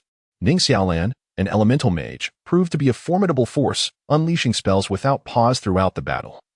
Thanks to the double-headed crane staff that Lu Ying had provided, which enhanced her casting speed. Originally, Ning Xiaolan wielded a golden staff with a survival skill, but it had little utility in the current skirmish, prompting her to switch to the double-headed crane staff. In the midst of the fray, Lu Ying danced among the ranks of the penguin bears, utilizing her skill to create mirages, her form shifting like a wisp. Each appearance marked by the demise of a foe. Meanwhile, Lu Chuan was expressly forbidden by Lu Ying from engaging in combat, tasked solely with safeguarding Ning Xiaolan to ensure her safety and acquiring time. Upon hearing this, Lu Chuan immediately glanced at Ning Xiaolan, beginning to suspect whether she had somehow enchanted his sister. Forest of Spirits, monitoring room Xiaozhu. Nothing significant occurred last night, right? Fo Hongji entered the monitoring room, where several rows of personnel clad in military uniforms stood. He directed his inquiry to one of the men. Report, Lieutenant. Everything is calm. Good. You all may return to rest. Also, remember to gather intelligence on the other 4 zones of the Abyssal Arena. Minutes later, the directors and professors from various universities across Huaxia gradually entered the monitoring room. Each individual typically asked if anything notable had transpired the previous night. Fo Hongji, unfazed by the repetition, responded to each query, as most of these individuals had previously contributed to Huaxia and Appos' efforts, making their inquiries worthy of his attention. Not long after settling in, Professor Qiming from Chang and Appos and University adjusted his glasses and smiled. It seems there is an exciting spectacle at hand. The triplet rangers from Shooting City have crossed paths with Lu Chuan and his companions, and the tension is palpable. Upon hearing this, the others brightened. Their gaze is fixed on a particular screen. Forest of Spirits. In the abyss at that moment, Lu Chuan and his companions stood poised against 3 identical men. The air thick with tension, less than 50 meters apart. Moments earlier, upon entering this region, they had been ambushed by the trio. Fortunately, Lu Chuan's keen senses had alerted them in time, averting harm. While the dense canopy posed no challenge for Lu Chuan and Lu Ying, who moved with agility, it proved a perilous environment for Ning Xiaolan, an elemental mage, whose presence was more of a liability unless adequately protected. The adversaries employed archery, indicating they were likely rangers, and this terrain was tailor-made for such hunters. However, it was equally advantageous for assassins. At the moment Lu Ying evaded an arrow, her form vanished into the verdant thicket. Assassins were the natural nemesis of rangers, compelling the 3 foes to reveal themselves, uniting atop a massive boulder, as Lu Ying returned to Lu Chuan and Appos' side. Ning Xiaolan, do you recognize those 3? Lu Chuan observed a shift in her expression upon seeing them. The red-haired one in the center was Sima Qi. The blue-haired one on the right was Sima Zhan, and the green-haired one on the left was Sima Qing. They were the new generation of Shooting City's elite, all born of the same mother, each possessing S-level talents, and it was rumored they shared identical career paths. They had only recently emerged from the divine trial, so no one had witnessed their prowess in action, though it was known that their coordination was exceptional. Ning Xiaolan nodded earnestly, recounting all she knew. Xiaolan, prioritize your safety in the battle. Lu Ying, unleash your skills. I will manage the battlefield. Ning Xiaolan clenched her teeth, acknowledging that in this environment, she would merely be a hindrance. Bayu. With the plan set, Lu Chuan drew his monster revolver and fired a shot toward the opposition, signaling the commencement of battle. Simultaneously, upon hearing the gunshot, the Sima triplets swiftly aimed their bows, executing a synchronized shot. Whoosh, whoosh, whoosh, 3 arrows, each a different hue, soared through the air, converging at the moment they were about to collide with the bullet, forming a new arrow imbued with greater power. In midair, bang, the bullet and the arrow met in a clash. Impossible. Our combined strike is evenly matched with a mere bullet. Sima Qing, the green-haired brother, widened his eyes in disbelief. Brother, don't be astonished. The assault is not limited to 1. Though Sima Zhan was equally taken aback, he understood that now was not the time for astonishment. Whoosh, 3 fireballs were launched forth from Ning Xiaolan, who sought to lend her support while her identity as a mage remained undiscovered. Seeing this, The Sima brothers drew their bows once more, but this time aimed not at the fireballs, but directly above. Whoosh, 3 arrows ascended to a considerable height before descending from different angles toward the ground. In an instant, a shield radiating 3 distinct auras unfurled, successfully intercepting the fireballs. All right, now it's our turn to counterattack. Sima Zhan's expression hardened as he prepared to unleash an arrow toward Lu Chuan. Chapter 32. The divided battlefield at this moment. Be careful behind you. Sima Qi had been closely observing his opponent, yet he had not caught sight of the assassin until a flash of reflection glimmered in his eyes. As he turned to look, Lu Ying had already emerged from the mirror, wielding her blade aimed at Sima Zhan. Swap positions. In this critical moment, Sima Qi shouted. The next instant, with a resounding clang, Sima Qi and Sima Zhan instantaneously exchanged places. Sima Qi, having foreseen the attack, had already assumed a defensive posture, thus deflecting Lu Ying's deadly strike with the body of his bow. Seeing her attack thwarted, Lu Ying forcefully kicked off Sima Qi's bow, and, once Sima Zhan was safe, leapt into the mirror just as she shot an arrow at him. The mirror shattered into countless pieces. Elder brother, Sima Zhan and Sima Qing exclaimed in unison. Do not worry about me. I will distract the assassin. You two focus on the other 2 adversaries. The force of Lu Ying and Amp Appo's kick propelled Sima Qi from the boulder, sending him tumbling into the dense forest. At that moment, the protective shield formed by the Sima brothers was shattered consecutively by Ning Xiaolan and Amp Appo's skills. Without hesitation, Lu Chuan fired 2 shots the instant the shield vanished, one of which was a peculiar bullet. Third brother, without our elder brother, our coordination is severely compromised. Retreating into the forest is our best option. Moreover, the enemy has a scholar. In this environment, they are no more than a lamb. I refuse to believe that the remaining opponent can still focus on protection. Agreed, second brother. At the moment Lu Chuan's bullets were fired, the 2 quickly devised a plan and jumped down from the boulder in different directions. Ning Xiaolan, witnessing this, hurried to Lu Chuan's side. Knowing that her greatest peril was approaching, and that her only ally was Lu Chuan, he understood this as well, and immediately led Ning Xiaolan away to hide. Yet, a ranger is still a ranger. How could they lack scouting skills? As expected, the moment they found a hiding spot, they were exposed. A blue arrow shot from an unknown direction, embedding itself in the tree trunk where they sought refuge. At that moment, arrows came from behind them, but without any cover. Lu Chuan could only evade once the arrows entered his line of perception. The opponent was exceptionally agile, changing positions with each shot, making it difficult for Lu Chuan to accurately hit them with his revolver, and Ning Xiaolan faced the same frustration. However, the Sima brothers lurking in the shadows were equally puzzled, unable to comprehend why their arrows were consistently evaded, despite their concealment and suddenness. Lu Chuan, perhaps you should abandon me. I can still respawn. Having narrowly dodged several attacks with Lu Chuan's assistance, Ning Xiaolan increasingly felt her own ineptitude. Do not speak. We are about to counterattack. I will instruct you on our next move. Lu Chuan firmly dismissed Ning Xiaolan's suggestion and outlined his plan. Can we truly succeed? Are they really that foolish? Ning Xiaolan questioned, perplexed by Lu Chuan's strategy. How can we know without trying? How can you be certain that they are all intelligent? Another wave of attacks ensued, yet Lu Chuan successfully evaded once more with Ning Xiaolan. However, after this, Lu Chuan dashed into the depths of the forest without looking back, while Ning Xiaolan shifted to another tree to conceal herself. In the shadows, Sima Zhan furrowed his brow, pondering what the 2 were scheming. Nevertheless, he did not relent in his assault, firing arrows while scanning the surroundings with his scouting abilities. After Lu Chuan and Amp Appo's departure, Ning Xiaolan could only conjure a fire shield for defense, which could block merely 1 arrow at a time. What is happening? Why has my brother's attack ceased? Sima Zhan noted that for several consecutive times, only his own arrows were present, while his brother Sima Qing had not fired since the other had left. A sense of urgency swelled within him, and a foreboding feeling gripped his heart.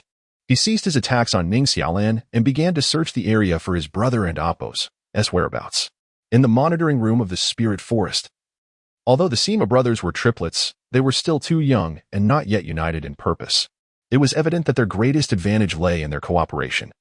Yet each harbored their own concerns and thoughts. I find this rather promising.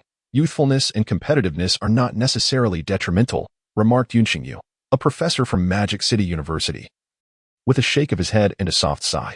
I believe it is entirely normal for the young to possess such a competitive spirit, countered Yang Zijiang, holding a differing view from Yunxingyu. There are both advantages and disadvantages. I hope that after this experience, the Sima brothers will gain insight. Or perhaps they will be inspired by the teachers once they enter university. When Fu Hongxi made this statement, he glanced at Huangpu Ziyan. Knowing that the Sima brothers were from Shooting City and would likely enroll in Huangpu University.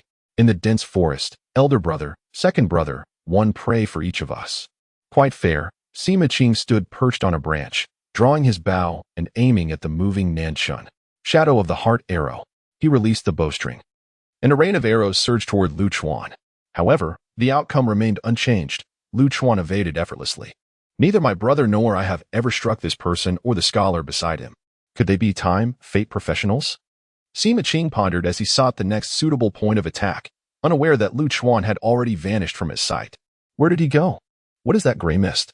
Is he hiding within? By the time Sima Qing realized this, Lu Chuan was no longer visible. Only a cloud of gray mist lingered in the depths of the forest.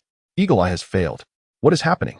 Sima Qing used his scouting ability to peer into the mist, but the next instant, he frowned deeply, for he could see nothing. However, Sima Qing was mistaken. Lu Chuan was not within the mist. Taking advantage of the mist and Amp, Appo's cover, Lu Chuan stealthily circled around to Sima Qing and Amp, Appo's rear. Bang! Upon pinpointing Sima Qing and Amp, Appo's location, Lu Chuan immediately fired a shot. Gunfire? Is he trying to lure me away and return to my second brother?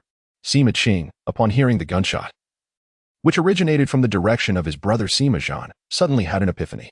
Yet, when Sima Qing turned back, his pupils contracted in shock. -783 A bullet struck Sima Qing and Amp, Appo's chest, the force propelling him from the branch and directly into the gray mist below. I hope you enjoy your time in the mysterious, Lu Chuan remarked before swiftly departing the scene. Chapter 33. The conclusion of battle. On the other side, Si Kongqi began his flight after being struck by the massive rock. He held no confidence that he could defeat the woman pursuing him.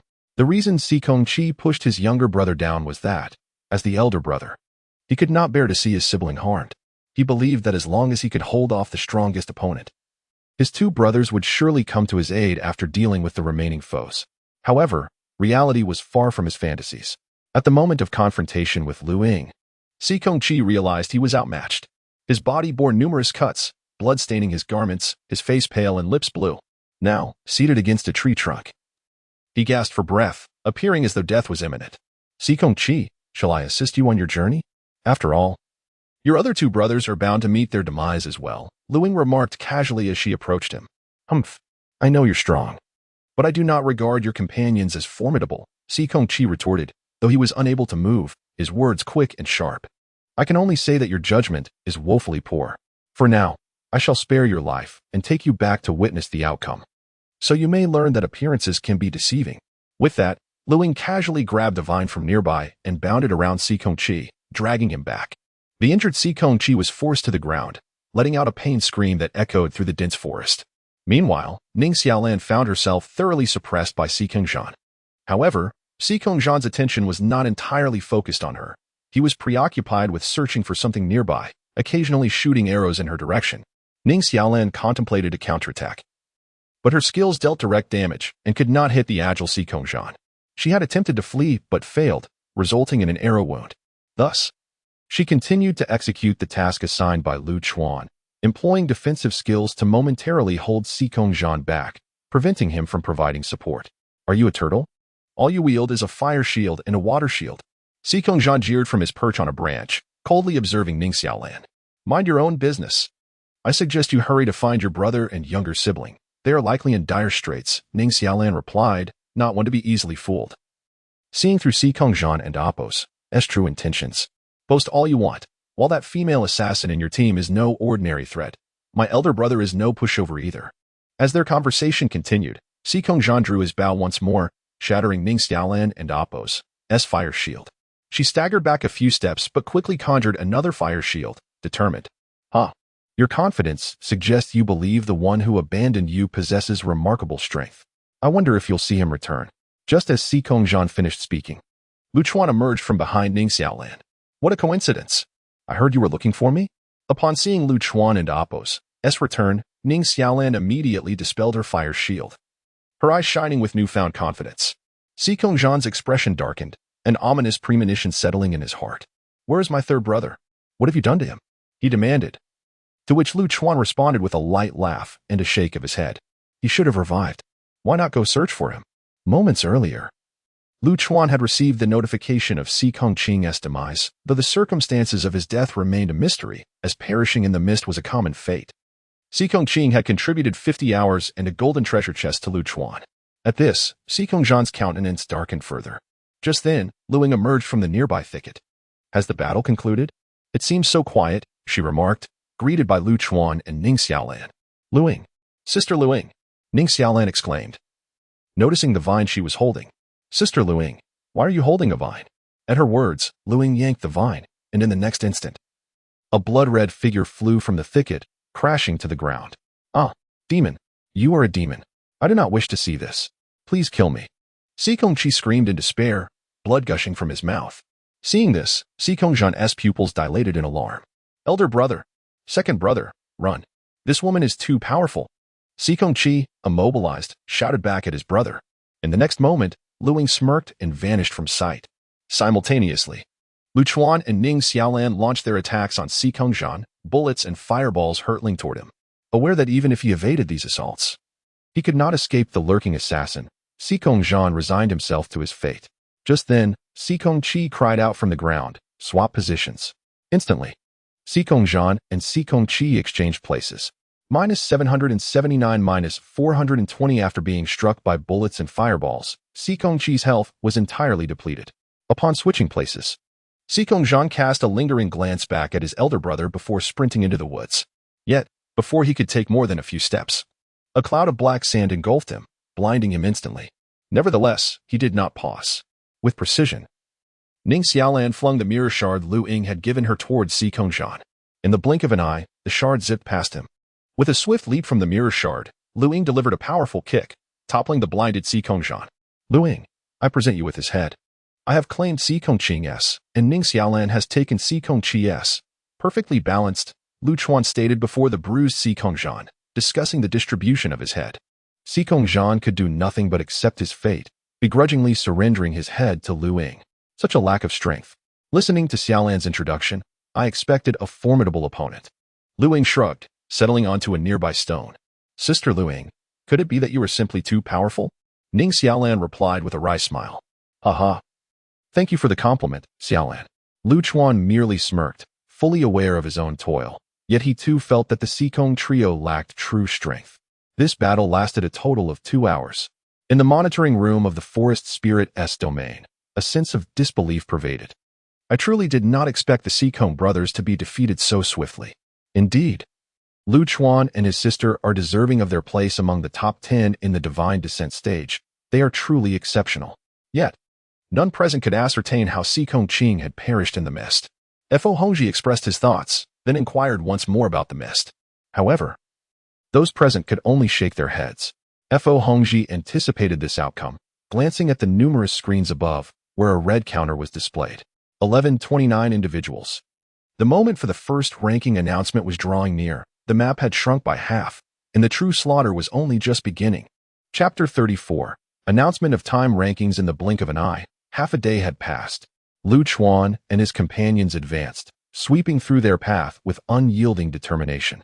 Strangely, they encountered no one along the way, as if the world around them had evaporated.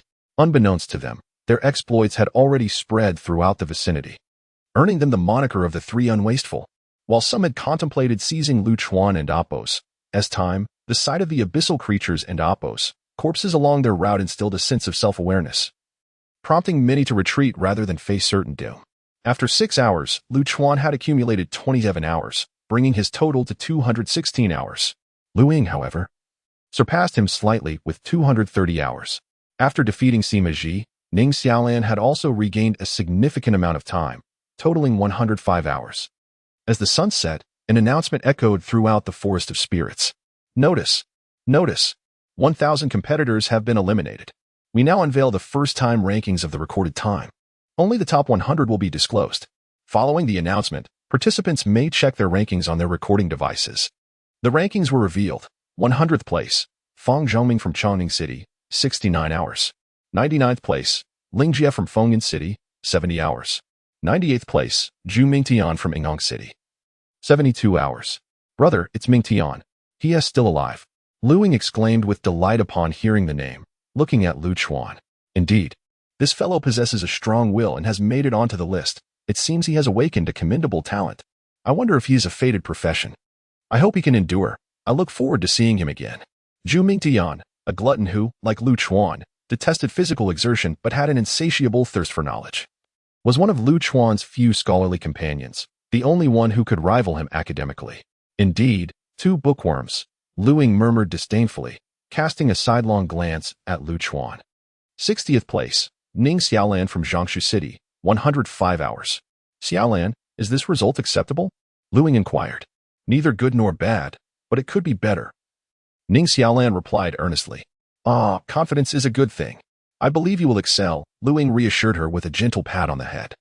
50th place, Yuan Longjun from Qixing City, 125 hours. 49th place, Chen Yingying from Shooting City, 130 hours. 35th place, Qin Anshan from Jinshu City, 155 hours. In the monitoring room of the Forest of Spirits, someone remarked, "Isn't Qin Anshan the granddaughter of old Qin? The last time I saw her was 7 years ago. She has blossomed into a graceful 18-year-old. Professor Wei Hao, why not ask old Qin to let his granddaughter join our Southern District military? I would gladly mentor her myself," Fo Hongji suggested with a mischievous grin. Lieutenant Fo, I will not interfere with Anshan and Appo's choices. It is entirely up to her, as old Qin has conveyed to me. 20th place, Guaxiang went from Qixing City, 172 hours. Incredibly, one of the 5 SS talents from Southern Huaxia ranks only 20th? Someone in the monitoring room questioned, puzzled. However, a robust elder, whose seat bore the name of Tao Huarong from South State University, rose abruptly to retort, is it necessary for an SS-level talent to rank among the top few? This performance is entirely reasonable, especially considering this is merely the first announcement of rankings. He concluded with a dismissive snort, causing a shiver to run through the crowd. Calm down, Vice President Tao. Many of the university representatives are newly appointed and lack experience. Do not stoop to their level. Besides, it won't be long before the three of us retire. A kindly elderly woman in a white robe, named Ren Li from Lijiang University, interjected. Well, for Vice President Ren's sake, I shall let you off this time. I hope certain individuals will think before they speak in the future. Otherwise, making me your target would not bode well for you. Tao Huarong grumbled before taking his seat, leaving the room in a hushed silence. Specialty universities differ from first- and second-tier institutions. The former can recruit across districts while the latter are confined to their own. Nonetheless, each university maintains the same structural hierarchy: one president, one vice president, one head of teaching, and several instructors, due to the ability to recruit across 5 districts. Specialty universities often send outstanding teachers in lieu of high-ranking officials, allowing them to enhance their judgment and expand their social circles. Conversely, first- and second-tier universities typically require only one representative, invariably a knowledgeable vice president, president, or head of teaching. 15th place, Yi Rong from Jinshu City, 178 hours. 12th place, He Jingyang from Cheongzhou City, 190 hours. 11th place, Lan Xinxin from Shooting City, 193 hours. 10th place, Yu Jingwei from Jinshu City, 200 hours. 9th place, Li Yan from Zijing City, 205 hours. 8th place, Sun Lanfeng from Shooting City, 213 hours. 7th place, Lu Chuan from Yingyang City, 215 hours. 6th place, Jianggu from Zijing City, 221 hours. 5th place, Shang Wanshi from Qixing City, 222 hours. 4th place, Shi Dongling from Jinshu City, 228 hours. 3rd place, Lu Ying from Yinghang City, 230 hours. 2nd place, Shintu Yuanjin from Jinshu City, 240 hours. 1st place, Wu Hua from Wuqing, 247 hours. This year in Appo's Southern District has seen an increase in participants awakening S-level talents, with 5 SS-level talents, for more than the previous year. It appears that the competition for rankings in this abyssal contest will be fiercely contested. Fo Hongji and Appo's expression grew solemn as he mused. Lieutenant, the frequency of abyssal creatures escaping from the abyss is increasing. The emergence of talent in Huaxia is not necessarily a remedy for this issue. Yang Xingyu, with a profound gaze and a subtle smile, looked toward Fo Hongji. Upon hearing this, Fo Hongji turned to meet his gaze, nodding gravely in agreement. Chapter 35. The oncoming tide. With a hint of dissatisfaction, Lu Ying sat upon a stone, gazing at her name displayed on the recording bracelet, shaking her head. Sister Lu Ying, third place is already commendable. There will be more opportunities ahead. Let us strive together, Ning Xiaolan earnestly said, seated beside Lu Ying. Meanwhile, Lu Chuan leaned against a tree trunk, eyes closed, exhibiting no interest in the recently announced rankings. As the first round of rankings concluded, the abyss of competition ushered in its second night. The competition was indeed fierce, having eliminated over 1,000 participants in less than 2 days. After dinner, the trio opened the golden treasure chests obtained from defeating the 3 brothers of the Sima family. Lu Chuan was the first to unveil his golden chest, and a cascade of golden light revealed 3 items in his inventory: an equipment piece, an item, and a familiar recovery potion. Night vision goggles, quality, gold, equipped profession, all, equipment bonus, attack 100, health 500, skill, enhanced visibility in darkness. Position switcher, quality, gold skill, allows the user to swap positions with another individual possessing this item. After examining the items, Lu Chuan promptly stored them away, remarking, "Both items are useful to me. I shall keep them." After a moment of contemplation, he retrieved the position switcher and continued, "If I am not mistaken, your chests must contain similar items." Next, with a mix of skepticism, Ning Xiaolan opened her chest, but her luck was somewhat lacking. Apart from the position switcher that Lu Chuan had just acquired, she found only a beginner's warrior skill book. Simultaneously, Lu Ying opened her chest and, as expected, discovered another position switcher, along with an equipment piece. "Xiaolan, I must be your destined champion. I've drawn an item suited to your profession." Lu Ying smiled at Ning Xiaolan, retrieving the equipment from her inventory. Really? Ning Xiaolan exclaimed, her mouth agape in astonishment, stammering. Elemental Mage Hat quality, gold, equipped profession. Elemental Mage, equipment bonus. Attack 250 skill.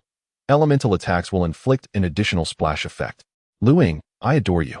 My family searched the forum shop extensively and could only find 1 piece of gold grade and 1 piece of platinum grade equipment for elemental mages. Ning Xiaolan joyfully jumped up, clutching the elemental mage hat Lu Ying had handed her, and then planted a kiss on Lu Ying's cheek. Ha. I'm glad you like it. Lu Ying, momentarily taken aback by the kiss, regained her composure and chuckled. Such gestures were commonplace among girls. Lu Chuan merely shook his head at the scene, continuing to eat.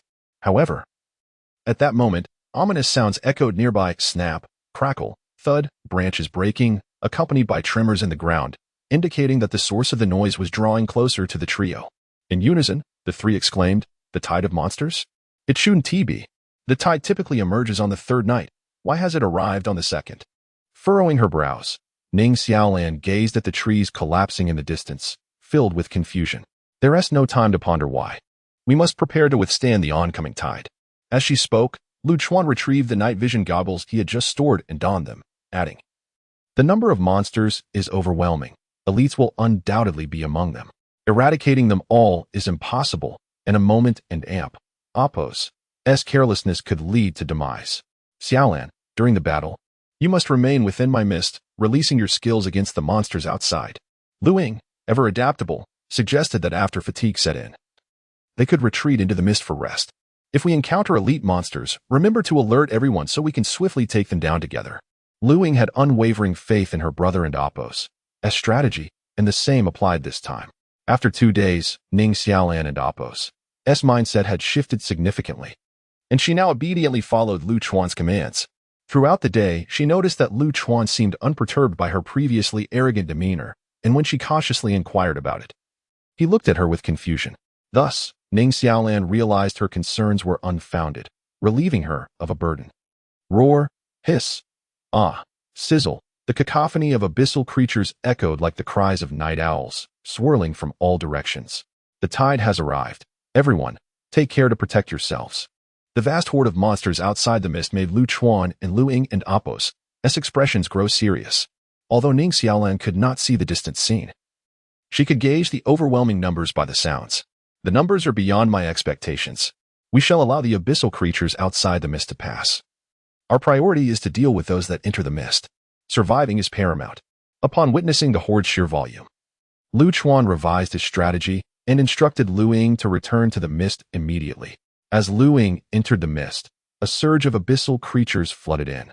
Observing this, Ning Xiaolan began to conjure fireballs. However, the ensuing scene left her baffled as she looked at Lu Chuan. The abyssal creatures that had just invaded the mist began to exhibit strange behavior. Some appeared to be engaged in inexplicable actions on the ground, while others turned to attack their kin. Ning Xiaolan, what are you pondering? Attack now while they are immobilized. Quickly eliminate them, Lu Chuan shouted, snapping her back to reality. Once focused, Ning Xiaolan hurled the gigantic fireball she had conjured. Boom! The fireball instantly obliterated a significant portion of the abyssal creatures within the mist. Without hesitation, she launched another fireball, sending most of the remaining abyssal creatures to their demise. Swish! At that moment, Lu Ying emerged from the shadows, harvesting the surviving abyssal creatures. Within the mist, creatures approached from all directions, yet Ning Xiaolan's fireballs continued to fly forth, targeting each direction in succession. Lu Chuan's elemental die rolled wood element, igniting the fire and ensuring the abyssal creatures endured prolonged suffering before their demise. Lu Ying strategically placed mirrors in all directions, striking swiftly. Wherever she manifested, a creature fell. Lu Chuan, equipped with his night vision goggles, continually surveyed the direction with the highest concentration of abyssal creatures and directed Ning Xiaolan to attack. His monster revolver only held 6 bullets, and he had no intention of utilizing them, uncertain if there were elite monsters lurking in the rear. With the horde comprising thousands, the 6 bullets, which would take half an hour to replenish, would not significantly impact the battle. It was wiser to conserve them for unforeseen dangers. Chapter 36. Zhu Mingtian. Moments later, Lu Chuan successfully reached level 13. Ning Xiaolan and Lu Ying did not level up, the difference being Lu Chuan and Apos' double experience. At that moment, a frantic cry echoed from the dark recesses beyond the gray mist. All 3 of them heard it, but Lu Chuan felt an odd familiarity with the voice. He glanced at Lu Ying, who, to his surprise, was looking back at him with a smile. Brother, it's the same bookworm as you, Zhu Mingtian. Just as Lu Chuan was puzzled, Lu Ying's words triggered a sudden recollection. Help! In the next instant, a shadow darted from the dark forest above. With his night vision goggles, Lu Chuan quickly discerned that the figure was his academically gifted friend, Zhu Mingtian. He noticed that Zhu Mingtian appeared to be riding a crimson creature, although he could not immediately identify it. Whoosh! Soon after, an even larger shadow soared out from the dark woods. Lu Chuan recognized it as a common abyss elite monster, the lion-headed bat. The lion-headed bat was relentlessly pursuing Zhu Mingtian, and the distance between them was rapidly diminishing. Chubby, get into the gray mist. Seeing the dire situation, Lu Chuan shouted towards Zhu Mingtian. Are you calling me? That familiar nickname. I had a feeling it was him. I knew the leaderboard couldn't have made a mistake. Hurry, little fire dragon, fly into the mist. Zhu Mingtian, hearing the voice, was momentarily taken aback, but then recollected something and was filled with joy. Before long, as the lion-headed bat closed in on him, Zhu Mingtian plunged into the gray mist. Roar! The lion-headed bat did not immediately follow but paused at the mist's edge, circling around it with caution. Within the gray mist, Zhu Mingtian not only spotted Lu Chuan but also Lu Ying. Chubby, congratulations on not being dead. Seeing Zhu Mingtian gaze at her, Lu Ying made a slicing motion across her throat with a mischievous grin. Zhu Mingtian shivered and averted his gaze, joining Lu Chuan's side. I never expected you 2 siblings to be this formidable, one ranking 3rd on the leaderboard and the other 7th. More importantly, I am delighted that you both survived. It's a joy to see you again, and I'm truly relieved. Zhu Mingtian and Apos' expression was quite theatrical. Lu Chuan feared he might shed tears at any moment. However, it was too early for nostalgia. First, they needed to overcome the monster tide. Lu Chuan remained vigilant, observing the lion-headed bat's movements, and noticed it seemed poised to charge in. Sure enough, the next moment, Roar! The lion-headed bat flew directly into the gray mist. But at the instant it made contact with the fog, its wings vanished, replaced by enormous eye sockets. Without its wings to sustain its flight, the lion-headed bat plummeted from the air. Yet, it quickly regained its balance and landed steadily on the ground. Lion-headed bat, level 16, health 17,000, physical attributes, attack 500, defense 500, speed 700, skills, wind sound roll, bite. Roar! Roar! The lion-headed bat cast a glance into the mist and zeroed in on the nearest Ning Xiaolan, lunging toward her with its gaping maw. Xiaolan, run! Not far away, Lu Ying, engaged in slaying monsters, narrowed her eyes and shouted. Upon hearing this, Ning Xiaolan turned back in confusion. However, the area enveloped by the mist was already small. The lion-headed bat, towering at 5 or 6 meters, had already appeared behind her, causing her to gulp nervously. The lion-headed bat roared at Ning Xiaolan, who had never faced such a scenario, rendering her legs unresponsive. However, just as the lion-headed bat prepared to attack, a series of explosive sounds erupted from behind it. Bang, bang, two bullets pierced through the lion-headed bat and Amp, Apos' back, dark blue liquid splattering everywhere. Roar. The wounded lion-headed bat let out a pained cry and turned to glare at Lu Chuan, who had fired the shots. Whoosh. Unbeknownst to it, Ning Xiaolan had already been rescued by Lu Ying. When the lion-headed bat turned back, it was met with Zhu Mingtian and Amp, Apos' fist. Bang, with a single punch. The lion-headed bat was sent staggering back several paces before regaining its footing. Ning Xiaolan, you continue to clear the abyss monsters in the mist. Leave this elite monster to the three of us. Lu Chuan glanced at the shaken Ning Xiaolan, who had been brought to his side by Lu Ying, and instructed. Ning Xiaolan nodded tremulously, picking up her weapon to prepare for an attack. Chubby, is that a fire lizard you're riding? Emerging from the shadows, Lu Ying noticed Zhu Mingtian being carried aloft by a creature and curiously inquired. Your eyesight is terrible. It's clearly a fire dragon. Zhu Mingtian retorted excitedly. Gore, the fire dragon, upon hearing this, also let out a few disgruntled roars at Lu Ying. All right, it and Apos. It's not a lizard, it's a dragon. Lu Ying smiled lightly before vanishing from sight. In the blink of an eye, Lu Ying appeared behind the lion-headed bat. The lion-headed bat, immediately sensing her presence, swung its paw to swipe at her. Quite alert, but she evaded. Lu Ying's figure flickered and disappeared, leaving only a sharp-edged shard behind. Roar. The shard embedded itself into the lion-headed bat and Apos' paw, and it then swatted the shard onto its back, howling in agony. Baiyu. Seizing the opportunity, Lu Chuan unleashed the remaining 5 bullets, but to his dismay, none hit the target. Little fire dragon, dragon flame cannon. Zhu Mingtian refused to remain idle, commanding his fire dragon to launch an attack. However, just as their strikes were about to land on the lion-headed bat, an unforeseen event occurred.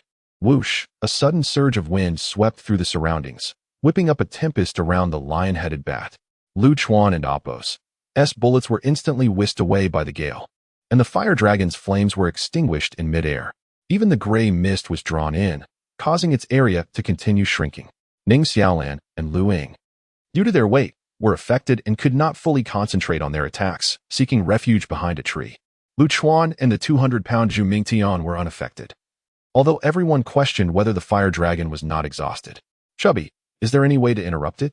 Recognizing his own inability to counter the lion-headed bat and Apos' tempest, Lu Chuan turned to Zhu Mingtian for answers. I have a one-time defensive skill, but I'm unsure if it can withstand an elite monster-s assault. Zhu Mingtian hesitantly nodded. That's good. Let us give it a try. Ultimately, whether we can defeat the lion-headed bat hinges on your skill. Otherwise, we may have to let it escape. Lu Chuan had already devised a plan. If they possessed no means to counter the raging winds summoned by the lion-headed bat, they would have to constrict the gray mist and relocate it elsewhere, allowing it to gradually dissipate in place. Chapter 37. Slaying the lion-headed bat, the Dragon Knight's command. Zhu Mingtian raised his spear, calling out with fervor. In the next instant, a black and gold radiance emanated from the spear's tip, and a towering phantom clad in black and gold armor materialized, enveloping Zhu Mingtian within its embrace. Little fire dragon, charge forth. Once prepared, Zhu Mingtian mounted the little fire dragon and surged towards the tempest. A resounding crash echoed as they collided, sending shockwaves rippling outward. The wind ceased abruptly, and Zhu Mingtian was swept away by the force, while the little fire dragon vanished from sight. Witnessing this, Lu Chuan rushed over and grasped Zhu Mingtian. To his astonishment, the pull nearly dislocated his own arm. Plump one, steady yourself. By the way, your little fire dragon has met its demise, has it? As Zhu Mingtian regained his footing, he replied, not quite dead, just requiring a moment to recuperate. However, without the little fire dragon, I fear I may be of little assistance. He wiped the blood from the corner of his mouth, expressing his helplessness. You and Apos' already rendered invaluable aid. Now it's time for me and Lu Ying to take charge. Mirror Flower Thorn. As the gust dissipated, Lu Ying immediately launched her assault on the lion-headed bat. She conjured a silver rose in her hand and hurled it at the beast. The silver rose erupted midair, transforming into a flurry of sharp petals that rained down upon the lion-headed bat, which had just risen from the ground. The sound of petals striking flesh echoed as dozens of them pierced the bat and Apos' body, eliciting pain cries. Lu Ying and Apos' onslaught persisted, wielding her mirror blade with grace. Each strike leaving a new wound upon the lion-headed bat. Blind Sand. Before the bat could fully comprehend the situation, Lu Chuan delivered a blinding attack. He then tossed an elemental die beneath the lion-headed bat, causing a blue glyph to shimmer into existence. Moments later, the blinding effect subsided, and the glyph activated, summoning the deep waters of the ocean element. With a splash, the ground beneath the lion-headed bat vanished, plunging it into several meters of water. The creature flailed and screeched, seemingly unfamiliar with aquatic environments. Xiaolan, what exactly is Lu Chuan's foundational profession? He possesses elemental skills typical of scholars, skills of hunters, and even wields a revolver favored by rangers, along with this strange gray mist. Zhu Tian, meanwhile, was not idle. He observed the battlefield of Lu Chuan and his sister while using his spear to dispatch the abyssal monsters that surged into the gray mist. The more he observed, the more perplexed he became, murmuring with a furrowed brow, his voice louder than he intended. Lu Chuan and Apos, his foundational profession is that of a hunter. I've never heard him mention his fate profession, but his skills are indeed an eclectic mix, Ning Xiaolan responded, aware of Zhu Tian and Apos as curiosity. Prior to confronting the lion-headed bat, Lu Chuan had introduced Zhu Tian to Ning Xiaolan, asking her to keep an eye on him for the time being. At that moment, the lion-headed bat continued to thrash about in the water, struggling to regain its footing. Lu Ying's relentless assault never wavered, while Lu Chuan's revolver bullets required a brief respite to recharge. After enduring this chaos, the lion-headed bat's health had diminished by 2/3, leaving it with just over 6,000 health points. As time elapsed, Lu Ying, with the highest output from the entire team, ultimately sent the lion-headed bat to its demise. Unable to acclimate to the water, had it not been for its imposing size, it might have truly drowned. With the lion-headed bat defeated, the group's focus shifted back to fending off the tide of monsters, which had persisted for over 2 hours. Weariness was evident on the faces of nearly all present. Fortunately, the presence of Lu Chuan and Apos' elemental array and the gray mist allowed everyone to take turns resting. Plump One, how did you survive? Lu Chuan inquired during a moment of rest, engaging Zhu Tian in conversation. I was not within the city. I was several kilometers away, conducting biological research, thus evading this catastrophe. Sadly, none of my family survived, save for me. Zhu Tian's voice dwindled into silence, his head bowed in sorrow. Lu Chuan understood the pain of losing loved ones and promptly shifted the topic. Plump One, why not join me in Luing? We wouldn't mind having another brother. Zhu Tian responded with an incredulous expression. No. If you say that, then I wouldn't mind having another brother and sister as well. As 2 more hours passed, the number of abyssal monsters dwindled. Soon, no more appeared, bringing the 4-hour onslaught to a close. Gurgle. Finally, it's over. I've recited spells until my mouth ran dry. Ning Xiaolan mused, unsure of how many times she had quenched her thirst during the ordeal. Little fire dragon. You've worked hard, Zhu Tian said, gently stroking the exhausted creature's head. A soft awoo escaped the little fire dragon as it opened its eyes and nuzzled against his hand. At that moment, Zhu Tian glanced at his watch, a thought striking him. Wait, typically the beast tide lasts only 3 hours. Why did this one extend to 4? Indeed, Plump One. I hadn't noticed that until you mentioned it, Ning Xiaolan replied, having taken to calling him Plump One just like Lu Chuan. Could it be that the monsters from the Forest of Spirits proliferated, allowing us to cleanse some of them? Lu Ying proposed her theory. That's a possibility.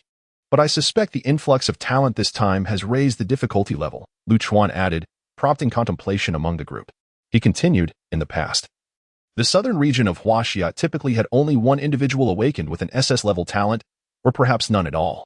Not only that, but this time there are significantly more individuals awakened with S-level talents than ever before. With an increase in talent comes greater competition and thus, the rules cannot remain as rigid as they once were. During this monster tide, Lu Chuan had leveled up to level 14, gaining a substantial boost in various attributes. Now only a quarter of the way to level 15. His recording device indicated 312 hours, and he had earned a full 100 hours during the tide, along with a dozen silver treasure chests.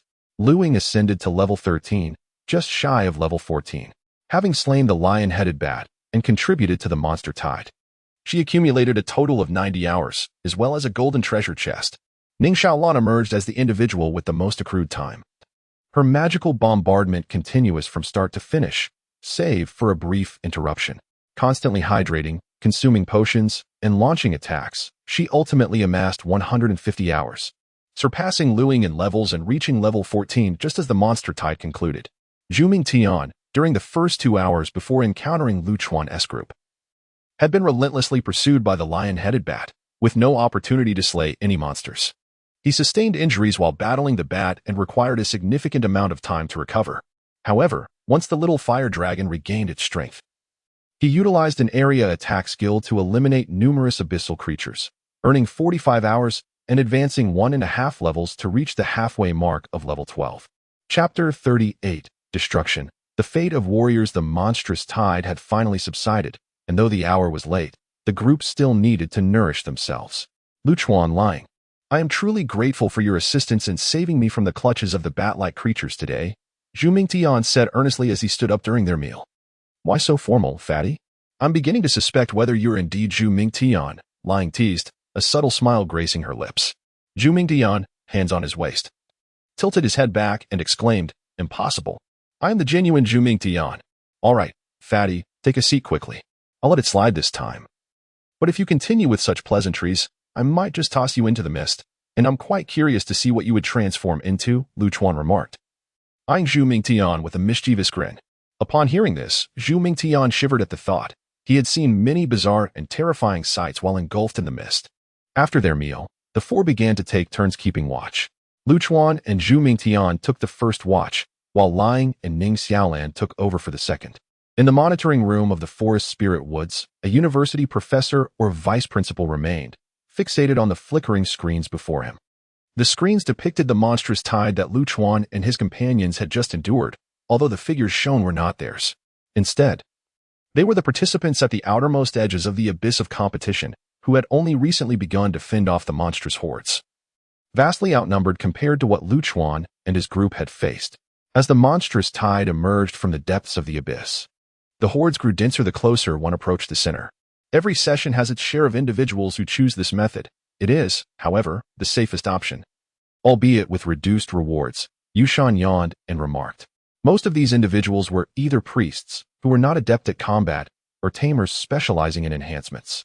Both classes were at a significant disadvantage in this competitive abyss. Unbeknownst to whether she was influenced by Yushan and Appo's yawn, Renli also succumbed to fatigue and yawned as well. If you two are tired, go to sleep. There's no need to force yourselves to stay awake, a stern-faced middle-aged man with straight eyebrows, seated beside Yushan, advised. Upon hearing this, Sun Qin immediately turned away, displeased. I enjoy pushing through, Tao Huarong. Don't think I'm unaware of your ulterior motives. Keep your distractions to yourself, and allow me to select my students in peace. Renli was notoriously fierce in arguments, and Tao Huarong, aware of his inferior position, could only mutter curses inwardly. Like Yushan, both Tao Huarong and Renli were vice principals at a top university in the southern region. An additional hour of the monstrous tide indeed proved to be of no greater difficulty for those ranked within the top 100. Fo Hongji gazed at the participant count displayed on the calculator, 841, shaking his head and murmuring to himself. Fatty, are you an S-level talent? Lu Chuan inquired, turning his attention to Zhu Mingtian before the campfire. No, I awakened a B-level talent. Zhu Mingtian replied, his gaze instinctively dropping, his voice tinged with uncertainty. He had learned from Ning Xiaolan that her talent was S-level, and discovered that Lu Chuan possessed S-level talent, while Lying had SS-level talent. Thus, it was challenging for him to voice his B-level talent. A B-level talent under the scrutiny of fate, leading to an unknown class, must surely yield a commendable score in the divine descent. Challenge, Lu Chuan observed Zhu Mingtian and Appo's shifting emotions, intending to alter his perception of himself in a different manner. With an S score, I ranked 37th before entering the abyss of competition. Do you truly believe you are inferior? Lu Chuan questioned. Upon hearing this, Zhu Mingtian's eyes brightened as he abruptly lifted his head. Oh, am I truly that inadequate? Not at all. It's just that you are all too extraordinary. Wait a moment. At that moment, Zhu Mingtian paused, a look of confusion crossing his face as he turned to Lu Chuan. Lu Chuan, how did you know I received an unknown class? Lu Chuan rubbed his forehead, appearing speechless before responding. Did you forget that basic information is revealed upon injury? Moreover, why cover yourself so? It's not as if I've never seen before. With a smile, Lu Chuan formed a circle with his thumb and forefinger. Oh right. How could I forget that? Zhu Mingtian initially appeared enlightened, but upon noticing Lu Chuan's gesture, his face flushed crimson once more. After a considerable time had passed, Zhu Mingtian's face, reminiscent of a monkey's bottom, finally regained its normal hue. Fatty, what kind of class is the Dragon Knight? The Destruction class, Zhu Mingtian exclaimed, realizing that it was among the most extreme of the 21 paths. Do you possess any extreme inclinations, Fatty? Seeing the skeptical gaze from Lu Chuan, Zhu Mingtian, unsure himself, replied, I don't know. It was the only class presented to me during the assessment, and I had no choice but to select it. Having known Zhu Mingtian for 3 years, Lu Chuan recognized him as someone who seldom lied. I see. However, this class also grants you a fire dragon as a companion. That does sound rather appealing. Indeed, that is the aspect I cherish most about this class. As you know, I am quite introverted. And having the little fire dragon by my side has significantly alleviated the sorrow stemming from my family and Appos, as passing, Zhu Mingtian remarked, transforming as he spoke of the little fire dragon, making it difficult to perceive him as an introverted person. Yet, it was likely due to Lu Chuan. Having known each other for a long time, they had naturally opened their hearts to one another. Following this, Lu Chuan shared numerous tales about himself with Zhu Mingtian, including how he survived the scrutiny of fate, class selection, and rankings in the Divine Descent Challenge. Each tale ignited Zhu Mingtian's enthusiasm. Lu Chuan, possessing foresight, had summoned the mist early on to prevent their conversation from being overheard by any prying ears. Unlike Zhu Mingtian, Lu Chuan had only recently met Ning Xiaolan and had yet to fully trust her. Zhu Mingtian was different. Their friendship had evolved over 3 years, beginning as rivals in academia, both excelling in their respective scores. By a stroke of fate, they formed a debate team, representing their school and triumphing in the national high school competition. Through this experience, they transitioned from enemies to friends, and over time, their bond deepened into that of brothers. However, some secrets are best kept hidden, such as Lu Chuan's possession of 2 fate classes, which he chose not to disclose. Their conversation was rich and extensive, as they explored various topics together. Chapter 39. Wuhua. The following morning at 9:00 and amp. Appos, clock, as Lu Chuan and his companions enjoyed their breakfast, the voice of Second Lieutenant Fo Hongji echoed through the air. Attention, all participants. Following discussions among the Huaxia government, military, and educational institutions, several rules regarding the Forest of Spirits competition will be amended. The final results of the Abyss will no longer be ranked by individual times, but rather by the cumulative time of the team. The method of elimination will also change. If 2 members of a team perish, the entire team will be deemed eliminated. The number of members in a team cannot exceed 5, and there must be at least 1 priest or tamer in order for the final results to be valid. Lastly, I will add a personal rule. Once team members are determined, they cannot be changed. Once a team is established, members cannot leave. After Fo Hongji concluded his announcement, a palpable silence fell over the gathering. Yet, everyone understood that his final words were laced with a warning, the reasons for which remained shrouded in mystery. Interesting rules indeed. Zhu Mingtian mused, gazing at the azure sky dotted with white clouds. They have transformed the previously overlooked professions into coveted roles. Indeed, the number of individuals selecting these foundational professions had been scarce, and it was likely that many would find themselves eliminated due to these new stipulations, much like us. Lu Chuan remarked, crossing his arms in resignation. Sensing the peculiar atmosphere, Lu Ying bluntly suggested, what if I go and capture one? Upon hearing this, Lu Chuan and the others exchanged glances and nodded in agreement, finding merit in her idea. Ning Xiaolan voiced her concern. But what if the person we capture refuses to cooperate? Then we'll just kill them. Lu Chuan replied, gesturing dramatically across his throat. After all, whether we catch 1 or 2, we can always take another if the first doesn't comply. In unison, Lu Chuan's companions echoed, that makes sense. However, at that moment, a woman's voice suddenly resonated above them. Your thoughts are quite intriguing. I must say, I like them. How about you just capture me? I happen to be a tamer. Startled, the 4 glanced upward, their pupils dilating in surprise. Perched upon a branch was a woman clad in a red and black qipao embroidered with the motif of the anemone flower. She possessed an alluring figure, with a beauty mark beneath each eye. Who are you? State your intentions, or face death. Lu Chuan's expression turned serious as he scrutinized the woman. He had not sensed her approach, yet he felt an undeniable aura of danger emanating from her, though it seemed not to be directed at them. Lu Ying's demeanor also shifted, her gaze fixed intently on the woman.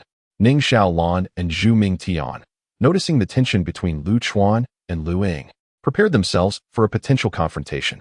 Relax. I was merely joking. You don't need to be so serious. The woman introduced herself with a graceful motion. I am Wu Hua.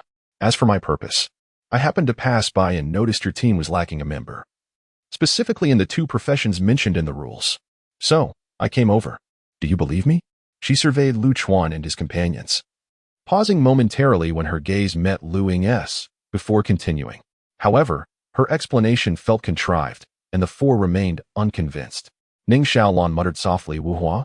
That name sounds somewhat familiar. Then, her expression lit up with excitement.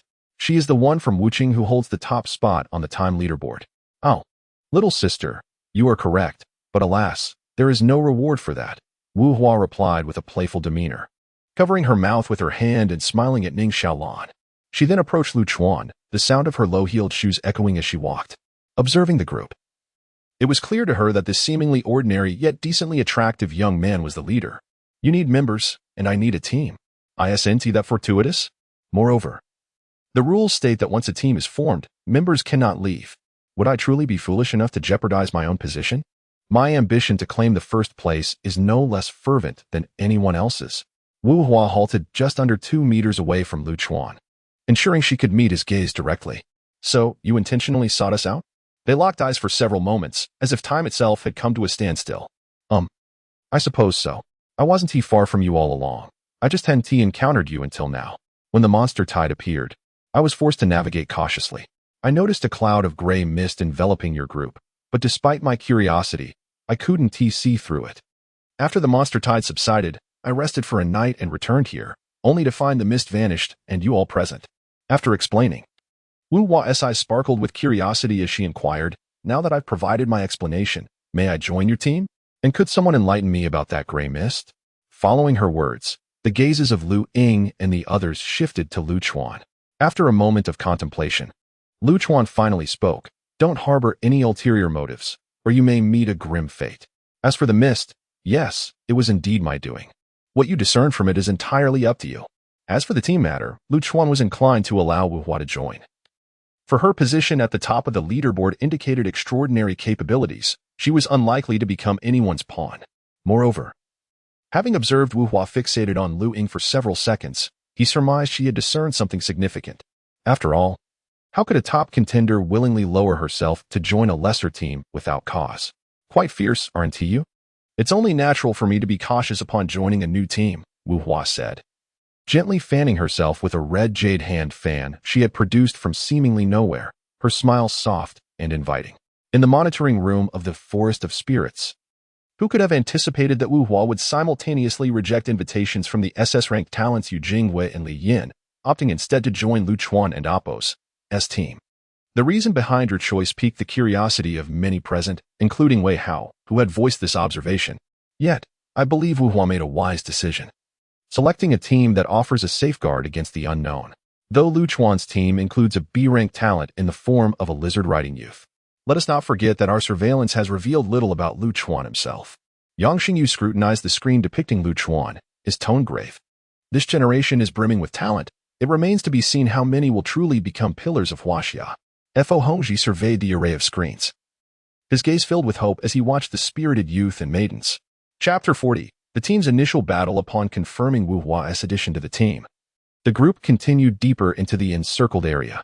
The bonds of female friendship flourish in the presence of shared topics, transforming acquaintances into sisters in an instant. Wu Hua quickly integrated into the small circle of girls, captivating Ning Xiaolan and Lu Ying with her radiant complexion, prompting their incessant inquiries about its secret. Meanwhile, Lu Chuan and Zhu Mingtian led the way, engaged in conversation about university life while surveying their surroundings. Before long, they encountered the first team formed under the new rules. This opposing group also comprised 5 members, 4 men and 1 woman, radiating an unmistakable aura of aggression. The moment they spotted Lu Chuan and his companions, they launched an immediate attack. Swish, swish, swish, hundreds of arrows rained down from the sky, hurtling towards Lu Chuan's group. Dragon Knight's protection, Zhu Mingtian shouted as he stepped forward, brandishing his spear. In response, a colossal shadow of black and gold armor manifested above them, shielding the team from the onslaught of arrows.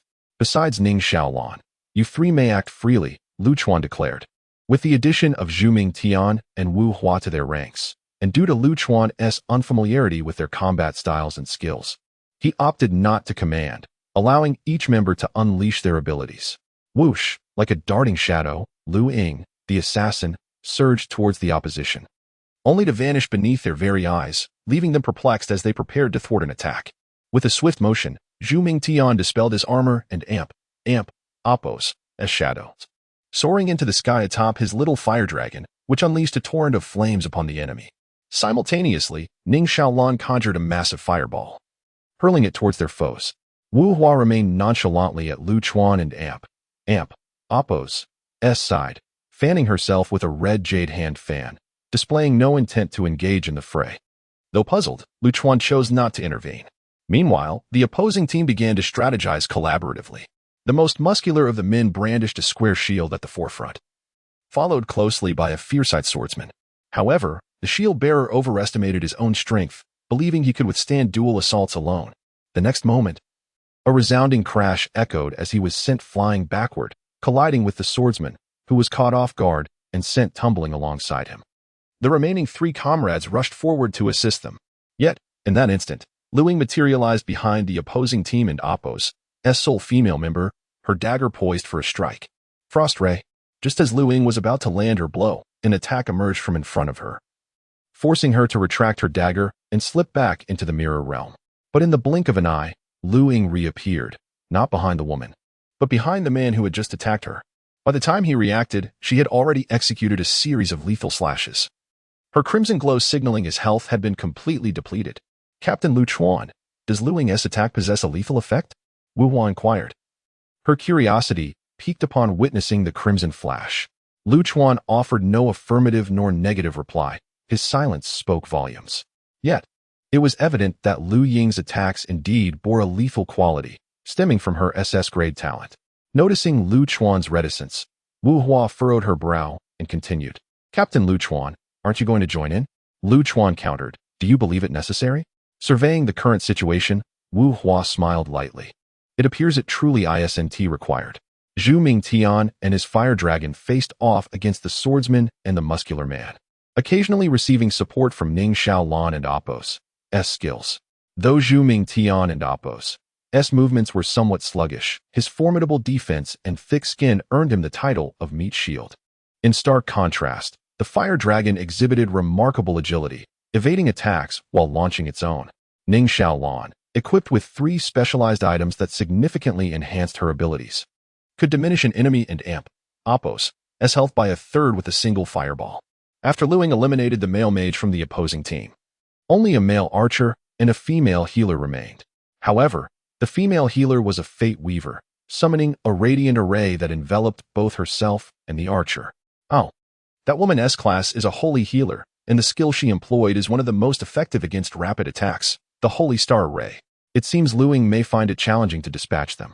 As this thought crossed her mind, Wu Hua glanced at Lu Chuan, whose expression remained unchanged, prompting her to frown slightly. Acknowledging her observation, Lu Chuan nodded. You make a valid point. Upon hearing this, Wu Hua and Appos' lips curled into a smile, secretly thinking, is he finally going to make a move? Someone who can instill a sense of threat in the Earth's ancestor.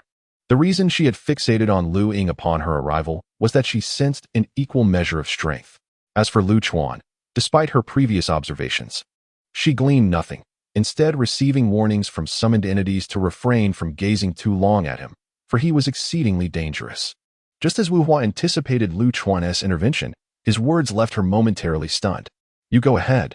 It's a perfect opportunity for me to assess your capabilities. Noticing Wu Hua's prolonged hesitation, Lu Chuan inquired with curiosity, are you frightened? Or do you doubt your own strength? Wu Hua concealed her burning face behind her fan, gritting her teeth as she replied, all right, Captain Lu Chuan, do watch closely. Do not feel inferior. With that, Wu Hua, donning a cold expression, waved her red jade fan. A brownish light emanated from it, landing on the ground, and soon a woman with a human upper body and a serpent's tail, cradling a brownish-yellow orb, materialized. Ho-2. Let us proceed. Wu Hua shot Lu Chuan a fierce glare before leading her summon towards Lu Ying's position. Ho-2. The Earth's ancestor, so it wasn't he a mere illusion. It was indeed watching me. Lu Chuan mused. Recalling the moment, he felt a gaze emanating from the mist during his battle with the lion-headed bat. Although he had been preoccupied with combat, he had sensed something observing him from beyond the fog. This confirmed that Wu Hua had not lied. She had indeed traversed through the mist. Ho Tu, attack those two ensconced within the array. As soon as Wu Hua finished speaking, Ho Tu, holding the Orbiglow, summoned several large stones that levitated around them, accelerating towards the holy healer and her companion. Swish! The two adversaries, noticing the impending stones, prepared to retaliate. The archer unleashed a volley of arrows, matching the number of stones hurtling towards them. Each arrow struck true, yet the minuscule projectiles failed to halt the colossal stones. The next moment, a thunderous explosion erupted as the arrows detonated upon impact, releasing a chilling mist that enveloped the stones, which subsequently froze mid-air and plummeted to the ground, shattering upon impact. Chapter 41. The final 10 teams whoosh. The opposing ranger persisted in their assault, launching a colossal arrow, 1/2 meter wide and 2 meters long, composed of solidified ice elemental energy. Another individual touched by the threads of destiny, a time, fate ranger, the glacial marksman. Observing this, Wu Hua chanted an incantation and plunged her fan into the earth, causing it to erupt in a blinding flash. Immediately, the ground fractured, and a wall approximately 5 meters thick rose abruptly, shielding Wu Hua and Ho Tu's day rumble. The ice arrow collided with the earthen barrier the instant it materialized, shattering upon impact. The wall, however, was now laced with a network of cracks. Ho Tu, your turn. Ho Tu nodded, and the orb in her grasp began to spin. Concurrently, the ground within the sacred star array began to tremble with increasing intensity. This disruption hindered the sacred healer's ability to maintain the formation, causing it to flicker precariously as if on the verge of collapse. Concealed in the shadows, Lu Ying observed the unfolding events. The array did indeed pose a challenge to her abilities. However, her prowess extended beyond mere speed. She was a master of mirrored translocation. Lu Ying had strategically placed her mirrors, making the elimination of these two individuals a simple task. Yet, she received an imperceptible signal from Lu Chuan, instructing her to remain passive. Initially perplexed, Lu Ying understood Lu Chuan's intentions upon Wu Hua's arrival. The sacred star array is crumbling. Why has Apos? Lu Ying made her move.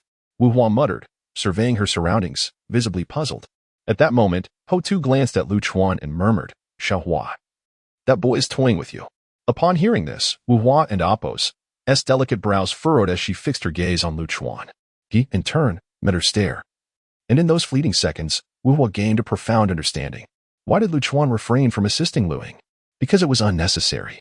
Why was Lu Ying nowhere to be seen? Because Lu Chuan had instructed her to conceal herself. Why did Lu Ying hesitate to strike? Because Lu Chuan forbade it.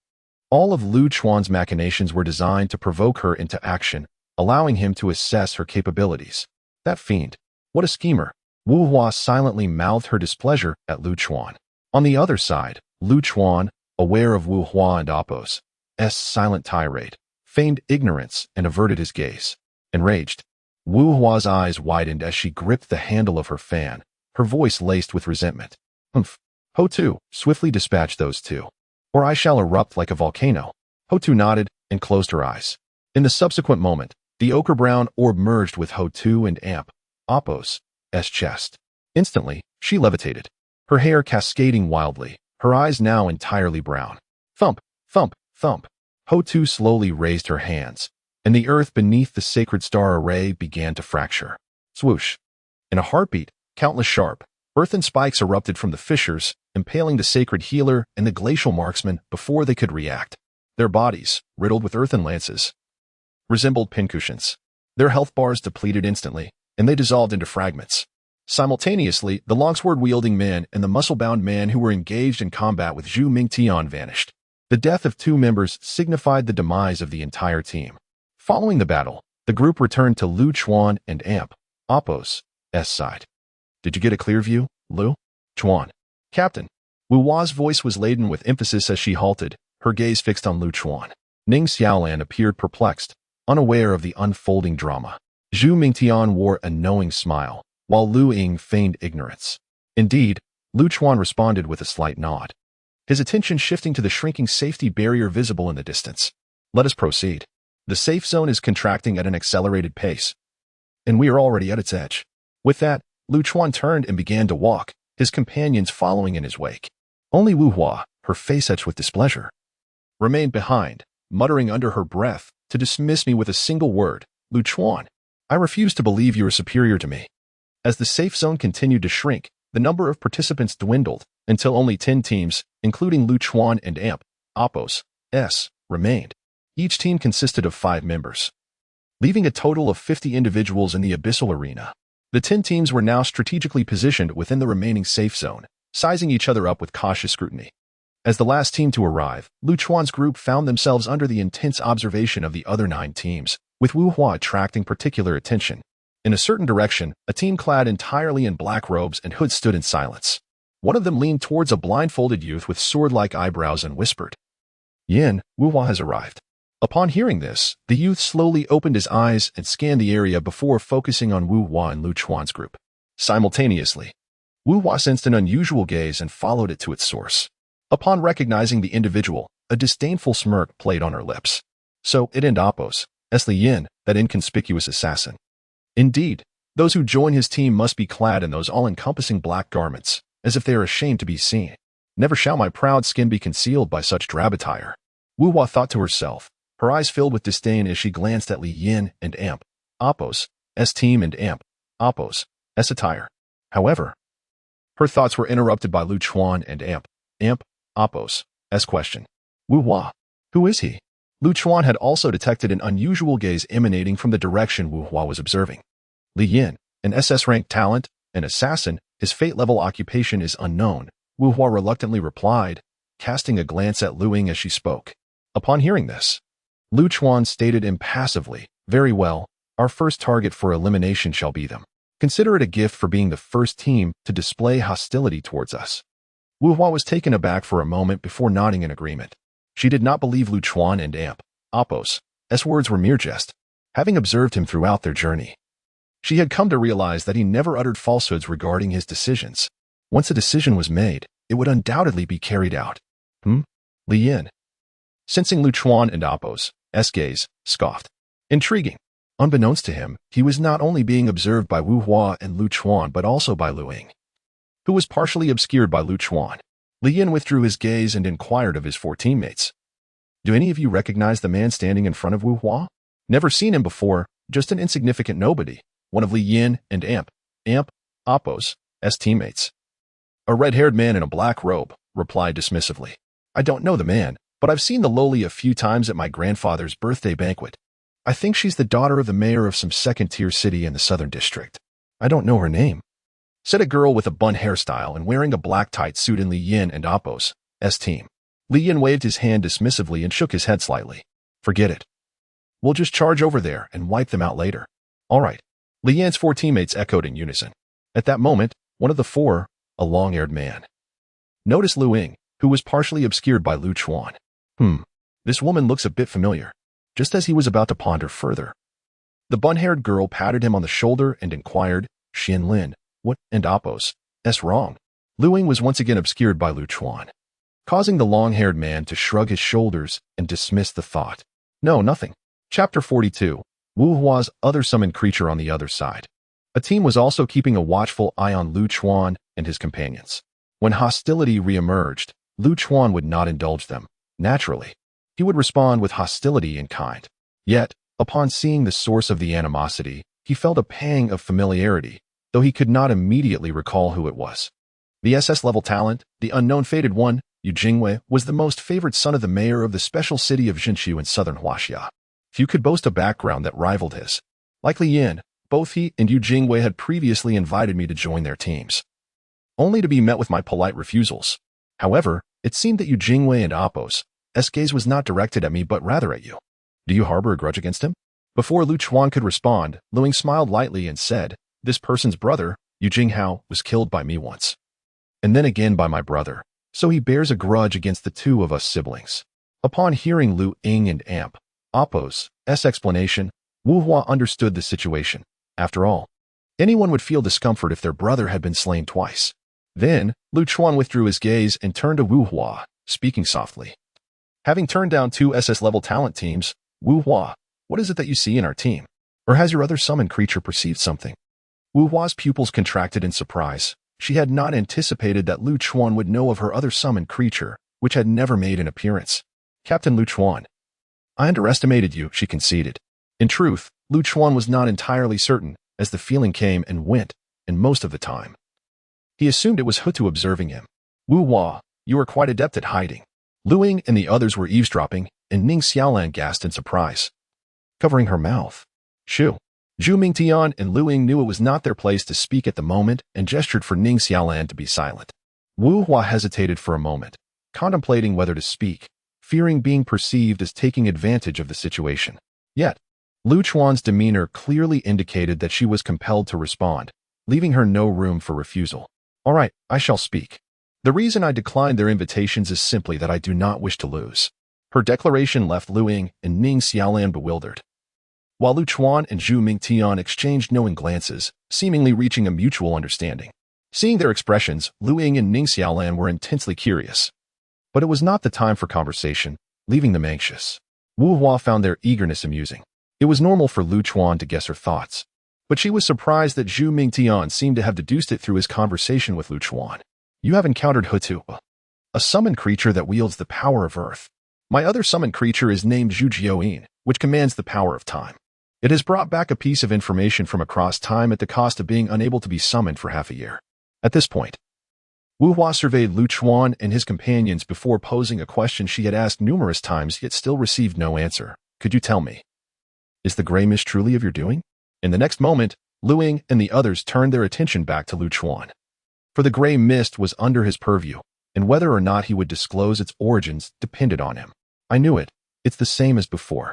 Wu Hua had witnessed this scene multiple times, almost ingraining it in her memory, and now it was Lu Chuan and Appos, as turned to disregard her. However, this time, Lu Chuan did not ignore her. Are you fixated on this matter because the information from Zhu Jiaoyin pertains to it? Upon hearing this, Wu Hua felt a flicker of hope and nodded earnestly. Trust is reciprocal, much like the bond shared now. As they spoke, Lu Chuan raised his hand, and a swirling mass of fiery gray mist began to materialize. At that moment, Wu Hua finally confirmed the source of the gray mist. After retracting the mist, Lu Chuan continued, Now, tell me what information Zhu Jiaoyin relayed to you.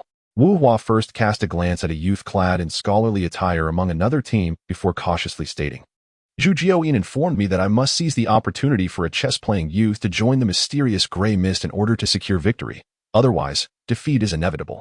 Wu Hua and Appos' actions were subtle, yet they did not escape Lu Chuan and Appos' keen gaze, though he refrained from inquiring about the identity of that individual. How can you be certain that the gray mist you seek is indeed the one associated with me? And why do you place your trust in my team? My intuition, combined with Hutu's and Zhu Jiaoyin's, leads us to believe so. As for why I trust this team, it is due to Lu Ying. She is an SS-level talent. As am I. If a team possesses 2 SS-level talents, the likelihood of securing first place is significantly heightened. As Ning Xiaolan and Zhu Mingtian listened, they increasingly felt as if they were being ironically mocked. In unison, they exclaimed, Apologies, we have been a hindrance. Wu Hua momentarily froze, unsure of how to respond. For their statement indeed carried a hint of that sentiment. Wu Hua's candid explanation alleviated many of Lu Chuan's concerns regarding her, allowing his wariness to dissipate somewhat. As time passed, apart from Lu Chuan and Appos' team and Li Yan and Appos' team, which had already designated their targets, the other 8 teams also began to finalize their choices. Known only to their respective members, the atmosphere grew tense, silence enveloping the space as nearly everyone awaited the sound of the horn. Suddenly, with a bang, Lu Chuan drew his revolver and fired a shot at Li Yan. The gunshot reverberated like thunder in the stillness. In the next moment, all teams sprang into action, launching attacks against their chosen targets. Lu Ying, continue as usual, seek opportunities to strike at the enemy's rear. Fatty, stay at the forefront with the little fire dragon, while Ning Xiaolan follows behind Wu Hua to provide support. Remain vigilant against the enemy's assassins. The range of the gray mist is limited. I will position myself in the center to cover everyone. If we find ourselves overwhelmed, remember to retreat into the gray mist at the first opportunity. As Lu Chuan directed the formation and tactics, Zhu Mingtian nodded. Mounting the little fire dragon and distancing himself from the team, Lu Ying followed closely behind Zhu Mingtian, her figure flickering before vanishing from sight. On the other side, after evading Lu Chuan's shot, Li Yan coldly remarked, I never expected them to choose us. Who gave them such confidence? The red-haired, red-browed young man chuckled lightly. Who else could it be but Wu Hua? Let us end this quickly. That way, we'll have more time to rest. Just take down a couple of them. You all have the freedom to arrange your actions. I'll go to stall Wu Hua. With that, Li Yin vanished from sight. The assassin disappeared, setting his sights on the chubby one and the ranger who had fired at his brother. The girl with the bun pointed at Zhu Mingtian and then at Lu Chuan. Chapter 43. The demon sword master. The tension between the two sides was palpable, a battle imminent. In a mere moment, a new group emerged in the distance. Led by Yu Jingyue, the elder brother of Yu Jinghao. Jingyue, this group is engaging with Li Yin and his companions. Shall we intervene? Inquired a man draped in a long coat beside Yu Jingyue. No. Yu Jingyue shook his head and gestured toward the sky. The other four immediately understood and ceased discussing the matter. Regardless of who emerged victorious, we would inevitably face a confrontation. Let us find a team to warm up, he declared before leading his group away. Zhu Mingtian, positioned at the forefront of the team, was naturally the first to encounter an opponent. As expected, he had scarcely dismounted from the little fire dragon when a bald, burly man approached, clad in black light armor and wielding a silver greatsword. What a fool to send a tamer as the vanguard. The bald man sneered disdainfully at Zhu Mingtian, noticing the lizard beside him. How foolish. Zhu Mingtian had no desire to engage in conversation with someone so blinded by their profession and charged forward with the little fire dragon. Magic sword. Arise. The bald man's lips quirked as he observed Zhu Mingtian. In the next instant, his silver greatsword began to glow a deep crimson. Within moments, the sword transformed entirely, radiating an overwhelming aura. With a thunderous crash, Zhu Mingtian was sent sprawling, and the little fire dragon's attack was effortlessly cleaved in two. Zhu Mingtian skidded several meters before regaining his footing, quickly discerning the bald man's profession. Without allowing Zhu Mingtian a moment to catch his breath, the bald man unleashed a wave of red blade energy. Zhu Mingtian, gripping his spear horizontally, managed to deflect the oncoming attack. However, the force was formidable, and had it not been for his weight, he might have been knocked back. The little fire dragon retaliated by expelling a fireball toward the blade energy, resulting in a spectacular collision that nullified both attacks.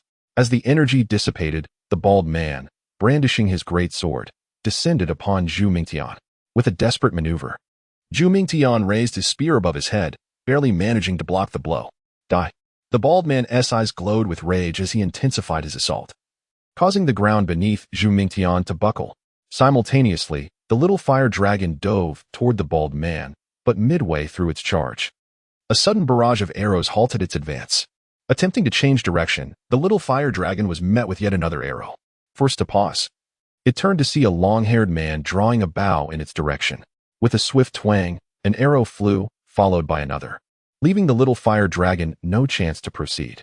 Observing the situation, Lu Chuan took aim at the bald man, unwilling to permit such overwhelming odds. The bald man heard the gunfire, but by the time he reacted, the bullet had already struck him.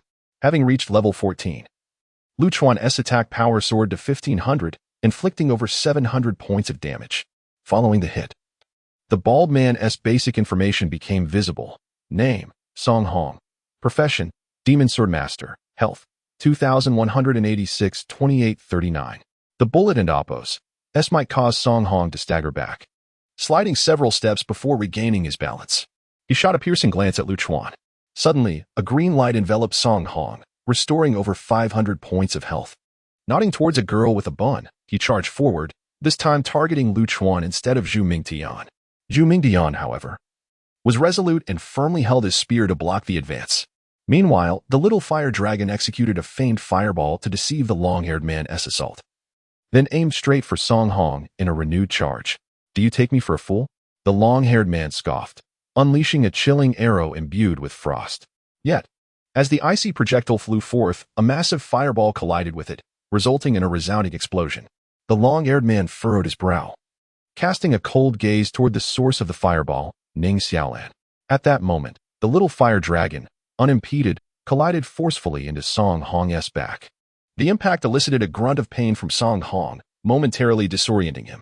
Seizing the opportunity, Zhu Mingtian thrust his spear forcefully, pushing Song Hong's greatsword aside, and then swung the back end of his spear to strike Song Hong's face. Blood spewed from Song Hong's mouth as he glared at Zhu Mingtian. Roaring in fury, you seek death. Having steadied himself, he gripped his greatsword once more, preparing to attack anew. On another front, Lu Chuan faced his own challenger, a man with red hair and eyebrows. You dare to act before me? Do you not regard me at all? The red-haired man questioned, his expression dark. Who are you? Why should I regard you? Lu Chuan retorted, slightly furrowing his brow. The red-haired man's countenance darkened further, but he found no retort. After a brief silence, flames ignited around the red-haired man's hands, which he cast onto the ground. The fire encircled both him and Lu Chuan, towering over 2 meters in height. Let us see how you manage the affairs beyond this circle. He sneered, his fists engulfed in flames as he charged at Lu Chuan. In response, Lu Chuan raised his strange revolver and fired 2 shots, both standard bullets. Flame Fist. The red-haired man, undeterred by Lu Chuan's attacks, unleashed 2 fiery fist projections to counter the incoming bullets. The bullets struck with a resounding impact, stunning the red-haired man. To his astonishment, the bullets dissipated his fiery projections, transforming from smooth to charred and cracked. The power of these bullets is immense. Realizing the bullets were about to strike him, the red-haired man swiftly unleashed 2 more fire fists. This time, however, the bullets incinerated them completely. Having dealt with the bullets, the red-haired man was prepared to accelerate further. Yet, in the next instant, he found his feet immobilized. Lowering his gaze, he frowned. Why had the ground transformed into a swamp? Just then, Lu Chuan fired again, this time with a strange bullet. The red-haired man ceased his deliberation, exerting all his strength to pull his feet free as the bullet approached, then swiftly shifted his body. Although his movements were fluid, the bullet grazed his shoulder. Chapter 44. A deity in the mist impossible. With my defensive offset, how could he still inflict over 900 damage with a single shot? The red-haired man gaped. Disbelief etched across his face as he noticed a third of his health bar had vanished. His basic information materialized after sustaining injury. Name: Erong, class, Incinerator, health, 1837-2782. An incinerator? Yet another unknown class. Lu Chuan discerned at a glance that this was a class unrecorded in the forums, for all known classes were indelibly etched in his mind. Suddenly, a rhythmic sound resonated. Lu Chuan turned to see Erong, the man in question, breaking into a dance, his fist striking the air as if performing a gesture dance. Strange linguistic bullets. Truly bizarre. Lu Chuan recognized immediately that the strange behavior was a result of the linguistic bullets.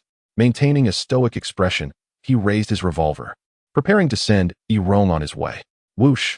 Unexpectedly, Li Yin, who had remained hidden until now, emerged from Lu Chuan and Apos' shadow.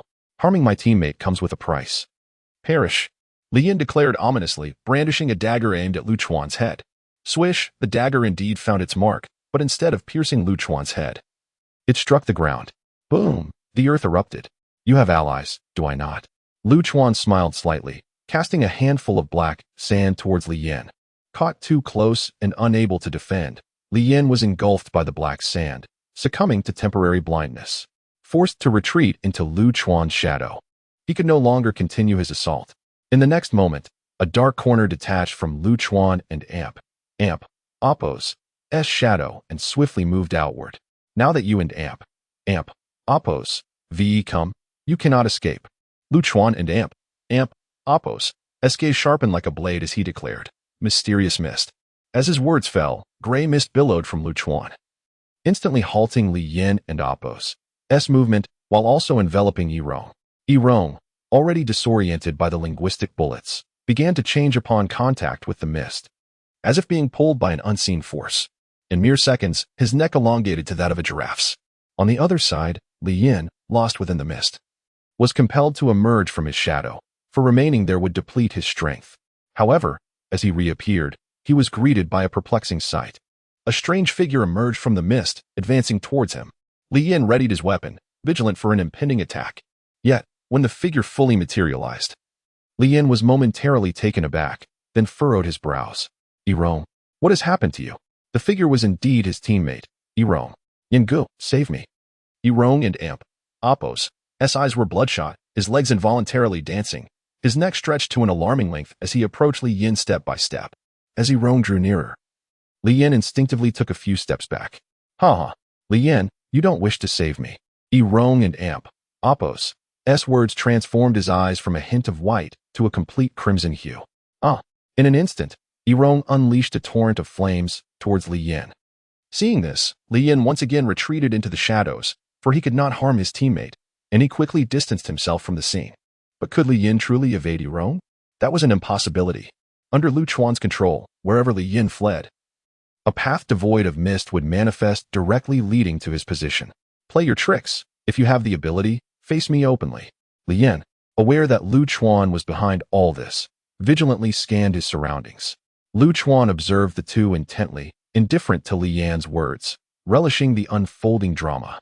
Meanwhile, outside the mist, Li Yin and Apos' outnumbered team was being driven back by Ning Xiaolan and her group. Among them, the long-haired man from Li Yan's team had been severely injured by Lu Ying, barely saved by a healing spell from the priest. Otherwise, he would have met his end. Though resurrection was possible an hour post-death, by the time he revived, he might not even return to the competition abyss. Can Lu Chuan take on two opponents? Wu Hua questioned, glancing at the mist not far away, her expression uncertain. You've been inquiring about the mist for some time. Why not venture in yourself to see? Ning Xiaolan suggested after casting a colossal fireball, her gaze fixed on Wu Hua. Given the current circumstances, winning seems inevitable.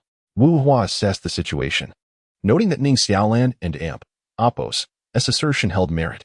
Zhu Mingtian and Xiao Wolong grew increasingly emboldened, while Ning Xiaolan maintained a relentless magical assault from afar.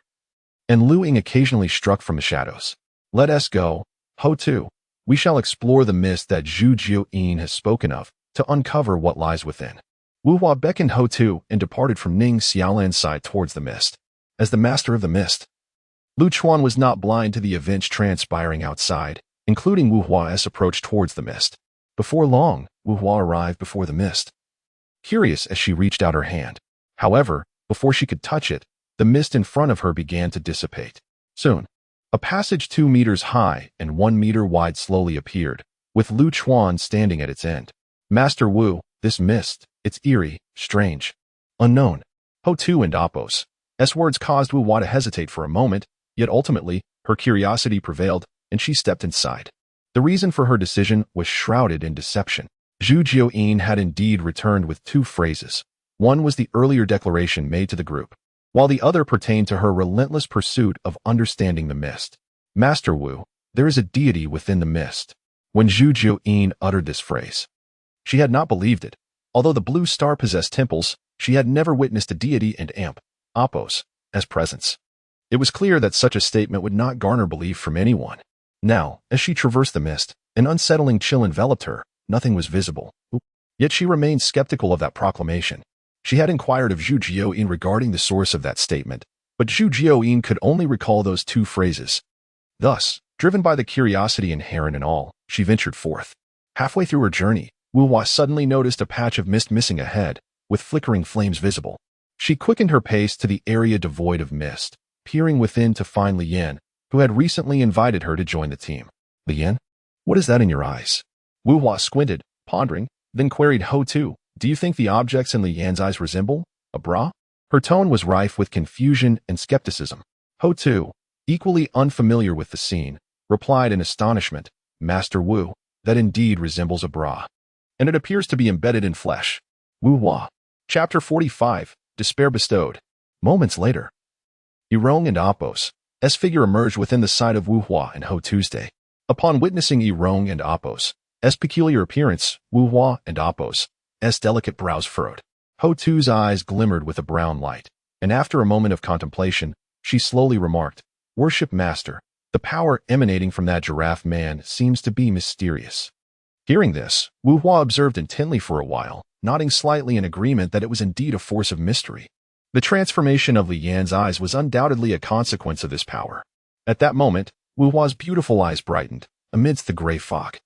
Only Lu Chuan and Li Yan remained. Both had succumbed to the influence of the mysterious force. Thus, it stood to reason that Lu Chuan, who had experienced no incidents, was destined for mystery, without a doubt. The foundational profession of mystery was that of a hunter, a vocation shrouded in uncertainty. Regrettably, Lu Chuan had not sustained any injuries. Otherwise, she would have been keen to discover the nature of his destined profession. As Wu Hua concluded her thoughts, the gray fog that had previously obscured her view began to thicken until it became entirely impenetrable. Subsequently, she advanced deeper and soon arrived before Lu Chuan. Glancing at Wu Hua, Lu Chuan inquired. Is there something amiss? Wu Hua certainly wooed and amp. Apos, T-voice a matter she herself deemed unbelievable, with Luing stationed outside. She felt powerless to assist, hence her desire to check if Lu Chuan had been harmed. It seemed, however, that he appeared unscathed. Lu Chuan fell into silence for a brief moment before responding calmly, Indeed, I do not require assistance. You may continue to be a mere spectator. With that, he waved his hand, causing the gray fog ahead to gradually disperse, revealing the figures of Yi Rong and Li Yin. At this moment, Yi Rong and Li Yin had already engaged in combat, both sustaining injuries and experiencing a notable reduction in vitality. Yi Rong's neck bore a multitude of bloodstains, while Li Yin's garments were tattered and charred, his skin marked with burn scars. Li Yin's basic information had already appeared. Name, Li Yin, destined profession, Scythe of the Shadow, health, 2231 2576. The Scythe of the Shadow is a known profession associated with the demon path, specifically that of an assassin. Lu Chuan had long since recognized Li Yin and Apos, repeated strikes. Wu Hua was already aware of Li Yin and Apos' destined profession, her expression remaining unchanged. Her curiosity, however, was piqued regarding Yi Rong and Apos' destined profession, for it was once shrouded in uncertainty. What intrigued her further was the fact that the two, despite being allies, were now in conflict. Lu Chuan, why are they fighting? Lu Chuan shook his head, indicating he was equally in the dark. In truth, he was unaware, for the randomness of the peculiar bullets had proven exceedingly unpredictable, and he had yet to comprehend their effects. In short, it could be summarized that being struck by the peculiar bullets rendered individuals exceedingly strange. Wu Hua, unable to hear Lu Chuan's thoughts, internally assumed he simply did not wish to divulge the matter, rolling her eyes in response. She refrained from questioning the transformation of Li Yin and Yi Rong, believing Lu Chuan would not provide an explanation. After a while, having grown weary of the scene, Wu Hua prepared to depart the gray fog. However, at that moment, Yi Rong's body suddenly expanded rapidly, and within mere seconds, it exploded. With a resounding boom, a fierce fire erupted, instantly obliterating much of the surrounding gray fog. Flames soared skyward, and a wave of heat rushed towards Lu Chuan and Wu Hua. Observing the impending danger, Wu Hua deftly waved her fan, conjuring a sturdy earthen wall that rose before them, successfully shielding them from the fiery onslaught. A gust of cold wind swept through. The next instant, despair was bestowed. Li Yin, his face charred and expression twisted in malice, his eyes ablaze with murderous intent, raised a scythe forged from shadows and struck down towards Lu Chuan. With remarkable reflexes, Ho Tu swiftly conjured an earthen shield to protect Lu Chuan. Yet, within less than half a second, the shield shattered, and the scythe plunged into Lu Chuan's shoulder. Die. Pay the price for your transgressions. Li Yin's expression was vicious as he exerted all his strength to drive the blade deeper into Lu Chuan's flesh. In that moment, Lu Chuan's health dropped from 1 to 0. Li Yin smirked, seemingly confident that this strike would vanquish Lu Chuan, before dissipating into a flurry of light. Simultaneously, damage indicators appeared above Lu Chuan and Apos' head. Minus 3,225 Li Yin and Apos' attack indeed dealt substantial damage. However, it did not succeed in slaying Lu Chuan. The damage was considerable, but alas, it encountered me. Rubbing his injured shoulder, Lu Chuan momentarily forgot the pain as the notification sound of divine intervention echoed in his ears. For Li Yin had dropped a platinum treasure chest. Congratulations on defeating the destined professional Yi Rong. You have received a golden treasure chest. Congratulations on defeating the destined professional Li Yin. You have received a platinum treasure chest. Disregarding the golden chest awarded upon awakening. This treasure chest marked Lu Chuan's first ever platinum chest. Lu Chuan, surely you must be a blood cow. How do you possess 4,000 health? As the trio of Lu Ying approached Lu Chuan, their inquiries poured forth like reporters. Lu Chuan succinctly explained the situation. Chapter 46. Let us open a treasure chest over 3,000 health points with a single strike? How terrifying! Ning Xiaolan exclaimed, covering her cherry lips in astonishment upon hearing Li Yan's damage output. I have heard a bit about this. It must be related to Li Yan's talent. Though I'm not quite sure what that talent entails, Wu Hua contributed, adding her insights. Moreover, that Yi Rong, with such tremendous self-destructive power, likely owes it to his talent as well. Indeed, one cannot learn intermediate skill books until reaching level 21, and low-level skills could not possibly inflict such damage, especially considering the mitigating effects of defense. Therefore, The only plausible explanation must be innate abilities. Zhu Mingtian adjusted his glasses and remarked. Upon learning the causality of the situation, Lu Ying did not pursue further inquiries but instead leaned closer to Lu Chuan, whispering, "Brother, you cannot hoard the treasure chest that everyone has worked so hard to obtain." Her voice was not particularly hushed, and in the next moment, Zhu Mingtian and the others turned their attention to Lu Chuan. "Of course, I'm not saying we shouldn't open it. The rules remain unchanged. Whoever can use it gets it," Lu Chuan replied. And under the watchful eyes of Lu Ying and the others, he opened the golden treasure chest, from which 3 items slowly ascended. Burning bomb quality, gold, skill, a range explosive device that inflicts 1500 damage upon impact, and after the explosion, it spews forth flames that burn for a brief period. Inflicting a 0.5 health deduction per second for 3 seconds. Fire spear quality, gold, bonus, attack 80. Health 500, usable by warrior, skill. Hitting an enemy inflicts 50 fire elemental damage, stacking up to 5 times. Low-level priest skill book without any surprise. The fire spear found its way into Zhu Mingtian and Amp, Appo's hands, as he was the only warrior in the team capable of utilizing it. However, the burning bomb was quite in demand, with Ning Xiaolan and Wu Hua both wanting it, and Lu Chuan secretly desiring it as well. To avoid disputes over the distribution, Lu Chuan promptly revealed a platinum treasure chest. "Don't rush, there's still a platinum chest." Ning Xiaolan's eyes sparkled as she leaned closer to the chest, exclaiming, "Wow, it really is a platinum chest. This is my first time seeing one. It certainly looks far more splendid than the golden chest." Zhu Mingtian approached and touched it, sighing in admiration. Unlike Lu Chuan and the others, Zhu Mingtian had only awakened a B-level talent, and upon entering the Divine Descent Challenge, he could only earn a single golden chest. In response, Lu Chuan candidly declared, "Fatty, why don't you open this platinum chest? After all, we've all opened one. And you haven't yet.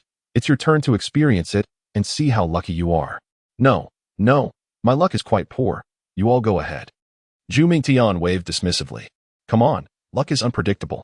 Don't be shy, just do it," Ning Xiaolan urged, rolling her eyes. "Very well," Zhu Mingtian surveyed the group, noticing their expressions were quite ordinary, devoid of any resentment, before slowly opening the platinum chest. "Basic level up voucher. Using this will increase your level by 1. Applicable only for those below level 20. A maximum of 3 can be used by an individual, and this item cannot be taken out of the abyss. Are you all eager to level up?" Given the peculiar nature of talents concerning levels, Lu Chuan prioritized this item, yet he decided to inquire first. The 4 of them shook their heads. None were particularly anxious. This was to be expected, as early levels do not significantly enhance one's strength. So players generally do not prioritize leveling at this stage. "Then I'll take it," Lu Chuan said, collecting the item as the others declined. Deadly 3 darts, quality, gold, skill. A total of 3 darts, each inflicting 1500 damage. If all 3 strike the same target, a hidden effect will activate, executing enemies with health below 10. "You two take the burning bomb and deadly 3 darts and discuss it over there," Lu Chuan suggested, glancing at the item to gather its general information before turning to Wu Hua and Ning Xiaolan, speaking softly. Both items were of gold quality, one for area damage, the other for burst damage, making them relatively similar in value. Wu Hua and Ning Xiaolan nodded in agreement and began their hushed discussion. Shadow Jade Necklace quality, gold, usable by assassin, equip bonus, attack 200, speed 150 skill, can actively trigger to mitigate 50 damage from any skill, with a cooldown of 1 day. The necklace, smooth in surface and shaped like a dark short sword, was only half the size of a pinky finger. Its alluring appearance drew Ning Xiaolan and Wu Hua's attention as they were deep in discussion. Ning Xiaolan leaned closer to inspect the necklace, exclaiming, "What a beautiful necklace." Lu Chuan smiled lightly and turned to Lu Ying. "Lu Ying, this is yours. You're the only one here who can use it." The others nodded in agreement, as the rules dictated that those who could use an item should rightfully receive it. "Haha, then this shall belong to me. I want to be courteous about it," Lu Ying said, not as reserved as Zhu Mingtian, taking the necklace with a beaming smile. Dressed simply in a black tank top and a gray sun-protective jacket, paired with navy blue denim shorts and sports shoes, the necklace added a touch of beauty to her previously bare neck. Among the 3 women in the team, each had their distinct charm. As an assassin, Lu Ying's attire prioritized agility. She had considered a short haircut, but was persuaded by Lu Chuan to keep a bun instead, deeming a haircut unnecessary. Lu Ying was the tallest among them, her legs possibly longer than Ning Xiaolan and Amp, Apos, S. Her features were harmonious yet not striking, but rather pleasing to the eye, embodying a beauty that became more captivating over time.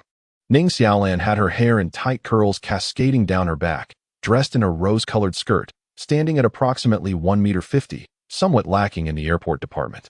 However, her adorableness shone through with her round, chubby face, often pinched by Wu Hua since her joining, although Wu Hua was not as tall as Lu Ying. Her figure was exquisite, standing around 1.65 meters, a height favored by many men.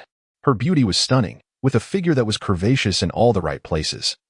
Complemented by a cheongsam and low-heeled shoes, along with flowing waves in her hair, capable of enchanting countless young men. Shortly thereafter, the last two items rose simultaneously from the Platinum Treasure Chest, which then disintegrated into fragments. Exclusive Class Equipment Platinum Treasure Chest, Fragment 4, upon gathering 4 pieces. They can be combined to form a Platinum Treasure Chest, which will randomly yield a piece of equipment related to the Opener and Apos, S-Class. This item can be taken out of the abyss or put up for sale. Exclusive Class Equipment Platinum Treasure Chest, Fragment 1, upon gathering 4 pieces. They can be combined to form a Platinum Treasure Chest, which will randomly yield a piece of equipment related to the Opener's class. This item can be taken out of the abyss or put up for sale. Chapter 47. The last 3 teams. Zhu Mingtian, fortune smiles upon you. Such a rare fragment of a treasure chest has been unveiled, and remarkably, 2 at once. In the forum shop, such items are coveted, yet seldom found. Even fragments of lower-grade golden quality are snatched up the moment they are listed. Wu Hua praised Zhu Mingtian's stroke of luck. When the fragments emerged, Zhu Mingtian wore a wry smile, having never encountered such a rarity and assuming it of little value. However, upon hearing Wu Hua's words, he fell into a daze. Astonished that such an unassuming fragment could hold such rarity. Not only was Zhu Mingtian astonished, but Lu Chuan and Lu Ying were also hearing of such treasures for the first time. Ning Xiaolan, being the mayor and Apos' daughter, was less overt in her surprise, as she had seen such items before, yet she acknowledged, as Wu Hua had said, that they were indeed exceedingly rare and highly sought after. After a brief moment, Wu Hua shook her head, noting that while discovering 2 fragments at once was quite fortunate for those not exceptionally lucky, gathering the complete set would likely take a considerable amount of time.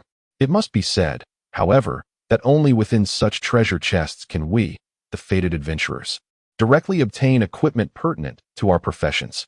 Attempting to acquire profession-specific equipment through ordinary treasure chests is nearly a fool's errand.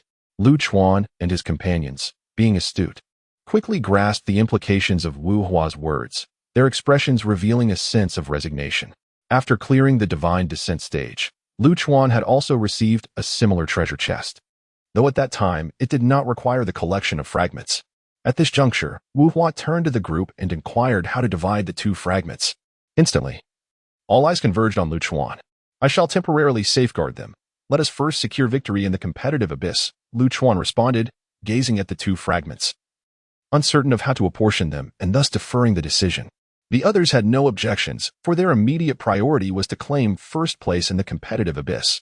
Once the distribution was settled, the group decided to rest momentarily before seeking out new adversaries. During this time, Ning Xiaolan and Wu Hua also reached an agreement regarding the allocation of the incendiary bomb and deadly 3 darts, with the former designated for Ning Xiaolan and the latter for Wu Hua. In the monitoring room of the Forest Spirit Grove, it was utterly unexpected that Li Yan's team would be so easily defeated. Although both teams boasted similar average strengths, the outcome was overwhelmingly one-sided. A scenario that took everyone by surprise. Yushan, the vice president of Chongqing University, adjusted his glasses and mused with a furrowed brow. I would not merely characterize it as one-sided. It was a complete rout. Rin Li, the vice president of Lijiang University, shook his head before continuing. Have you noticed that aside from casting a shield for Lu Chuan to block Li Yan's attack, Wu Hua did not engage further? One cannot be so definitive. What if Wu Hua was battling alongside Lu Chuan in the fog? Just moments after the fog dissipated, Lu Chuan's countenance had not been favorable, and the explosive eruption was ample evidence of a fierce skirmish within the haze. Rin Li's assertion garnered agreement from many, yet a few, including Tao Huarong, vice president of Nanzhou University, offered rebuttals. Once Tao Huarong articulated his thoughts, he received acknowledgement from several, including teachers from prestigious universities and Lieutenant Fo Hongxi. Rin Li fell silent, contemplating for a moment before conceding the merit in Tao's words. Wei Hao, your granddaughter is on the Yin-S team. Do you not have any insights to share? Huang Fuziyun crossed her arms and glanced at Wei Hao. Wei Hao shrugged and replied calmly, there is nothing to comment on. They were simply outmatched, and a loss is a loss. Following this, the audience turned their attention back to the light screen. In the blink of an eye, 2 hours had swiftly passed. The safe zone diminished once more, constricting the area in which the teams could operate, while Lu Chuan and his companions had already commenced their search for new opponents. Meanwhile, the other 8 teams had reached their conclusions. Among them, 2 teams narrowly triumphed, suffering severe injuries among their 4 members, with 1 casualty. Recognizing their inability to recover swiftly to full strength, these 2 teams opted to withdraw from the competitive abyss voluntarily. Consequently, including Lu Chuan's team, only 3 teams remained, heralding the impending final battle. Before long, the 3 teams converged at the heart of the competitive abyss's safe zone. The center was a flat expanse spanning 1 kilometer, beyond which lay the treacherous wilderness. The trio of teams assumed a triangular formation, each scrutinizing the others. Lu Ying cast a glance at the opposing team and quickly fixated on one man. It was him. The others, aside from Lu Chuan, wore expressions of confusion, prompting Ning Xiaolan to directly inquire, "What's the matter, Sister Lu Ying?" as she posed her question. The others also turned their curious gazes toward the individual Lu Ying was observing. The man was imposing, standing nearly 2 meters tall, clad in a dark blue sleeveless armor, his massive muscles attesting to his formidable strength. Upon sighting him, Ning Xiaolan immediately exclaimed his name, one of the 5 SS-grade talents from the southern region of Huaxia, Guaxingwen. Lu Chuan turned to Ning Xiaolan, asking, "Do you know him?" Ning Xiaolan shook her head. "I do not know him personally. I have merely seen his photograph on a forum post."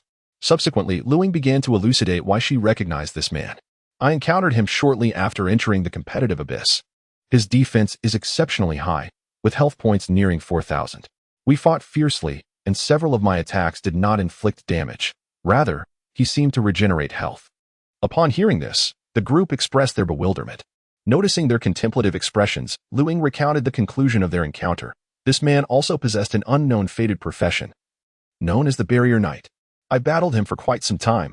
Due to my speed advantage, he could not land a hit on me. Yet I was left with only a fraction of my stamina, leading us to a peaceful stalemate. Just as Lu Ying finished speaking, Zhu Mingtian interjected. Knight-type professions typically only appear among warriors. Lu Chuan exchanged glances with Zhu Mingtian, both harboring identical thoughts since Lu Ying first shared her experience.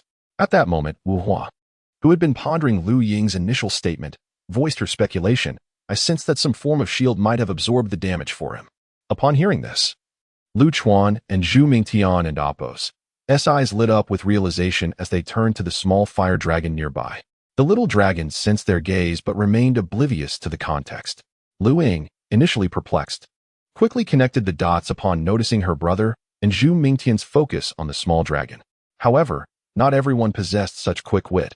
For instance, Ning Xiaolan took a considerable time to comprehend why they were looking toward the small fire dragon.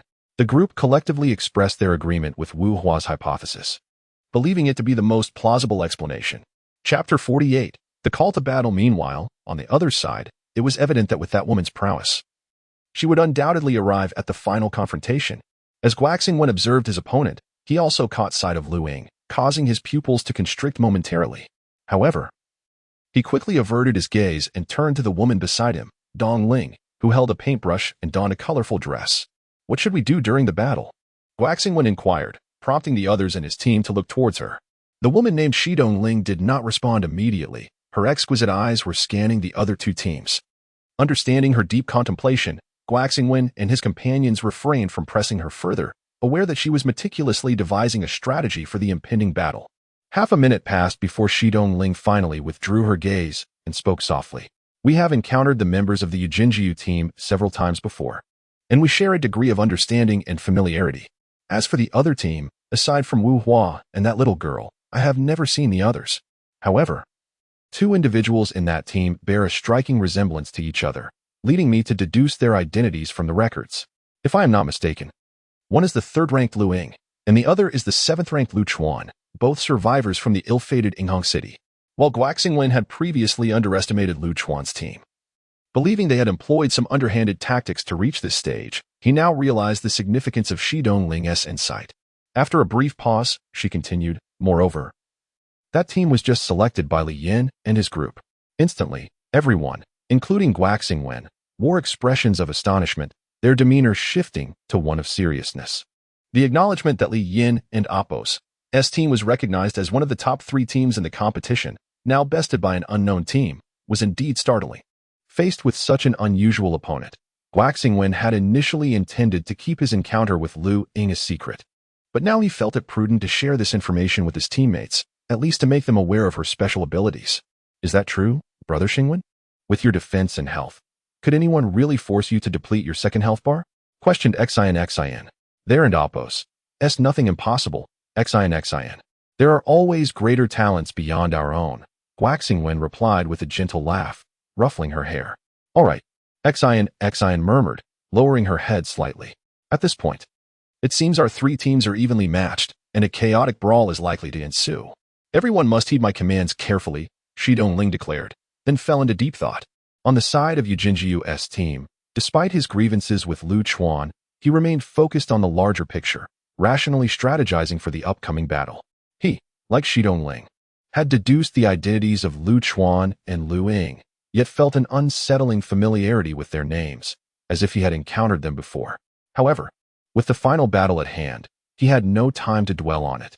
Returning to Lu Chuan and his group, they had gained some understanding of the other 2 teams through Wu Hua and Ning Xiaolan. Lu Chuan shared his plans with the group, and there were no objections. Given the chaotic nature of the impending battle, it would ultimately rely on their observations to navigate the situation.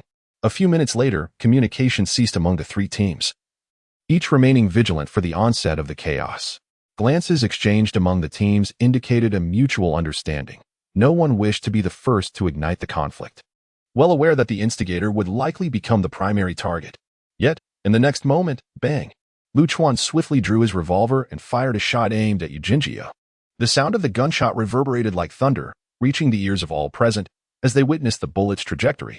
At the instant the bullet was fired, Lu Ying waved her hands towards the other 2 teams, releasing several shards of mirror before vanishing into one of them, disappearing from sight. Release your ranged skills and shatter those mirrors. Yu Jinjiu and Shi Dongling, as the commanders of their respective teams, reacted immediately. Whoosh, whoosh. Yu Jinjiu drew his bow, releasing 2 pure white arrows adorned with black patterns. One arrow was meant to intercept the bullet, while the other aimed to shatter the mirrors. However, he was unprepared for the fact that his 2 arrows could only neutralize a single bullet. Yu Jinjiu turned to his teammates, warning them, this person's bullets pack a considerable punch. Exercise caution. His team nodded in agreement, commencing their ranged attacks to dismantle the mirrors that fluttered like snowflakes around them. Shi Dongling's team maintained their formation as well, clearing the approaching mirrors. The reason for their trepidation was clear. Lu Ying was the only assassin among the 3 teams, and with most participants positioned at the back, the threat level posed by an assassin was significantly heightened. Thus, both teams refrained from separating at the onset. On Lu Chuan and Apos' side, the team had already established their roles, waiting for the right moment to launch a barrage of attacks. Zhu Mingtian soared through the air on a small fire dragon, while Ning Xiaolan and Wu Hua coordinated their efforts. Lu Chuan positioned himself at the forefront, and Lu Ying's whereabouts remained a mystery to them. Bang! Lu Chuan fired again, this time not at Yu Jinji, but at the soul healer in the field, the priestess known as Xin. Without removing the priest, Shi Dongling's team would retain their healing capabilities. To expedite the match, the lieutenant had recently introduced a rule prohibiting the use of any potions or items during the final showdown. This rule escalated the threat level of the only priest, Xin, to its peak. Shi Dongling recognized that this rule would inevitably draw the fire of the other 2 teams toward her own. However, she remained untroubled, confident in her team's ability to defend and counterattack. Come on. It won't be so easy to take down my teammates, Shi Dongling thought coldly, turning her gaze to her team. Xingwen, your primary task is to protect Xin. Even if we find ourselves entangled, you must never leave her side. Guak Xingwen nodded solemnly in response. Following this, she outlined additional arrangements. Once everything was in place, the positioning of Shi Dongling and Apos' team transformed dramatically. Guak Xingwen stood at the forefront, wielding a towering shield, with the priestess Xin at his back. Beside him stood Yuan Longjun, with violet eyes and a blood-red sword. Behind Xin were Shi Dongling, holding a brush, and Sun Lanfeng, wielding a pen. The four formed a protective circle around Xin, ready for the battle ahead. Chapter 49, Chaos. Meanwhile, with a swift motion, Yuan Longjun unleashed a blood-red sword aura towards the incoming bullets. However, the ensuing scene bore a striking resemblance to the moment when Yu Jingyue faced the bullets. The bullets, fired by Lu Chuan, shattered the blood-red aura, continuing their relentless trajectory towards Lan Xinxin. A flicker of astonishment crossed Yuan Longjun's face as he wielded another blood-red sword aura, successfully cleaving the bullet in half. Yet, in that fleeting minute, the onslaught had not ceased, as multiple projectiles surged towards them. A barrage of fiery orbs, arrows bearing the ethereal visage of the white tiger, and blinding beams of light. Witnessing this, Shi Dongling immediately turned to Sun Lanfeng, exclaiming, "Lanfeng, it's your turn." In response, Sun Lanfeng deftly maneuvered her pin through the air, inscribing intricate symbols. Soon after, she halted her movements, and three shimmering golden butterflies began to materialize in the air around her. These butterflies, with their gentle flutter, engaged the incoming attacks, vanishing into the chaos. In the next moment, the three assaults abruptly ceased, suspended in midair, gleaming with golden light. Then, as if obeying a new command, the attacks redirected towards their originator. Among them, the fiery orb unleashed by Ning Xiaolan lost its connection to her, rendering her unable to control it. In a desperate bid, she released another identical attack to neutralize the threat. It was clear that Sun Lanfeng's profession stemmed from the path of memory, with the foundational role of hunter being associated with the known path of modifier. Upon witnessing this, Wu Hua instantly deduced Sun Lanfeng's profession. Aware that few wielded such a title, and the ability descriptions were but a mere sketch, Ning Xiaolan had initially overlooked this, but after hearing Wu Hua's words, memories of the profession's lore resurfaced. Indeed, since the advent of divine descent, only 3 modifiers had emerged, none of whom hailed from Huaxia. Wu Hua refrained from elaborating further, yet Ning Xiaolan comprehended the underlying sentiment. Huaxia was not well regarded by other nations on Blue Star, primarily due to its overwhelming strength and superiority. Nevertheless, Huaxia had always adhered to the principle of peaceful coexistence, allowing these nations to persist until now. In the blink of an eye, the battle on the field escalated in intensity. Yu Jingyue, observing the actions of Lu Chuan and Ning Xiaolan, surmised that their target aligned with Lan Xinxin. However, he was acutely aware of the presence of an assassin lurking in the shadows. Thus, he did not leave any members behind, opting for a unified advance towards Shi Dongling's team. "I'll take the lead with the fatty. You two keep an eye on us. I fear some ill-intentioned individuals may stir trouble," Lu Chuan declared, signaling Zhu Mingtian as they charged towards Shi Dongling's squad. Wu Hua and Ning Xiaolan followed closely, maintaining a respectful distance from Lu Chuan and his companion. As Ning Xiaolan walked over the scattered shards of mirrors, a wave of confusion washed over her. Sister Luing 1T be eliminated, will she? Yet, in the next instant, a chill ran down her spine. "Little Xiaolan, guess if I'm dead or not." A voice whispered ominously in her ear, causing her to shiver. "Just kidding." The cold sensation dissipated immediately after. Wu Hua chuckled softly, casting a curious glance at the mirror shards on the ground. Who would have thought that Lu Ying could traverse through even the shards of mirrors? What might her profession be? As time passed, the skirmish between Yu Jingyue's group, excluding Lu Ying, and Shi Dongling's team erupted into a fierce clash. Shi Dongling and the sword mage, Yuan Longjun, confronted Yu Jingyue's 5 members, while the barrier knight, Gu Xingwen, and modifier, Sun Lanfeng faced off against Lu Chuan's quartet. Their team's healer, Lan Xinxin, was positioned at the heart of their formation, closely aligned with Gu Xingwen. Standing nearly 2 meters tall, Gu Xingwen wielded a shield matching his stature, effectively shielding Lan Xinxin from harm. Zhu Mingtian, armed with a spear, charged alongside the little fire dragon towards the formidable figure of Gu Xingwen. As he drew near, he hurled his spear, not at Gu Xingwen, but at the adjacent Sun Lanfeng. Simultaneously, the little fire dragon exhaled a plume of flames that enveloped the spear's tip, rendering it incandescent with heat. After casting his spear, Zhu Mingtian and the little fire dragon began to flank Gu Xingwen. Meanwhile, Sun Lanfeng also commenced her incantations, deftly wielding her pen in the air. Bang! Before she could complete her second stroke, a gunshot echoed, jolting her to attention. A bizarrely patterned bullet hurtled towards her with alarming speed. She discerned the shooter, Lu Chuan, With the dual threat closing in and the distance too close for comfort, Sun Lanfeng realized she lacked the time to execute her previous maneuver. In this critical moment, her serene visage betrayed no hint of panic as she hastened her pen strokes. Just then, a cascade of starlight enveloped her, allowing her to complete her skill instantaneously. The source of this boon was none other than the soul healer present, Lan Xinxin, who had reduced Sun Lanfeng as preparation time by half. The two golden butterflies emerged gracefully from the tip of her pen, soaring towards the incoming attacks from Zhu Mingtian and Lu Chuan. Upon contact, the projectiles halted mid-flight, then promptly redirected back towards their original wielders. Ah, so she is a time rewinder. What a pity for my strange patterned bullet. Lan Xinxin and Apos. S profession was also a recognized path, which Lu Chuan had only just discerned. He could only fire yet another bullet to counter the threat. Little did he expect it to be yet another peculiar bullet. All right, you don't show up during the fight, but you come for the counter-sniping. Lu Chuan cursed inwardly, his peculiar revolver bullets now depleted, entering a 30-minute cooldown phase. Meanwhile, Zhu Mingtian and the little fire dragon found themselves unable to neutralize the redirected attacks from Sun Lanfeng, as Gu Xingwen had drawn a massive axe from behind his shield, ready to confront both him and the little fire dragon. The combination of a colossal axe and shield rendered Zhu Mingtian momentarily helpless. Yet, as these two formidable weapons appeared, Zhu Mingtian sensed a slowdown in Gu Xingwen's speed, compounded by the little fire dragon's persistent harassment, allowing him to maneuver more effectively. Otherwise, without weapons, he would have been at the mercy of the giant shield or axe. However, his back remained vulnerable to incoming attacks, amplifying the pressure he felt. Yet, in the next heartbeat, that pressure dissipated as Ning Xiaolan arrived to support him, her massive fireball intercepting the spear mid-flight. With a call from Zhu Mingtian, the spear returned to his grasp.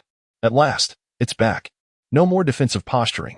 With his spear reclaimed, Zhu Mingtian shifted from defense to offense, engaging Gu Xingwen head-on.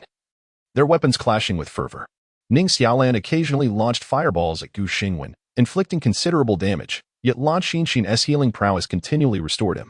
She had attempted to target Lan Xinxin, but Gu Xingwen's vigilant protection ensured that any attacks would be absorbed, even at the cost of his own well-being. Chapter 50. The cost of mistakes accelerates elimination. At this moment, Wu Hua arrived beside Lu Chuan, engaging in confrontation with the time rewinder, Sun Lanfei. However, Lu Chuan's revolver was out of ammunition, and lacking any other long-range abilities, he could only swiftly approach Sun Lanfei under Wu Hua and Apos as protection. Sun Lanfei had already noticed this development, yet she was unable to divert her attention to thwart Lu Chuan, as her current adversary, Wu Hua, had been relentlessly pressing her, leaving her with little mental space to maneuver. In this open area, the power of Ho Tu was maximized. Ho Tu commanded hundreds of palm-sized stones, levitating them from the ground in waves. Wu Hua manipulated dozens of earth spikes, coordinating their assault on Sun Lanfei. One struck from above, while the other rose from below. The sheer number and extensive range of these attacks posed a risk even to Lan Xin and Gu Xingwen. Consequently, even if Sun Lanfei utilized her previous skills, it would be a monumental task, and she would be pressed for time. She understood that her only option was to unleash defensive skills, gritting her teeth to withstand the onslaught and minimize disruption to her teammates. Before she could act, Lu Chuan had already closed the distance to Sun Lanfei, his feet never pausing, fists clenched as he charged forward. You shall not come near Sister Lanfei. At that moment, Lan Xin's figure abruptly appeared before Lu Chuan. A long leg aimed at him in a kick. In response, Lu Chuan raised his hands defensively, intercepting the strike. How reckless for a priest to show off in such an environment. Lu Chuan seized Lan Xin and Apos' leg as she attempted to retract it, coldly uttering a remark. With a forceful tug, he pulled her closer and struck her abdomen with a punch. Bang! Instantly, Lan Xin's body contorted into a U-shape as she was propelled away.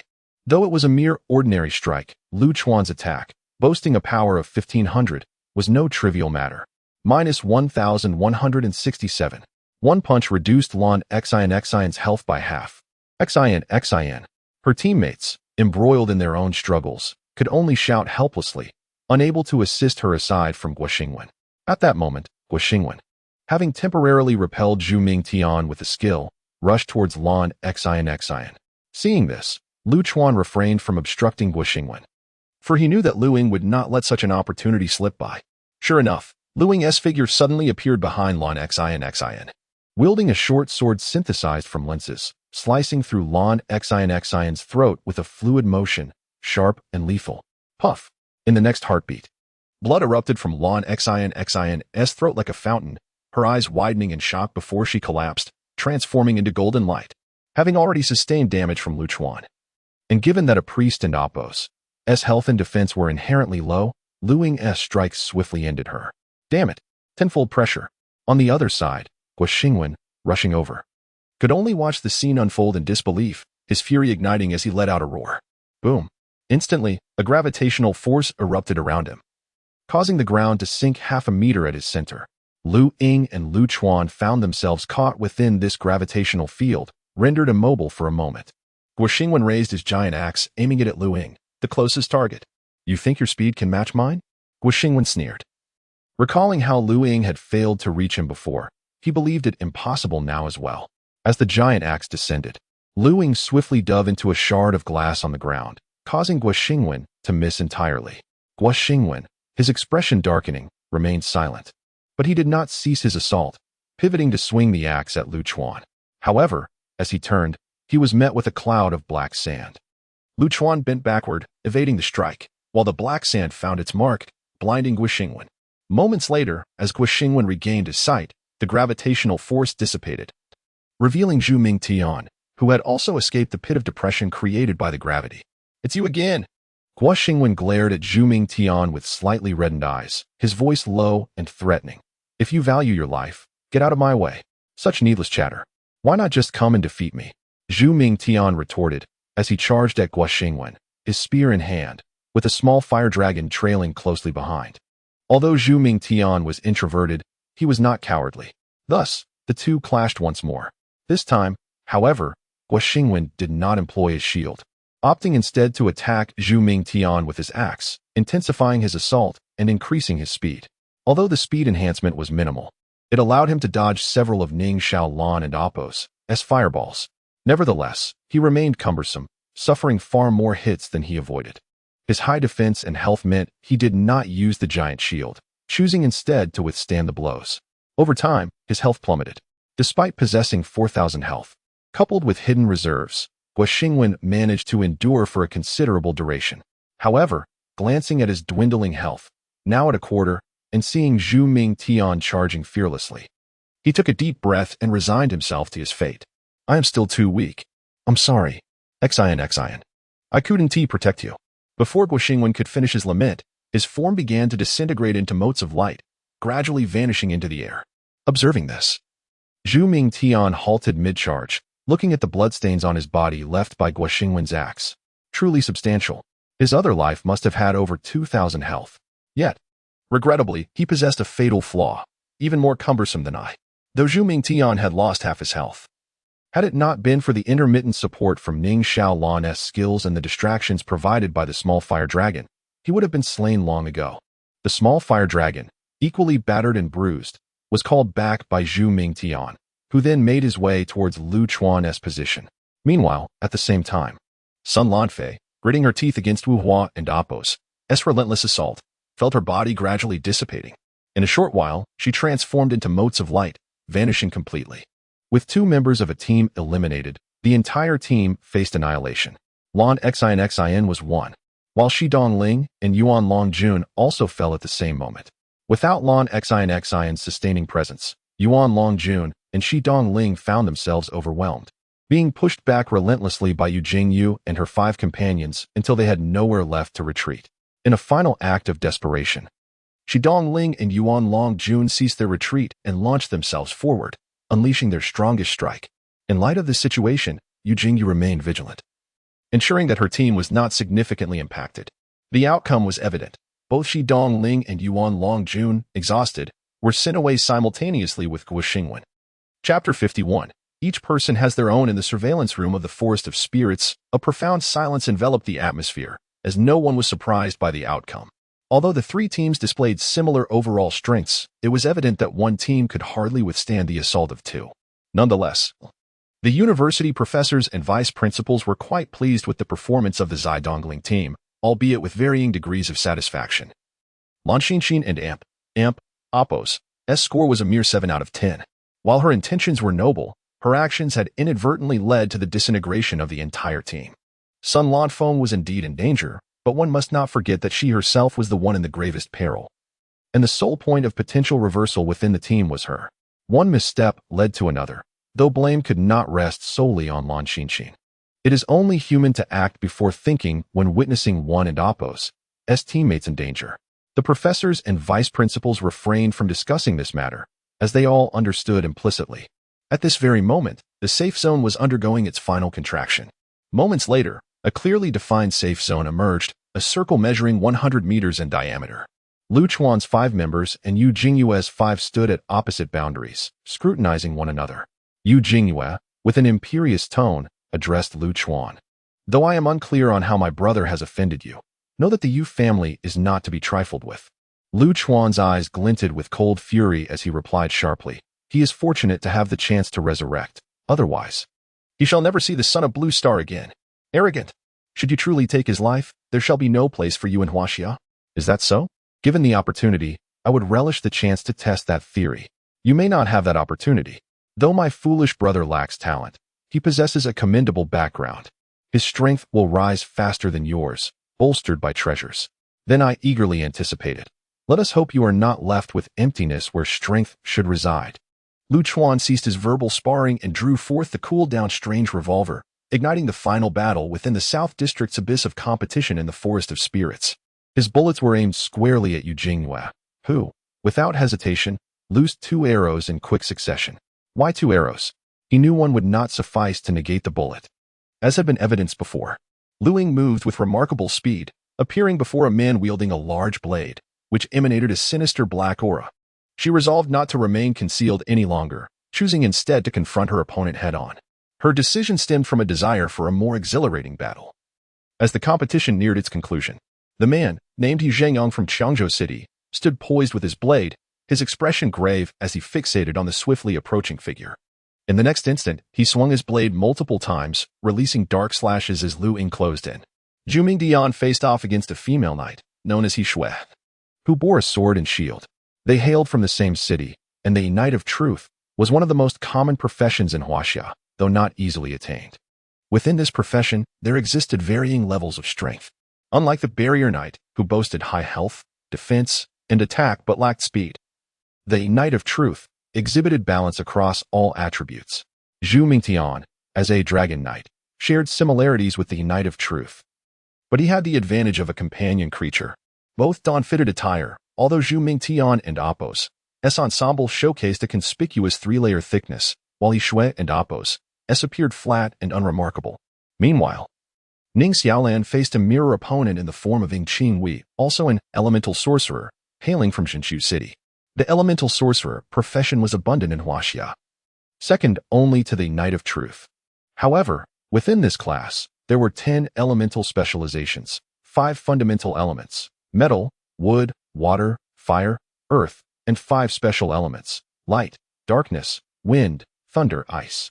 Each elemental sorcerer mastered only one element, with no known instances of anyone wielding 2. He Shui was a master of the earth element.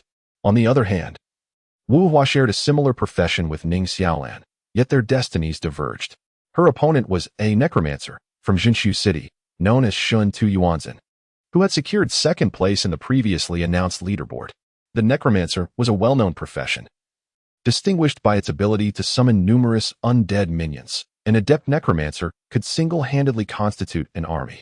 Wu Hua's profession was that of a witch ancestor, and she possessed only 2 summoned beings. However, the quantity of summons did not guarantee victory. Her summoned entities were the Earth Witch Lord, Hutu, and the Time Witch Ancestor, Zhu Jiuyin, both of whom were legendary figures. Their past powers were unfathomable, and now as summons, they could only grow in strength alongside their master's prowess. Almost everyone operated in unison, each facing a unique opponent, engaging in tentative exchanges. Lu Chuan and Yu Jingyue engaged in a strategic dance, one advancing while the other retreated. The bullets from the strange revolver were scarce and represented Lu Chuan's sole means of ranged attack. Thus he sought opportunities to close the distance to Yu Jingyue. Despite Lu Chuan's considerable speed, Yu Jingwei seemed to possess a skill that enhanced his own, coupled with a relentless barrage of arrows, making it difficult for Lu Chuan to approach him in the short term. As a ranger, Yu Jingwei was confident in his speed, yet unease surged within him upon realizing Lu Chuan's velocity was nearly on par with his own. Rangers typically lacked substantial defense and health. He could not afford to let an enemy, especially one capable of outgunning him, close the distance.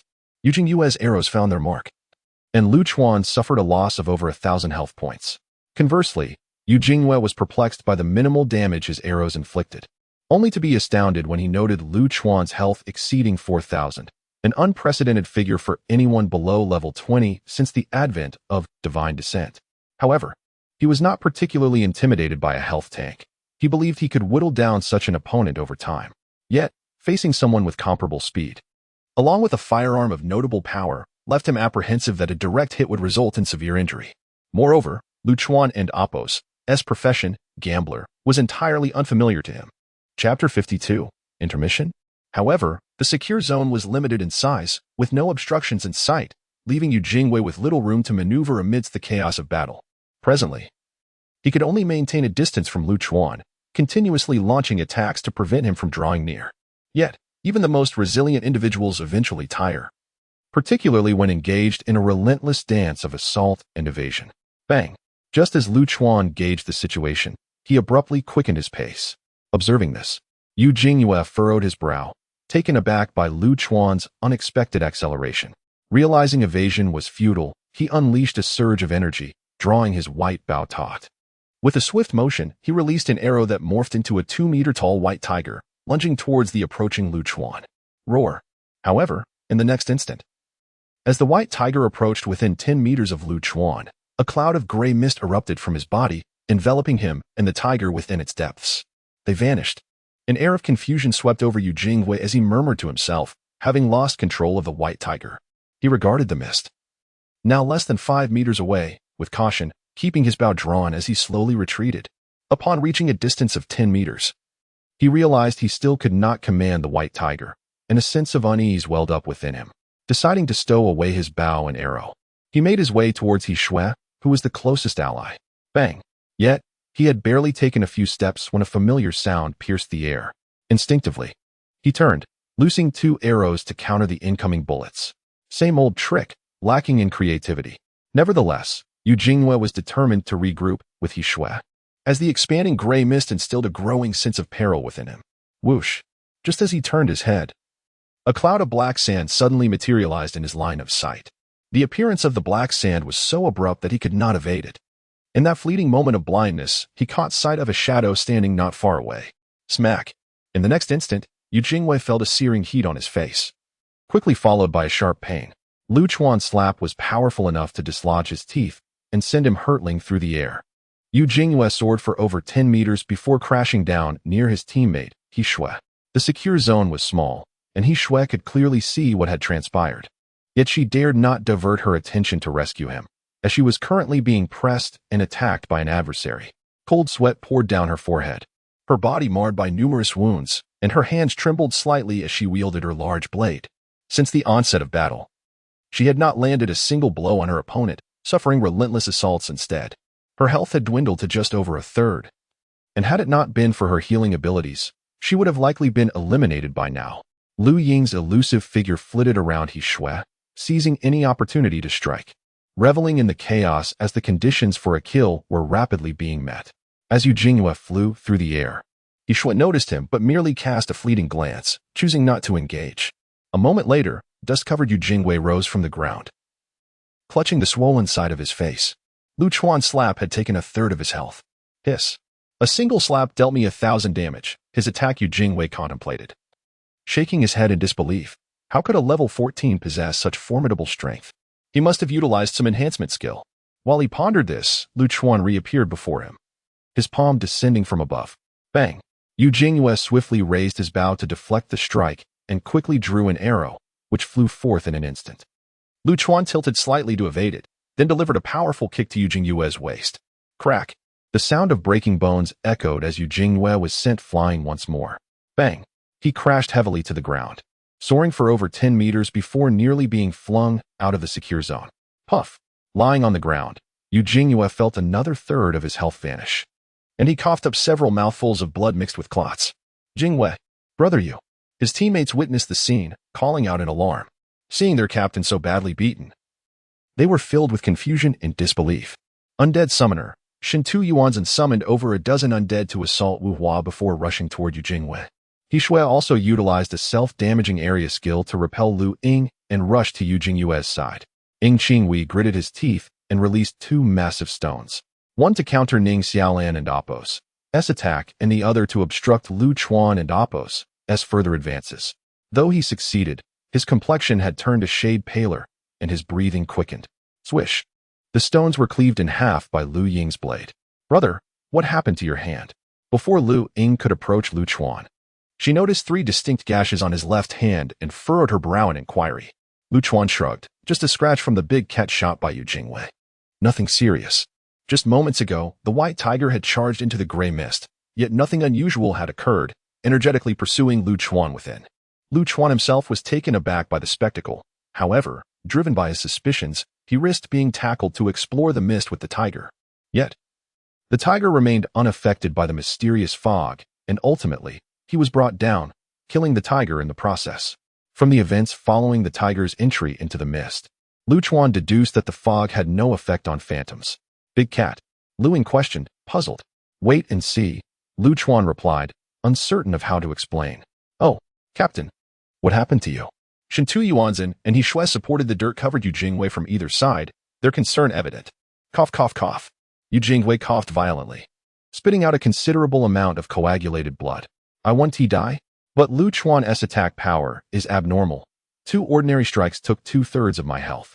Cough, cough, cough. Upon hearing this, Shintu Yuanzhen and He Shui exchanged bewildered glances, as both had not experienced such an assault. Their thoughts mirroring Yu Jingyue and Appo's initial assumption that the opponent had employed enhancement skills. However, they were further astonished to see their captain so brutally beaten. Cough, cough, cough. Call Xingyang and Qingwei back. Let the opponents witness our team's strength and reclaim our dignity.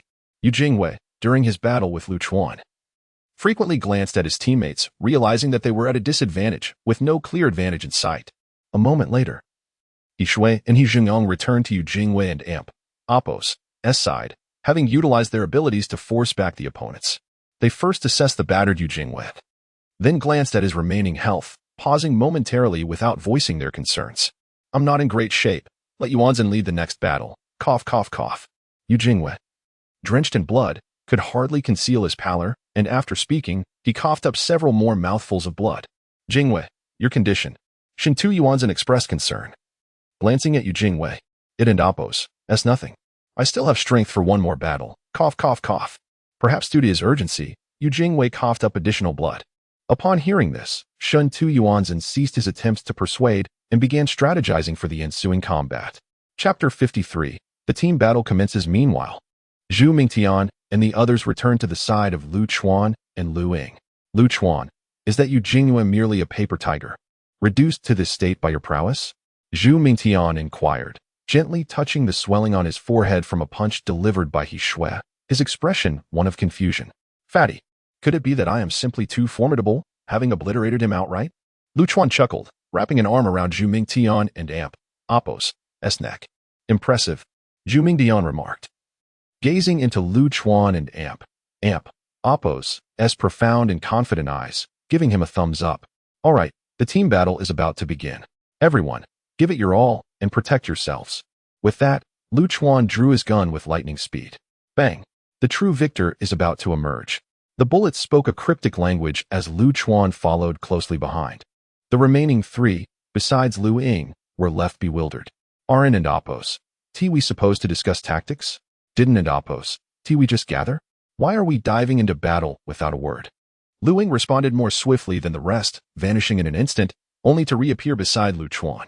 Zhu Mingtian shook his head with a bitter smile, glancing at Ning Xiaolan and Wu Huan. Let and Appo's go. I Don and Appo's wish to be carried by those 2 siblings. Upon hearing this, Wu Huan dashed forward.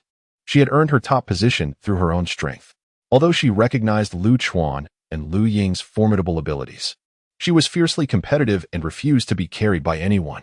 Ning Xiaolan was less concerned, as she had intended to ride on someone else and Amp, Appos' coattails. However, she understood that while it was fine to lean on others, she must not become a hindrance. The three of them unleashed their utmost speed, striving to keep pace with Lu Chuan and Lu Ying. Alas, their speed was simply too great to match. What on earth? Don't they need to discuss tactics? They just charged in. Ying Qingwei furrowed his brow, perplexed. In that case, we have no time to strategize. Let the battle begin. Shen Tiyuanzhen glanced at the rapidly approaching five and promptly abandoned tactical arrangements, summoning a dozen skeletons to block their path. Due to Yu Jingyue's poor condition, they did not intend to initiate an attack but awaited the enemy and Appos' advance.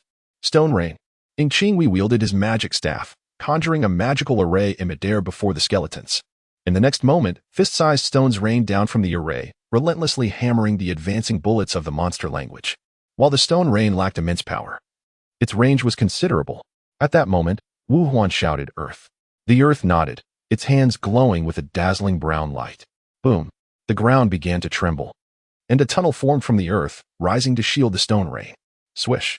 Yu Jingwei, positioned at the rear of the group, loosed an arrow that morphed into the phantom of a white tiger, but soon found himself gasping for breath and unable to stand. Fortunately, Shen Tiyuanzhen supported him. The phantom of the tiger surged through the air, opening its mouth wide to swallow the monster language bullets. Crack!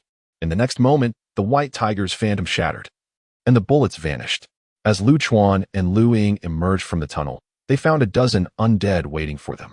Lu Chuan refrained from firing, unwilling to waste bullets, and instead, he clenched his fist and struck the nearest undead in the forehead. Bang! The undead was instantly pulverized. It was a bit tough, but manageable. He relaxed his slightly reddened fist and struck at the nearest undead once more. Lu Ying was swift and ruthless, dispatching an undead with each strike without losing momentum. However, at that moment, a round shield suddenly flew from behind one of the undead, aimed directly at Lu Ying's back. Lu Ying, watch out behind you. Lu Chuan, less fluid in combat than Lu Ying, was the first to spot the shield, recognizing it was thrown by He Shui's. The knight. His gaze sharpened, and after shattering the nearest undead, he immediately raised his revolver and fired a shot. Bang! Another bullet from the monster language. The distance between Lu Chuan and He Shui was merely a dozen meters. Even with an early warning, it would be difficult to evade the bullet. In the blink of an eye, the bullet was only 5 meters away from He Shui. Knight and Amp, Appos' oath.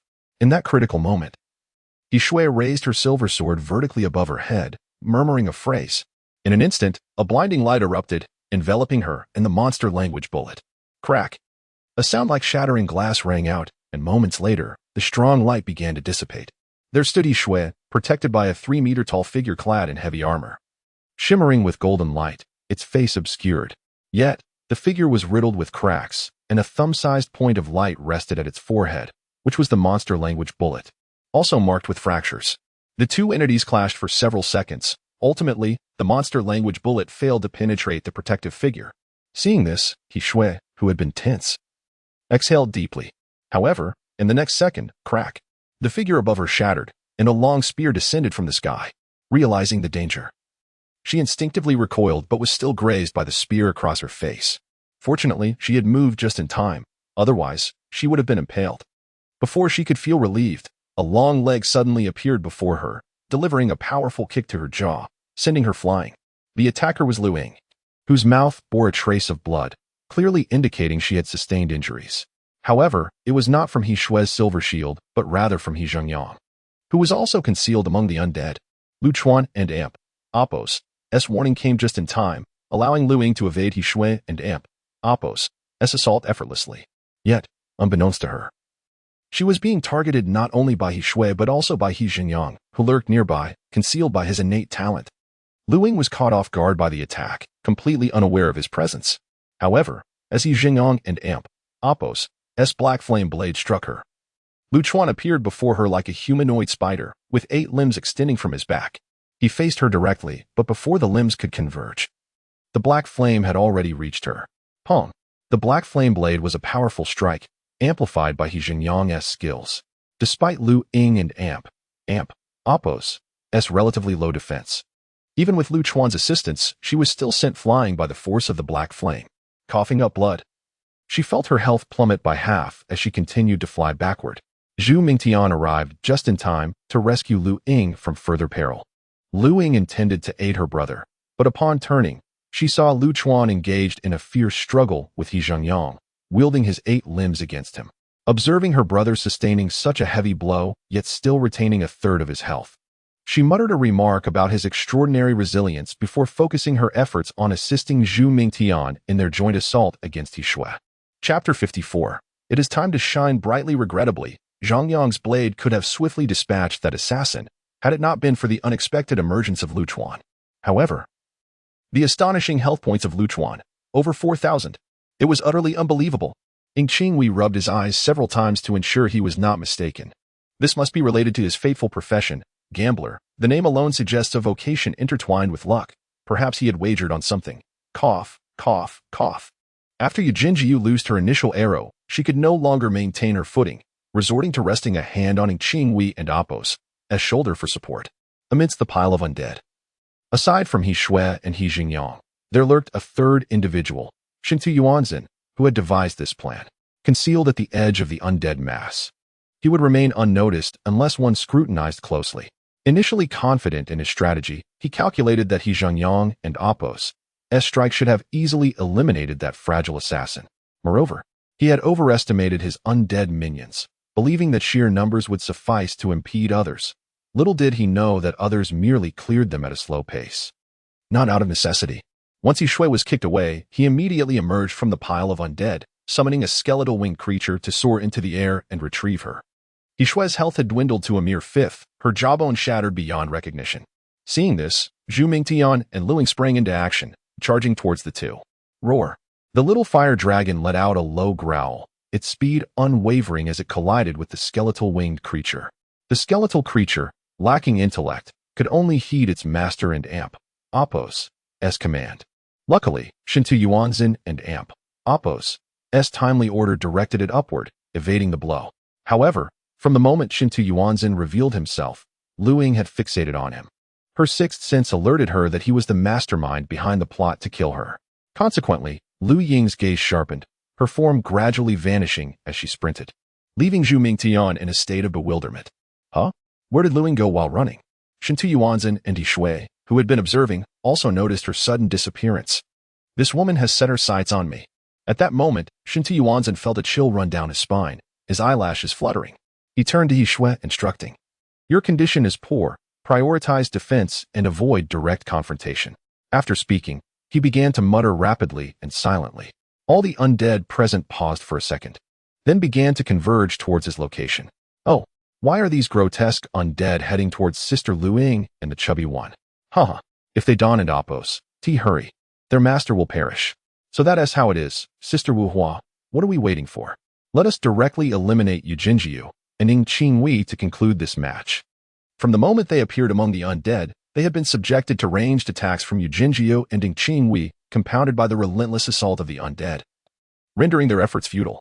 Let me handle this. You assist Lu Ying and the chubby one. Now that these undead are gathered, it is the perfect moment for you to exert your utmost influence. Yet, Ning Xiaolan had intended to say more, but was abruptly interrupted by Wu Hua. I know you are concerned for me, but do not forget that I hold the record for the highest timing. I can easily deal with those two, especially with one of them being half disabled. Go forth. Everyone is shining brightly on a certain screen, and it is high time for us to make our appearance as well.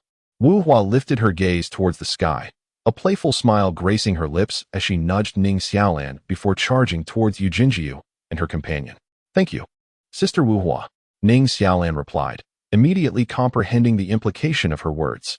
In that instant, she tightened her grip on her staff, determination gleaming in her eyes. I can be even more exceptional. In the monitoring room of the Forest Spirit Grove. Clap, clap, clap. Excellent. The bond between the two siblings is remarkably steadfast. Facing He Zhengyang's formidable attack, they exhibited not a trace of hesitation, boldly blocking it. Yang Zijiang remarked with admiration, clapping his hands and laughing heartily. The spirit of brotherly love is indeed rare. Wei Hao continued, squinting his eyes into slits. However, his health points exceeding 4,000 are even more extraordinary, arguably unprecedented. Upon utterance of this statement, the monitoring room fell silent. In truth, everyone present had noticed, including Lieutenant Fo Hongji and the four esteemed recruitment teachers from the Southern District. Yet, they were at a loss to comprehend how Luchuan had achieved this, silently attributing it to an equipment setup focused on vitality, though none dared to voice this inquiry, for they had ascended to their positions through keen insight and ample experience. Recognizing that Luchuan possessed not only impressive health, but also exceptional prowess in other aspects. A single strike took a third of his health. His speed rivaled that of the most agile assassins, and an unknown fate profession, gambler. Such levels and circumstances were unprecedented for those present, making it difficult to pass judgment lightly. Smack. Ouch. He Xingyang held in agony as Luchuan and Amp, Oppos, as octopus-like strikes rained down upon him, each blow akin to a whip wielded with full force. After exhausting his ultimate move, He Xingyang found himself vulnerable, subsequently suffering relentless torment at the hands of Luchuan. During this onslaught, Luchuan stole a glance at Ning Xiaolan and Amp, Oppos, as petite figure, prompting a moment of contemplation. Within the team, Luing and Amp, Oppos, as performance was indisputable, she single-handedly felled numerous foes, emerging from the shadows to claim their lives. Zhu Mingtian, previously unremarkable before joining the team, now stood as the crucial front line, complemented by his pet fire dragon, offering both tanking and damage capabilities. As for Wu Hua, she was inherently exceptional, displaying remarkable prowess within the team, executing timely defenses that saved everyone from peril, enhancing their collective excellence. In contrast, Ning Xiaolan, the only known fate profession in the team, appeared rather ordinary. This was Luchuan and Oppos' point of silence. He feared that upon achieving victory, there would inevitably be those with malicious intent seeking to criticize, potentially igniting unwarranted public opinion. Given that their team was the apex of the Southern District and Amp, Oppos' competitive abyss, such negativity was bound to arise. And Ning Xiaolan and Amp, Oppos' mundane performance would surely make her the primary target of scrutiny. However, his silence was swiftly dispelled, as he observed Ning Xiaolan parting ways with Wu Hua. His initial confusion transformed into clarity upon noticing the throng of undead not far in her direction. Ning Xiaolan was incapable of envisioning this dimension on her own. It was evident that someone had guided her, and that person could undoubtedly be none other than Wu Hua. What a brilliantly dual-purpose plan. Luchuan refrained from eliminating He Xingyang, recognizing that his teammates required a moment to fully showcase their abilities, thereby enhancing their chances of being recruited by superior universities. While seizing the title of the competitive Abysses champion was indeed impressive, one's intrinsic strength held paramount importance. Chapter 55, The Fire Sprite and Amp, Oppos' elegance. Luing and Zhu Mingtian were equally merciless towards one another, treating each other as mere fodder. On one side was the already gravely injured Truth Knight, He Shui, while on the other was the undead summoner, Shintu Yuan Jin, who lacked any close-range offensive abilities. At that moment, Shintu Yuan Jin was soaring through the air on skeletal wings, occasionally dodging fireballs emitted by a small fire dragon. His appearance had drastically changed. His face was blackened, his hair singed, and his clothing emitted wisps of gray smoke, resembling a beggar. Presently, he was being pursued relentlessly by Zhu Mingtian, who rode atop the small fire dragon, the gap between them narrowing with each passing moment. Zhu Mingtian, arms crossed and appearing nonchalant, simply followed Shintu Yuan Jin without making any attempts to attack. However, his gaze fell upon a slight figure in a clearing below. Indeed, a mind capable of securing first place could not be underestimated. Surely she could think of what we could not. At that moment, a broad smile spread across Zhu Mingtian and Oppos' chubby face, creating two deep dimples, as he murmured to himself before shifting his focus back to the chase. As for He Shui, Luing could have dispatched her with a single strike, but Shintu Yuan Jin had activated his innate skill, summoning dozens of undead to encircle He Shui completely. In such a scenario, Luing found herself with no choice but to breach the undead barrier from the outside, needing a moment to do so. Just then, Ning Xiaolan's voice reached her ears. "Sister Luing, get out of the way. My fireball is coming." Xiaolan. Luing and Oppos' expression turned puzzled as she glanced in the direction of the voice. To her surprise, she was taken aback, without a second thought. She executed several quick steps to escape the throng of undead. No sooner had Luing moved away than a massive shadow loomed over the undead pile. Looking up, she beheld a gigantic formation suspended in the air, red in color, adorned with a blooming rose pattern at its center. Below the formation, a fiery red rose phantom had already coalesced, flames licking upwards around its edges, creating a breathtaking spectacle. Yet, what went unnoticed by the onlookers was a nearly transparent, palm-sized creature sleeping soundly at the heart of the rose. The creator of the Rose Phantom, Ning Xiaolan, had her eyes shut tight. Beads of sweat rolling down her forehead as she held her staff aloft, her hands trembling, even biting her lips until they bled. The exertion required for this skill was evidently immense. In the monitoring room of the Forest Spirit Woods, an exclamation erupted. That is the embryonic form of a fire sprite. Yang Xingyu of Tian Shan University leapt from his seat. His gaze fixed on the screen displaying the Rose Phantom created by Ning Xiaolan. Excellent! Excellent! Excellent! He exclaimed thrice in succession, astonished that after himself and Xiaoyi, another elemental mage with a sprite had emerged so swiftly. The other three admissions directors from the prestigious university shifted their attention to Ning Xiaolan. Alas, Teacher Shang Yu is indeed fortunate to acquire yet another exceptional student. It is truly enviable. Yang Zijian lamented, his face etched with worry. Go away, go away. I know a little about your situation. Don't play the victim in front of me. Yang Shengyu shot a disdainful glance at Yang Zijian, speechless. Upon hearing this, Yang Zijian felt embarrassed and fell silent. Wei Hao and Huang Fuziyan exchanged glances, both expressing their disdain. At that moment, Bu Hongji, who had been listening to their conversation, turned his respectful gaze towards Yang Shengyu after they finished speaking. Teacher Shengyu, you know that in China, only your master Gu Lao can teach her. It seems she will be depending on her in the future. Lieutenant Bu, I thank you on behalf of my master for recognizing her. Even if you hadn't mentioned it, my master would undoubtedly submit an application to the authorities. Though she may be aging, her spirit remains youthful, Yang Shengyu replied, his eyes shimmering with determination beneath his white hood. As time ticked by, Ning Xiaolan and Amp, Oppos, S hands trembled increasingly, her face drenched in sweat. Yet, she did not relent, gritting her teeth as she fully formed the formation. Suddenly, the fiery red Rose Phantom quivered violently, flames bursting forth in all directions. At that moment, the Rose Phantom transformed from a mere red to an even more vibrant crimson. Fiery bloom. Ning Xiaolan summoned the last of her strength to hurl the brilliant Rose Phantom into the throng of undead. Immediately afterward, her legs weakened, and her body fell backward uncontrollably. However, at that moment, Luing appeared behind her, supporting her with a steady hand. Boom. The moment the Rose Phantom struck the ground, a tremendous explosion erupted, deafening and radiant, capturing the attention of all present. The blast affected nearly half of the safe zone, with Shintu Yuan Jin and Zhu Ming Tian closest to the explosion being directly knocked from the sky by the shockwave.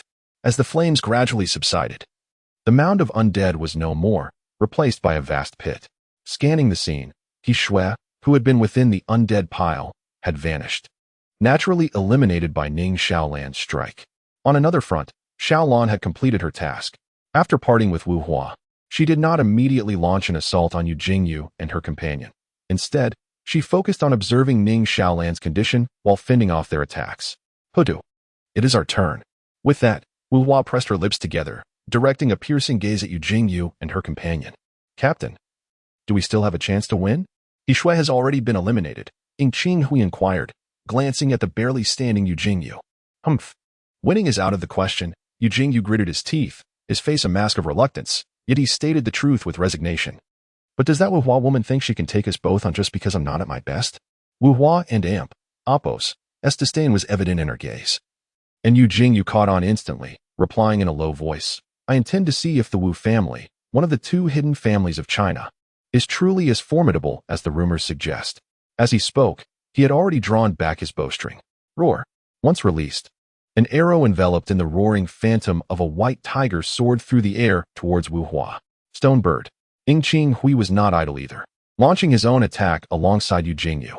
A stone bird, composed of earth and rock, flew above the white tiger phantom, both aiming for the same target. Wu Hua faced the incoming assault with calm resolve, halting her steps as she unfurled her folded jade fan, softly uttering, Hutu, Wu Ling. Hutu nodded and slowly closed her eyes. In the next instant, Hutu was enveloped in a golden glow, transforming into a light orb the size of an adult's fist that flew into Wu Hua's jade fan. In an instant, the intricate patterns carved into the fan vanished, replaced by swirling mists of mountains and flowing rivers. Not only did the fan transform, but the illusion of the mountains also appeared within Wu Hua's pupils. Chapter 56. The strength of Wu Hua. Upon regaining her senses, a glimmer flashed in her eyes as she waved the jade fan, which shimmered with the hues of the earth. With a resounding crash, a 10-meter high hill materialized from thin air and crashed down, instantly crushing the illusory white tiger and the flying birds beneath it, reducing them to mere fragments. After neutralizing the attacks from Yu Jingwei and her companion, she once again wielded the jade fan. This time, however, what emerged was not a mountain but a crystalline river, cascading in layers like towering waves towards Yu Jingwei and her ally. Observing this, Ying Qingwei promptly utilized her innate talent, the stone crown, to bolster her strength, then brandished her staff to summon a multitude of boulders to counter the oncoming torrent. Seeing this, Wu Hua continued to wield her jade fan to amplify the river and amp Apos' force. Alas, though the earth was sturdy, the principle of water eroding stone held true. Before long, the boulders began to show signs of cracking. "Captain, I can barely hold on." Ying Qingwei gasped, her hands trembling and perspiration beading on her forehead as she glanced at Yu Jingwei, who was enveloped in a radiant white light. Yu Jingwei remained silent, his condition worse than Ying Qingwei's. Apart from his trembling hands, his entire body shook, his face pale as a sheet of paper, blood oozing from the corners of his mouth. Yet, despite his dire state, his hands remained steady, drawing back the bowstring to gather all his strength into the slowly coalescing arrow. "Captain, I can't Apos' hold on any longer." In less than a moment, the stone crown atop Ying Qingwei's head vanished, her staff ceased to summon elements, and she collapsed onto the ground, gasping for breath with her hands pressed against the earth. Meanwhile, without the boulders to obstruct it, the river surged forth almost instantaneously towards Yu Jingwei and his companion. Roar! Just as the river was about to engulf them, Yu Jingwei released the bowstring, a thunderous roar erupting that sent the torrent crashing away. Wu Hua was also pushed back several meters by the sudden force. When she steadied herself and looked towards Yu Jingwei, she was astonished to find a distinctly visible white tiger standing there, its fur glistening. Unlike the previous illusory white tigers, this one breathed and had fierce, piercing eyes. Yet, it remained incomplete, missing a tail. Yu Jingwei lay prostrate on the ground, utterly exhausted, with only the occasional movement of his eyes proving he was still alive. If he were to perish, he would be expelled from the competitive abyss, and the white tiger he had so painstakingly summoned would vanish as well. The white tiger raised its head, gazing intently at Wu Hua. It was evident that those who successfully awakened as SS-level talents harbored extraordinary secrets. The white tiger, one of the 5 divine beasts, indeed posed a formidable challenge. Wu Hua locked eyes with the white tiger, a faint smile gracing her lips. Roar! The white tiger, irked by Wu Hua and Apos' demeanor, roared and lunged forward like a flash of lightning. In the blink of an eye, it raised its sharp claws above Wu Hua and Apos' head. At that moment, a small mountain appeared above her, causing the white tiger's claws to strike against it. Boom! The mountain shattered into fragments instantly. Just then, a torrent surged from within the mountain, shooting skyward. The white tiger, quick to react, deftly navigated the stones still in place, returning to solid ground. However, Wu Hua and Apos' assault had not ceased. As the white tiger landed, the ground trembled beneath it. In the next moment, several spikes erupted from the earth, striking the white tiger and Apos' abdomen before it could fully retreat. The white tiger was not of true flesh and blood. It bore no wounds. Yet the area pierced began to lose its initial luster. As the white tiger believed Wu Hua's onslaught had concluded, another wave of attack descended. Mountains and rivers appeared simultaneously. The river coalesced into a circular wall of water, ensnaring the white tiger within, while the mountain grew larger and taller, looming above the water wall. The two elements resembled a rice cooker, one as the pot, the other as the lid, with the white tiger as the rice, destined to be cooked. In the next instant, the mountain plummeted vertically. The white tiger glanced around, realizing there was nowhere to escape, and quickly concentrated its strength, unleashing a wave of energy from its mouth to collide with the mountain encircled by the river above. Boom! A violent sound wave reverberated through the air. The others were drawn to the spectacle, their gazes converging on the unfolding confrontation. Upon witnessing this, Lu Chuan and his 3 companions abandoned Yu Jingwei's team and hastened towards the scene. Yu Jingwei's allies, utterly drained, could only watch helplessly. Moments later, Lu Chuan and his companions arrived at the battleground of Wu Hua and Yu Jingwei. They found only the towering mountain and the flowing river with Wu Hua's silhouette, and no sign of the others. Wu Hua, Yu Jingwei. Before Ning Xiaolan could finish her inquiry, the figures of the 5 vanished in an instant. Upon reappearing, they found themselves side by side in a grand cathedral. This cathedral differed from the opulent ones commonly seen. It was infused with elements of nature, with flora and fauna in abundance. In the center stood a platform several meters high, upon which a towering tree, nearly 100 meters tall, flourished, bearing fruits of various shapes and colors. Surrounding the platform were thousands of stone seats, all occupied by individuals whose gazes were fixated on the newly arrived Lu Chuan and his companions. The stone seats occupied by Lu Chuan's group were distinctively covered in lush grass, adorned with several types of blooming flowers. Wow, these seats are so comfortable, so cool.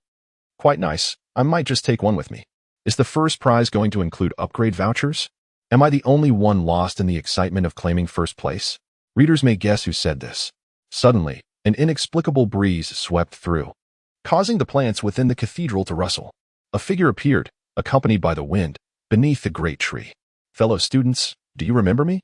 Fu Hongzhi, clad in military attire and draped in a coat, stood confidently beneath the tree. However, he was met with only shaking heads and puzzled expressions, mixed with a hint of awkwardness, though there was also a glimmer of admiration in their eyes upon seeing a soldier. Ahem. It doesn't matter if you don't recognize me. Allow me to reintroduce myself. I am Fu Hongzhi, a second lieutenant of the Southern District Military, the one who initially explained the rules to you. Upon hearing this, the attendees recalled his presence. It was not that they had forgotten, but rather that the intense experience of the competition had left them exhausted, prompting their minds to filter out superfluous information. Now, without further ado, let us commence the distribution of the highly anticipated ranking rewards. Chapter 57. Announcement of Rewards, Part 1. From the 501st to the 1000th place, Abyss Points 300, which can be used to elevate the level of the Abyss Tower and receive corresponding rewards. Divine Currency 3000, which can be exchanged for items in the Abyss and traded in the real world. Note: Abyss Points and Divine Currency are not items that humanity can inscribe for themselves. They are incomparable to ordinary currency. Upon the announcement of the rewards, murmurs of discussion began to ripple through the previously quiet audience. According to our Level 0 Abyss Tower, 300 Abyss Points could elevate it by 2 levels, granting 2 rewards. While 3,000 Divine Currency might seem a bit meager, it is still better than nothing. Ha ha, it suffices, after all. I only managed to scrape into the top 1,000 after a round of struggle, so obtaining a reward is quite commendable. As these words were spoken, those around who had fought valiantly in the competitive abyss, earning their ranks, stared incredulously at the speaker. From the 101st to the 500th place, 1 golden experience card, which randomly grants 50 to 150 of current level experience, usable once every 20 levels. Abyss Points 300, which can be used to elevate the Abyss level and receive corresponding rewards. Divine Currency 3000, which can be exchanged for items or traded in the real world.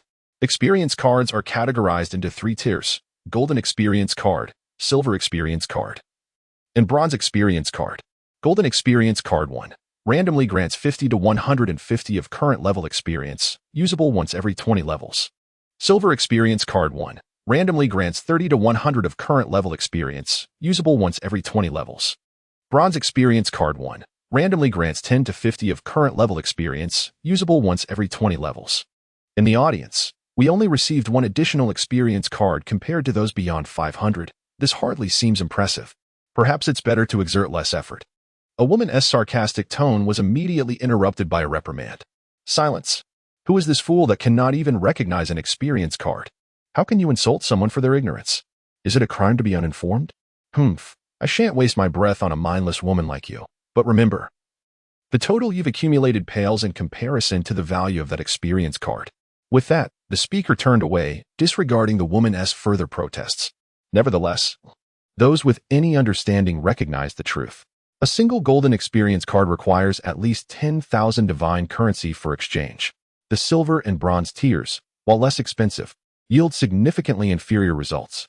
From the 31st to the 100th place, 1 golden experience card. 1 ordinary Forest Spirit Series low-level skill book, which unlocks a random profession skill from the Forest Spirit Series. Fate practitioners have a chance to unlock Fate skills. Abyss Points 300 for elevating the Abyss level and receiving rewards, and Divine Currency 3000 for exchanges in the Abyss and in the real world. The special skill qualities are categorized into 4 levels: Ordinary, Precious, Rare, and Extinct. As Buddha Hongzhi announced the second reward, astonished gasps filled the air from those familiar with its significance. The rarity of the special low-level skill book far surpasses that of the ordinary low-level skill books. The latter offers an exceedingly slim chance of yielding superior profession skills. In contrast, The former inherently possesses a higher probability of unlocking superior skills, and there is even a chance of acquiring skills exclusive to Fate practitioners, assuming the unlocker is indeed a Fate practitioner. Most importantly, the likelihood of the former yielding valuable skills is considerably greater than that of the latter, a fact well acknowledged by predecessors. From the 11th to the 30th place, 1 golden experience card, 1 Forest Spirit Series golden equipment chest, upon opening, grants a piece of Forest Spirit golden equipment corresponding to 1's profession. With random positioning, Fate practitioners have a chance to acquire Fate profession equipment. Abyss points 500 to elevate the Abyss level and receive rewards, and Divine Currency 5,000 for exchanges in the Abyss. The special treasure chest qualities are categorized into 4 levels: ordinary, precious, rare, and extinct. Gasps of astonishment erupted once more, even igniting fervor in the eyes of some prominent young masters and ladies. The significance of this reward was unmistakable. The crowd's discussions grew louder, almost subconsciously. How enviable! The Forest Spirit Series equipment is a rare commodity, often more sought after than available. The golden quality Forest Spirit equipment rivals ordinary Perkin equipment. As for the Fate Practitioner's Forest Spirit Series equipment, it surpasses those in value. Had I known the rewards were so precious, I would have pushed myself forward. Now, as the 102nd, I deeply regret my missed opportunity. A man, face drawn with dismay, lamented his fate. At that moment, a voice echoed from beside him, "Brother, what a coincidence, I placed 101st. The speaker, seated next to the man, exchanged glances, torn between laughter and tears, before they embraced, sharing their woes. We shall now commence the announcement of the top 10 rewards. I must clarify that this round was conducted as a team competition, yet every individual shall receive their own reward," Buddha Hongji remarked, casting an appreciative glance at those seated in the front row of the audience. Upon hearing this, several individuals who had initially appeared anxious visibly relaxed. Had there only been a single reward, the 5 would have had to distribute it based on contributions. A scenario fraught with potential conflicts due to the value of the reward, something no one wished to encounter. Now, with each receiving their own share, such issues would be alleviated. From the 4th to the 10th place, 1 golden experience card, 1 Forest Spirit Series residence permit, 1 ordinary Forest Spirit Series golden equipment chest, which upon opening, grants a chance to receive a piece of golden equipment from the Forest Spirit Series corresponding to 1's profession, with random positioning. Fate practitioners have a chance to acquire Fate profession equipment, 1 ordinary Forest Spirit Series low-level skill book, which unlocks a random profession skill from the Forest Spirit Series. Fate practitioners have a chance to unlock Fate skills, Abyss points 1,000, for elevating the Abyss level and receiving rewards, and Divine Currency 10,000 for exchanges in the Abyss and in the real world. In the monitoring room of the Forest Spirit Series, the Southern District Military has been rather generous this time, even granting the Forest Spirit residence permit as a reward. However, if this is the case, it seems the military may be somewhat fond of this group this year. Upon hearing of this item, Yushan sprang from his seat, furrowing his brow. Alas, there's no escaping it. Just look at how exceptional this year's talents are, far surpassing previous years, in not just quantity, but also in aptitude, demeanor, and disposition. They are indeed superior to those before. As he spoke, Renly picked up the tablet in his hand, typing furiously. In an instant, the entire monitoring room, save for the 4 esteemed admissions officers from the Southern District's elite university, was engrossed in their devices. Chapter 58 Announcement of Rewards, Part 2, Forest Spirit Grove, Church Audience Area. The residence permit for the Forest Spirit Grove. It is said that the military only distributes 30 of these precious items each year, and only those who have made significant contributions to the Southern District are eligible to receive one. I never expected that this time there would be a residence permit among the rewards. With it, one can freely enter and exit the Forest Spirit Grove, akin to possessing a resource-rich instance. How enviable. My curiosity about the top 3 rewards is truly piqued. 3rd place rewards, 1 golden experience card, 1 Forest Spirit Grove residence permit, 1 precious Forest Spirit Grove golden equipment chest, upon opening. One will receive a piece of the Forest Spirit Series golden equipment corresponding to their profession, with a random part. Destiny professionals are guaranteed to obtain a piece of Destiny professional equipment. 1 precious Forest Spirit Grove low-level skill book, upon opening. One will unlock a skill from the Forest Spirit Grove series corresponding to their profession.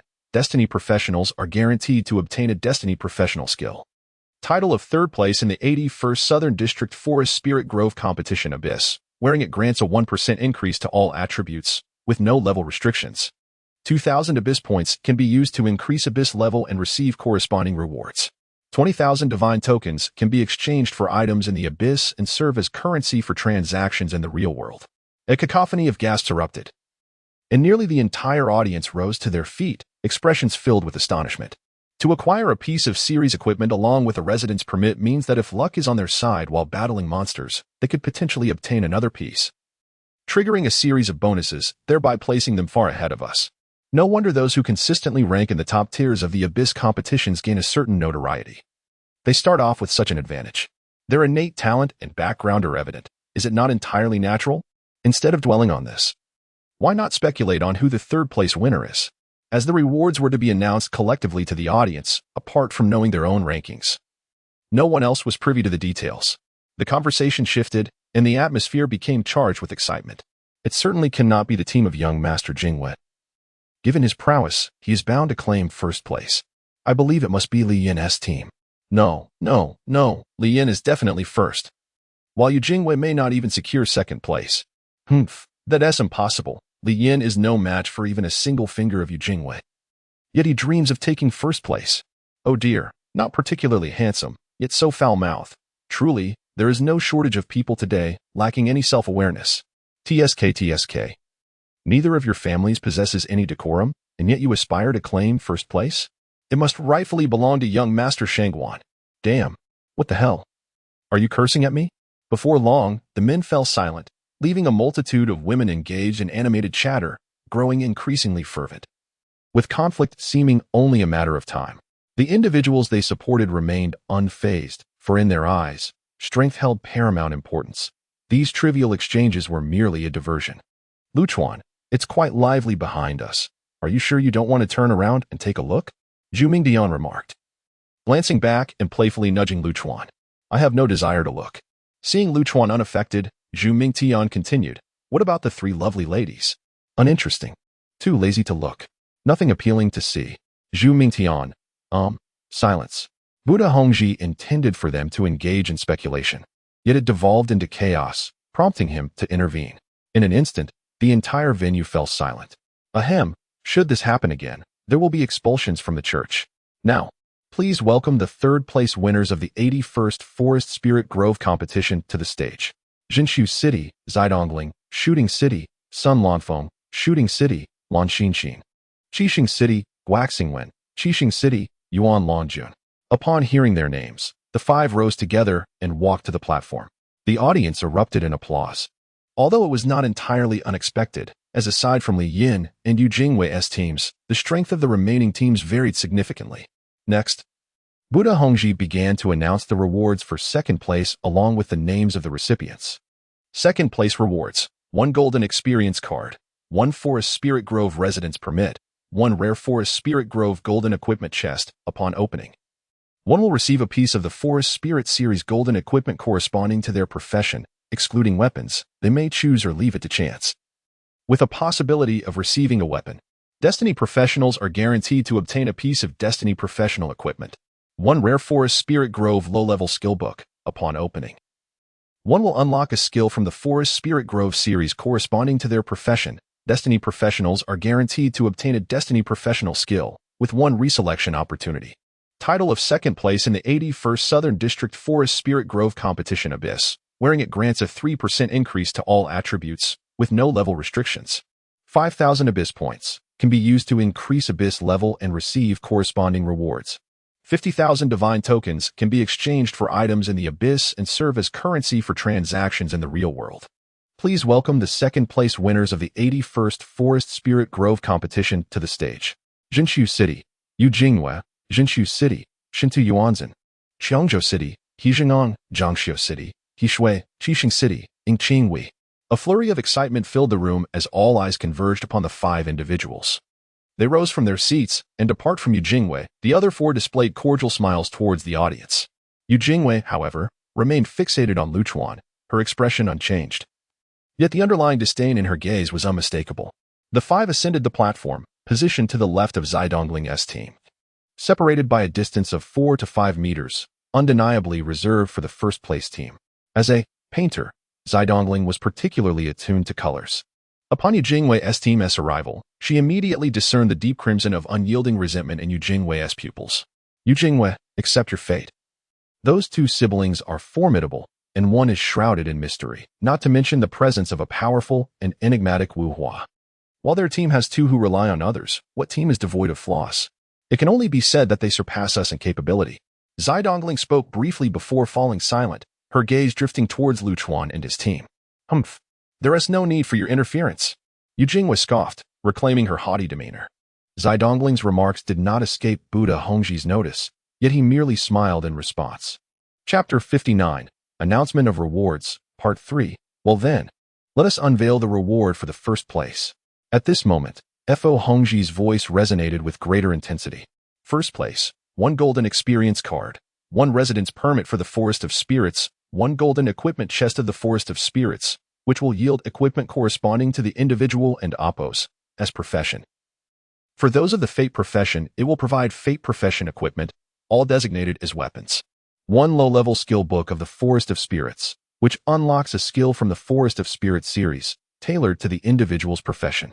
Fate profession users will certainly acquire a skill pertinent to their class, with 3 chances to reselect. 1 title of champion of the 81st Forest of Spirits Abyss competition, providing a 5% boost to all attributes, with no level restrictions for wearing. 10,000 Abyss points, which can be used to enhance Abyss levels and obtain corresponding rewards. 100,000 Divine tokens, which can be exchanged for items within the Abyss. Ah, really? Just a single experience card for the first place?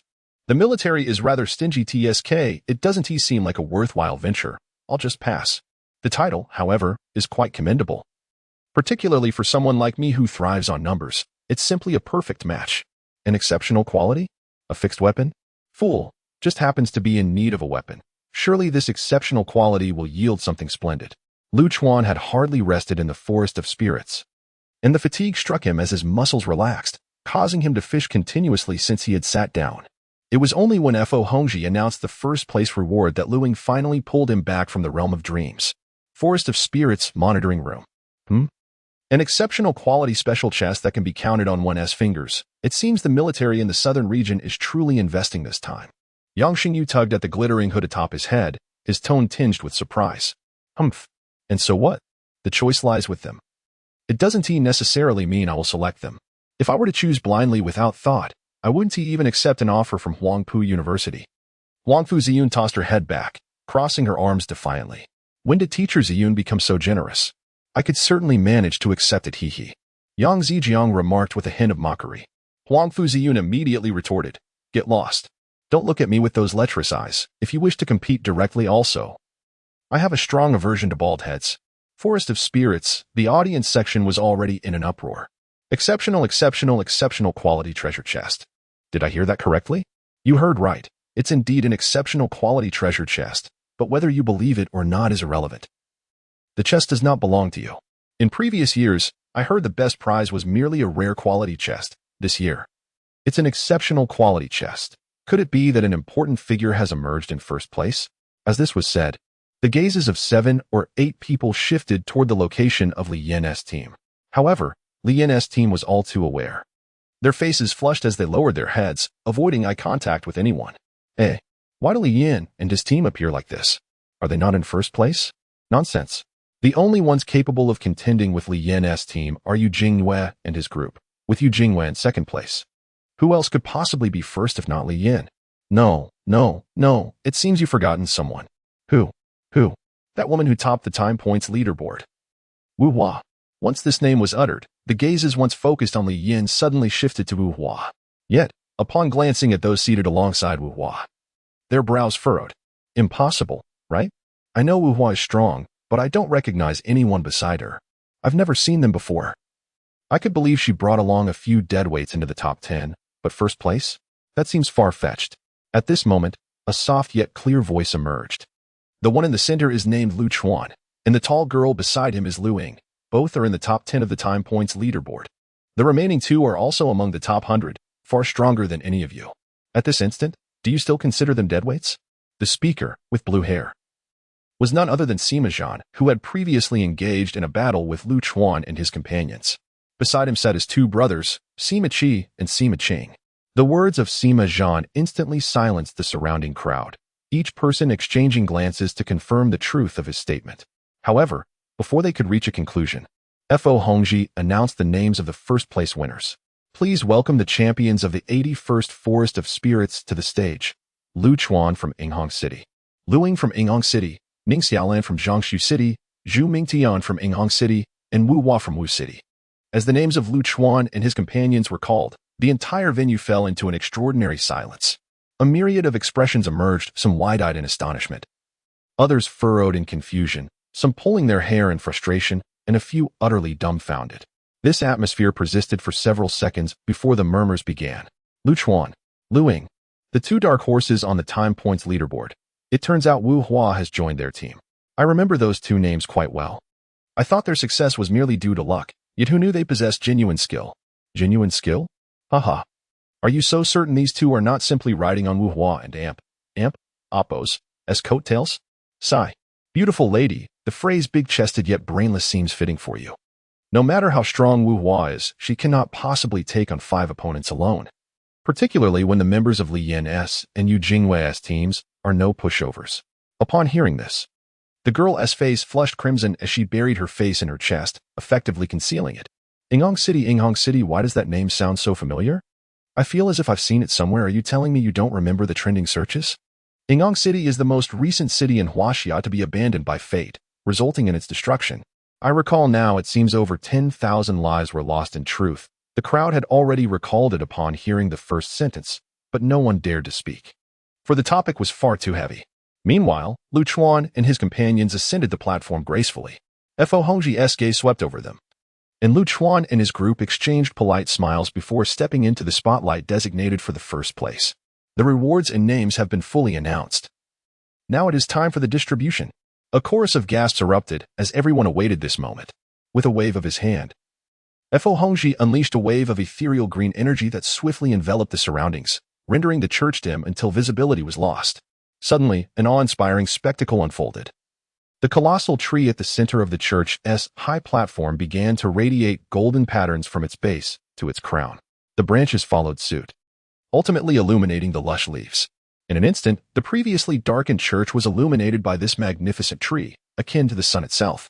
Lu Chuan stared fixedly at the grand tree before him, puzzled by the brilliant light that, contrary to expectations, was not blinding. Rather, it soothed the fatigue in his eyes. As for the underlying principle, he was unaware, as he had not encountered it in any forums. Moments later, the leaves, indistinguishable to the naked eye, suddenly detached from the grand tree, swirling through the air like a myriad of swords dancing. Fall. Fo Hongji exclaimed with vigor, directing his gaze skyward. The leaves began to scatter, gliding toward various corners of the church, with one leaf pausing before an individual, who merely had to extend a hand for it to gently settle within their grasp. Chapter 60. The conclusion of the Grand Abyss competition. Standing before the colossal tree, Lu Chuan and his companions awaited the gently descending luminescent leaves. As the leaves settled into his palms, they instantaneously disintegrated into motes of light, returning to the great tree. Observing this spectacle, Lu Chuan furrowed his brow momentarily, then glanced at his inventory, where several new items had indeed appeared, precisely matching the first-place reward announced. Once everyone had received their respective rewards, Fo Hongji exuberantly proclaimed, "Classmates, the 81st Forest Spirit Realm Grand Abyss has concluded splendidly. I look forward to seeing you all report to the Southern District Military University." As his words faded, everyone blinked simultaneously and, upon reopening their eyes, found themselves no longer in the chapel, but back in the city constructed within the Forest Spirit Realm. The young lieutenant's final glance at me conveyed a silent message.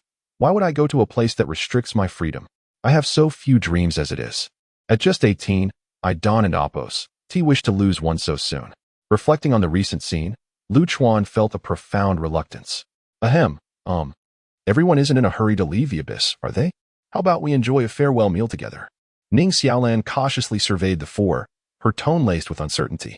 Xiaolan, our minds are truly in sync. You expressed exactly what I was thinking. Lu Ying gently ruffled Ning Xiaolan and Appos' hair, chuckling softly. Oh, I think that's a splendid idea. After all, we have 3 days until we need to make our college choices. There is plenty of time, Zhu Mingtian concurred. Well, if Captain Lu invites me, I shall attend. Wu Hua pondered for a few moments before turning her gaze to Lu Chuan. Lu Chuan, hearing this, retorted with exasperation, you can come or not. No one is forcing you. With that, he turned and strode away, adding as an afterthought, Ning Xiaolan. Lead the way. All right. Ning Xiaolan responded, linking her arm with Wu Hua and Amp, Appos.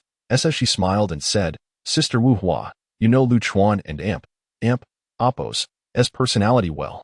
Let us go? Humph. Blockhead. Wu Hua silently cursed, then took hold of Lu Ying's arm. Zhu Mingtian, observing the backs of the four, felt a sudden gravity in his expression, his hands involuntarily clenching into fists. At that moment, countless thoughts surged through his mind unbidden. I seem to be too weak. Just then, Lu Chuan, leading the way, seemed to sense something amiss. He halted, turned, and called out, Fatty, why are you dawdling? Hurry up. I want to stand here waiting for you. Lost in his own thoughts, Zhu Mingtian was jolted by Lu Chuan's voice, as if struck by an invisible current, leaving him momentarily dazed. After several seconds, he managed to force a smile and slowly raised his head to meet Lu Chuan's gaze. Right. It's still early. Who knows what the future holds? I cannot give up. Lu Chuan slightly tilted his body, gesturing towards the three, who were intimately engaged in conversation like sisters. He spoke earnestly, you are my only brother. We must walk side by side, just like them. In the blink of an eye, 3 days had passed since the Lu siblings returned to Jiangsu City. After the conclusion of the Forest Spirit Realm, Lu Chuan and Lu Ying had boarded the helicopter sent to retrieve Ning Xiaolan, leaving Shooting City for Jiangsu City. Wu Hua, with an air of distinction, arrived via private jet and even inquired if Lu Chuan's group required a flight back for anyone. Wuching, one of the most unique cities in China, was Wu Hua's home.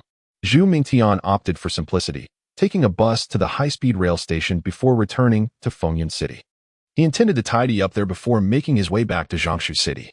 Both were utterly exhausted, having languished at home for 3 days, even neglecting to open the treasure chest obtained from the Forest Spirit Realm. Suddenly, a series of vigorous knocks echoed through the air. Lu Chuan, lying sprawled on his bed, was jolted awake. The same was true for Lu Ying in her room. However, neither moved. Instead, they slowly closed their eyes while quietly straining to hear, seemingly waiting for the other to rise and answer the door. Several minutes passed. Knock, knock, knock. The knocking grew louder and more insistent. Ugh. Lu Chuan stretched lazily, realizing that Lu Ying was indeed still asleep despite the raucous knocking. As he grumbled, he searched for his slippers, then pushed open the door. Creaking open, yes. I won. Lu Ying burst from her room just as Lu Chuan stepped out, her expression triumphant. Brother, it seems I have outdone you after all. Yes, you win. Truly a little lazy pig.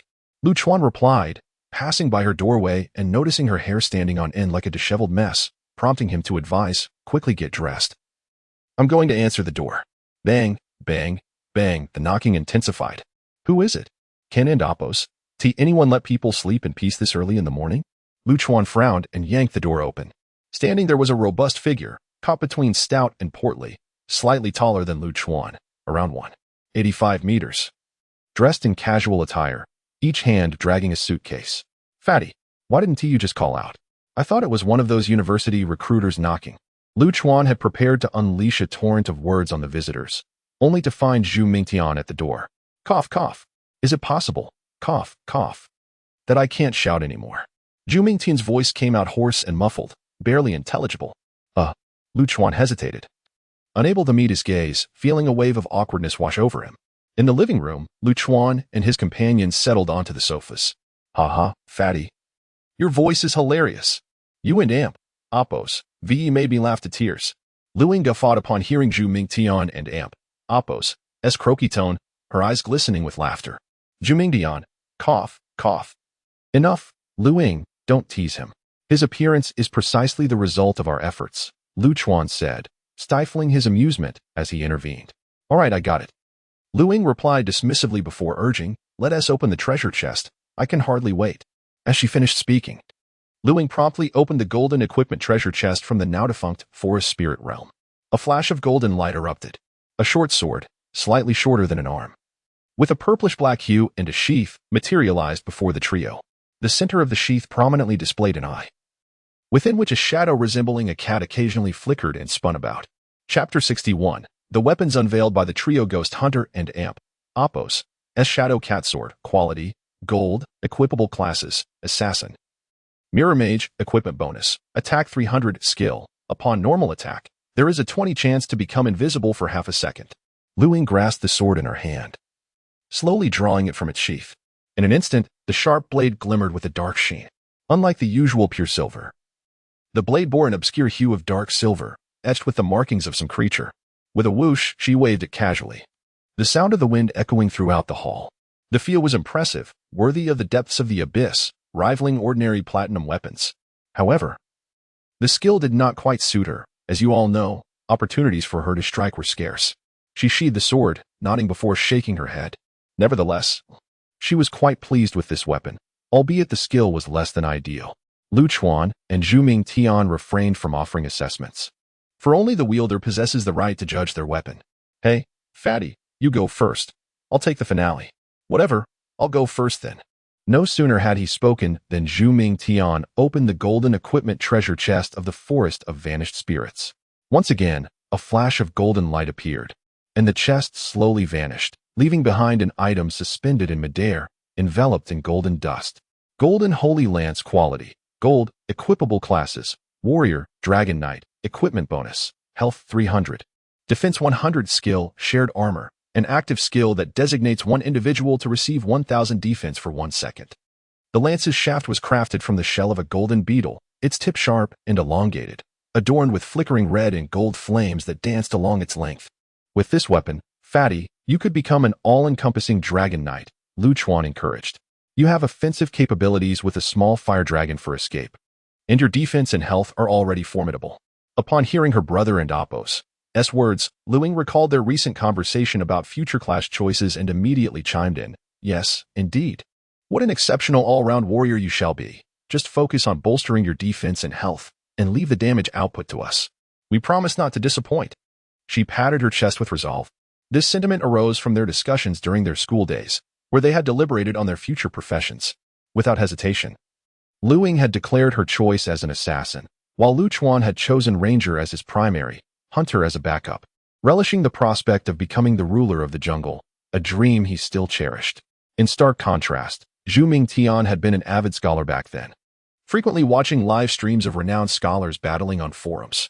Although he had now chosen the warrior class, he would steal glances at Ning Xiaolan and Apos' attacks in the Forest of Vanished Spirits. As for why Zhu Ming Tian abandoned the scholar path, he had briefly mentioned to them that the calamity in Ying'ang City made him realize he needed not only to possess great power but also to withstand it. Thus, he opted for a class that balanced offense and defense. However, Lu Chuan doubted that this was the sole reason for Zhu Ming Tian and Apos' choice. As brothers, they understood each other well. Zhu Ming Tian remained silent about his deeper thoughts, and Lu Chuan refrained from prying, respecting the privacy of personal matters. Zhu Ming Tian's gaze became vacant, and after a few moments of silence, he smiled wryly. If you all insist, I shall reluctantly become your most steadfast vanguard and support. Now, it's your turn, Lu Chuan. Let me see your luck. Just then, Lu Chuan caught a fleeting glimpse of melancholy in Zhu Ming Tian's eyes. Though it was but a moment, he noticed it. He was inclined to inquire, but found that Zhu Ming Tian's expression quickly morphed into one of indifference. Of course, it will surely be better than yours, Lu Chuan proclaimed proudly, tilting his head. Simultaneously, he retrieved and opened the golden equipment treasure chest of the Forest of Vanished Spirits. As expected, golden light flashed once more. Deep Shadow Scorpion Watch, quality, gold, equipable classes, Beast Tamer, Fool, equipment bonus, attack 200. Health 200, skill, Soul of the Shadow Scorpion, passive skill. Upon entering combat, a bell will toll every 10 minutes, stunning enemies within 10 meters for 0.5 seconds. The watch was a haunting green, with scorpion legs as the strap and claws and tail serving as the hour and minute hands. The numerous scorpion legs writhed incessantly, while the tail dripped a mysterious, smoking liquid, lending the entire watch a disturbing appearance. As Lu Chuan reached out, the scorpion legs immediately grasped his wrist. A chill coursed through him, sending a shiver down his spine. Lu Ying and Apos' disdainful expression remained as she stared at the watch. What an ugly piece. Its design is so bizarre that it and Apos' almost repellent. Lu Chuan shook his wrist vigorously. It and Apos' quite secure, not budging at all. He continued, true, it is rather unsightly, but I find the skill quite satisfactory, a crowd control ability. He was not concerned with aesthetics, prioritizing power over appearance. Since all three had already mastered 4 skills, they could not yet utilize the lower-level skill books of the Forest of Vanished Spirits. They would need to reach level 21 to have 2 opportunities to change skills. Subsequently, the trio activated their golden experience cards, with Lu Chuan being the luckiest, gaining 150 of the experience for his current level. Instantly, the level 14 Lu Chuan ascended to level 15, needing just 3/4 of the remaining experience to level up again. Lu Ying and Zhu Mingtian fared slightly worse, both receiving only 100 experience. Lu Ying advanced from level 12 to 13, needing half the experience to reach level 14, while Zhu Mingtian progressed from level 11 to 12, requiring 1/4 to attain level 13. Hooray!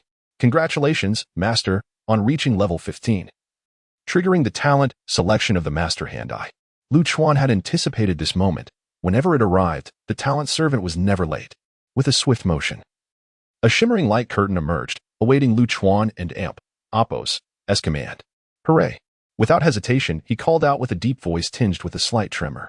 Zhu Mingtian was momentarily taken aback, his brow furrowing as he looked at Lu Chuan, disbelief etched across his face.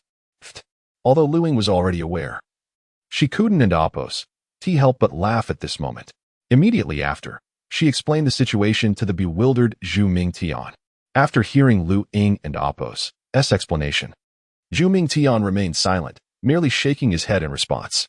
Chapter 62. A subtle theft. The 3 luminous screens soon came to a halt, displaying an immaculate silver background, devoid of any blemishes. La la la, what a strange occurrence. As your master, I am entitled to inquire why this has transpired. Lu Chuan and Amp, Appos' anticipation was shattered beneath the 3 silver backdrops. The innate powers of a servant are limited, rendering it incapable of providing an answer. Should the master pose such queries again, your most loyal servant shall self-destruct alongside its innate abilities. The androgynous voice of the gifted servant echoed in Lu Chuan's ears. Yet this time it bore a tone tinged with resentment. In just 2 brief sentences, Lu Chuan found himself quite startled. Previously, he had felt a sense of injustice regarding his sister's SS-level talent. Now, however, he was resolute in concluding that his own endowment was incomparable to any other. Subtle theft, active. Silver grade, allows the user to designate one individual within a 10-meter radius to actively release an item randomly taken from them. Usable once every 3 days. All items can be taken.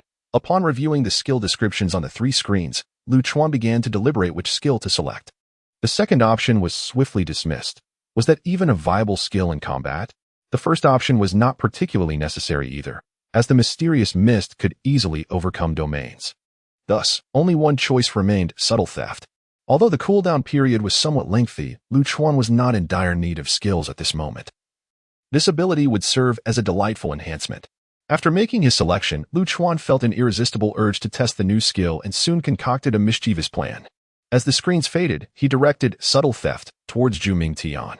Zhu Mingtian, seated across from Lu Chuan, felt a sudden chill in his trousers, followed by a gust of cool air wafting in from the hem of his shorts. In the next moment, he sprang to his feet from the sofa, startling Lu Ying beside him. "Hey, fatty, why did you suddenly stand up? You scared me," Lu Ying exclaimed, bewildered. To his surprise, Zhu Mingtian offered no reply, instead reaching into his pocket. This only left Lu Ying more perplexed. Lu Chuan, the instigator of this mischief, wore a puzzled expression while internally reveling in amusement. Watching Zhu Mingtian's incredulous reaction, he struggled to contain his laughter. "Fatty, what are you reaching into your pocket for? Are you about to show us something?" Lu Chuan teased, desperately holding back laughter. Zhu Mingtian and Appos' face flushed crimson upon hearing this, and he swiftly withdrew his hand from his pants pocket. He then resumed his seat on the sofa, albeit with his legs crossed like a lady. At that moment, Lu Chuan could no longer restrain himself. "Ha ha ha, I can't Amp, Appos, hold it in any longer. Fatty, I apologize.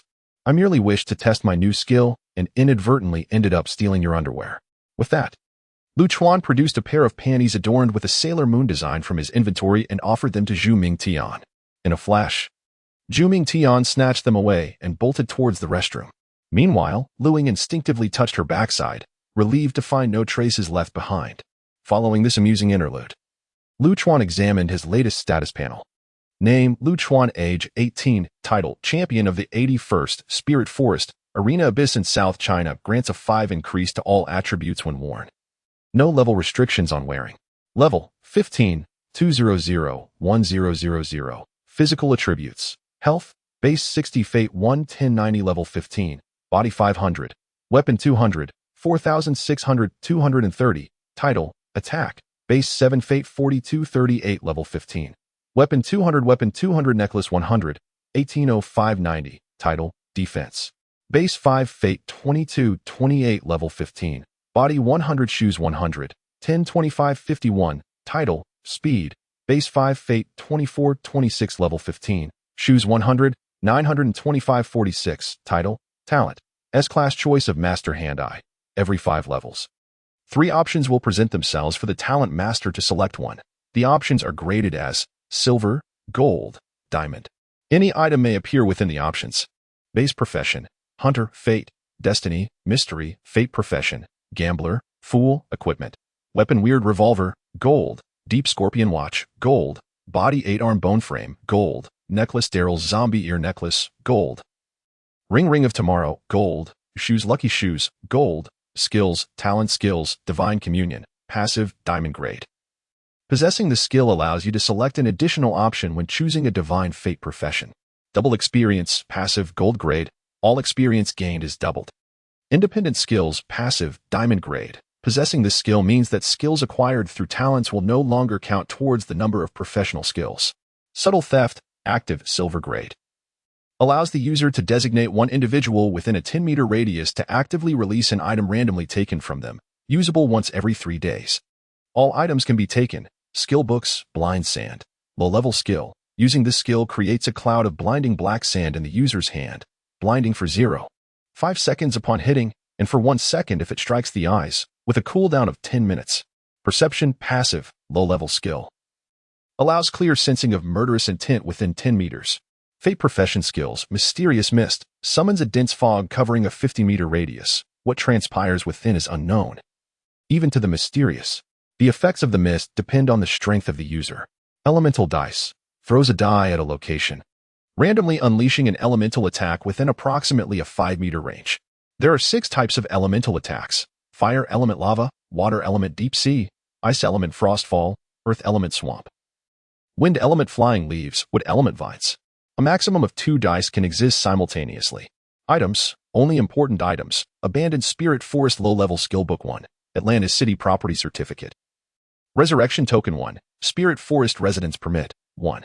Chapter 63, Prestigious Universities, Part 1. Upon returning from the restroom, Zhu Mingtian wore a sullen expression and remained silent. Lu Chuan repeatedly apologized, managing to alleviate Zhu Mingtian's grievances. Soon after, the 3 began deliberating on their university applications. Ding dong. Ding dong. Suddenly, the doorbell rang, causing all 3 to furrow their brows in confusion. A recruitment officer? That seemed unlikely. Our reputation and capabilities have already garnered attention, and the power to choose universities rests solely in our hands. Those teachers cannot be that foolish. The chubby one voiced a sensible thought, echoing my own. Lu Ying cast a glance at Lu Chuan and said, "Shall I answer the door?" Lu Chuan nodded in agreement. Creak, as the door swung open. A small figure lunged directly into Lu Ying's embrace. "Sister Lu Ying, it's been so long. I've missed you so much." Ning Xiaolan gazed up at Lu Ying, her eyes brimming with tears. "We thought it was someone else. It turns out to be you, this little girl." Lu Ying lightly tapped Ning Xiaolan's forehead and continued, "Come in quickly. We were just discussing our applications." "All right, I actually came for that reason. My family has given me some advice, and I wanted to seek your opinions as well." After stepping inside, Lu Ying promptly closed the door and led her to the sofa, where they sat closely together. "Xiaolan, what teacher Yang Xingyu said that day was absolutely correct. You need not hesitate. Tianshan University is your best choice." Zhu Mingtian, having overheard their conversation, spoke up as she settled down.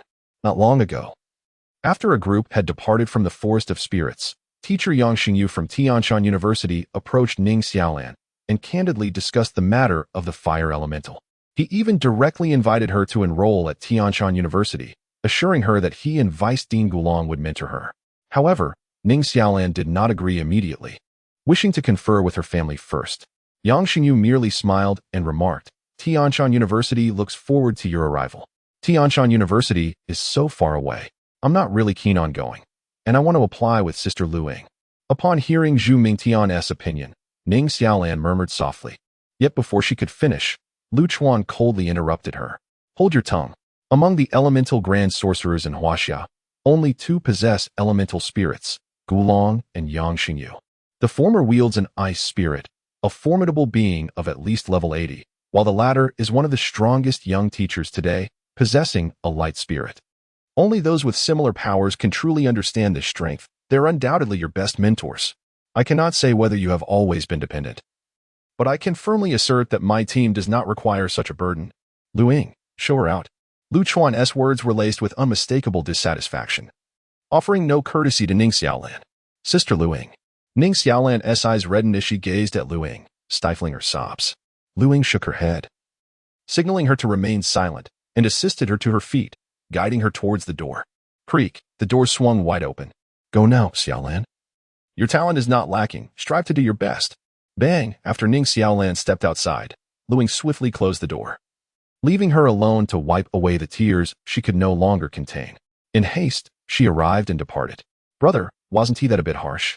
Luing inquired gently as she returned to the sofa. "Luing, I have never considered myself cruel. I am simply pragmatic. I truly do not need such a teammate, nor do I desire one," Lu Chuan replied. Though his words were undeniably hurtful, they were steeped in reality. "Do not blame your brother." He spoke those words deliberately to provoke Ning Xiaolan. It is not just to highlight her shortcomings, but also to spur her to enroll at Tianshan University, to return and prove herself to you. Seeing Lu Ying's silent countenance, Zhu Mingtian attempted to explain, "Chubby, am I really that foolish? Xiaolan is far too naive. I simply fear she might suffer if she goes to such a distant university alone. But it is inevitable. She will face such experiences sooner or later." Luing shot a glare at Zhu Mingtian, then sighed. "Luing, regarding what you mentioned, she may not truly comprehend that aspect. Weistine Gulong of Tianshan University is notoriously protective, and with her identity as the ice spirit holder, very few in Huaxia would dare to provoke her." Lu Chuan, having retrieved 3 bottles of orange soda from the refrigerator, handed them to the 2 and casually remarked, "Let us consider carefully which prestigious university we 3 should apply to." Note: the author will briefly introduce the prestigious universities, using the first person. Please refrain from criticizing. The author's mind is about to explode. In Huaxia, there are 6 prestigious universities, each established in first-tier cities across 5 districts. Eastern District, Magic City University, Magic City. Southern District, Shooting University, Shooting City. Jinshu University, Jinshu City. Central District, Chang'an University, Fengyuan City. Western District, Tianshan University, Kunlun City. Northern District, Kyoto University, Kyoto City.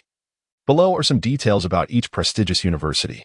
Eastern District, Magic City University. Magic City University boasts the most formidable defensive array in Huaxia, known as Tidal Resonance, which harnesses the energy of ocean tides to power a protective shield over the entire city.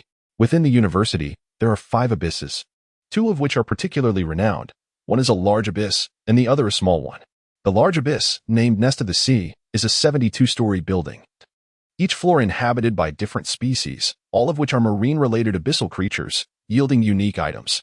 The small abyss is called Giant Squid Peninsula, formed from the remains of a colossal squid, teeming with various squid species that, when cooked, have a chance to enhance attributes. Central District, Chang and Amp, Appos, and University built atop an ancient crypt. The university possesses unique powers that have caused the local flora to exhibit mutations, including a plant known as imperial wheat, which greatly enhances physical attributes when consumed. The university contains 5 abysses, among which the most notable is a super-large abyss. The super-large abyss, named Jiuzhou, is a fully civilized abyss, rich in resources and inhabited by extraordinary beings.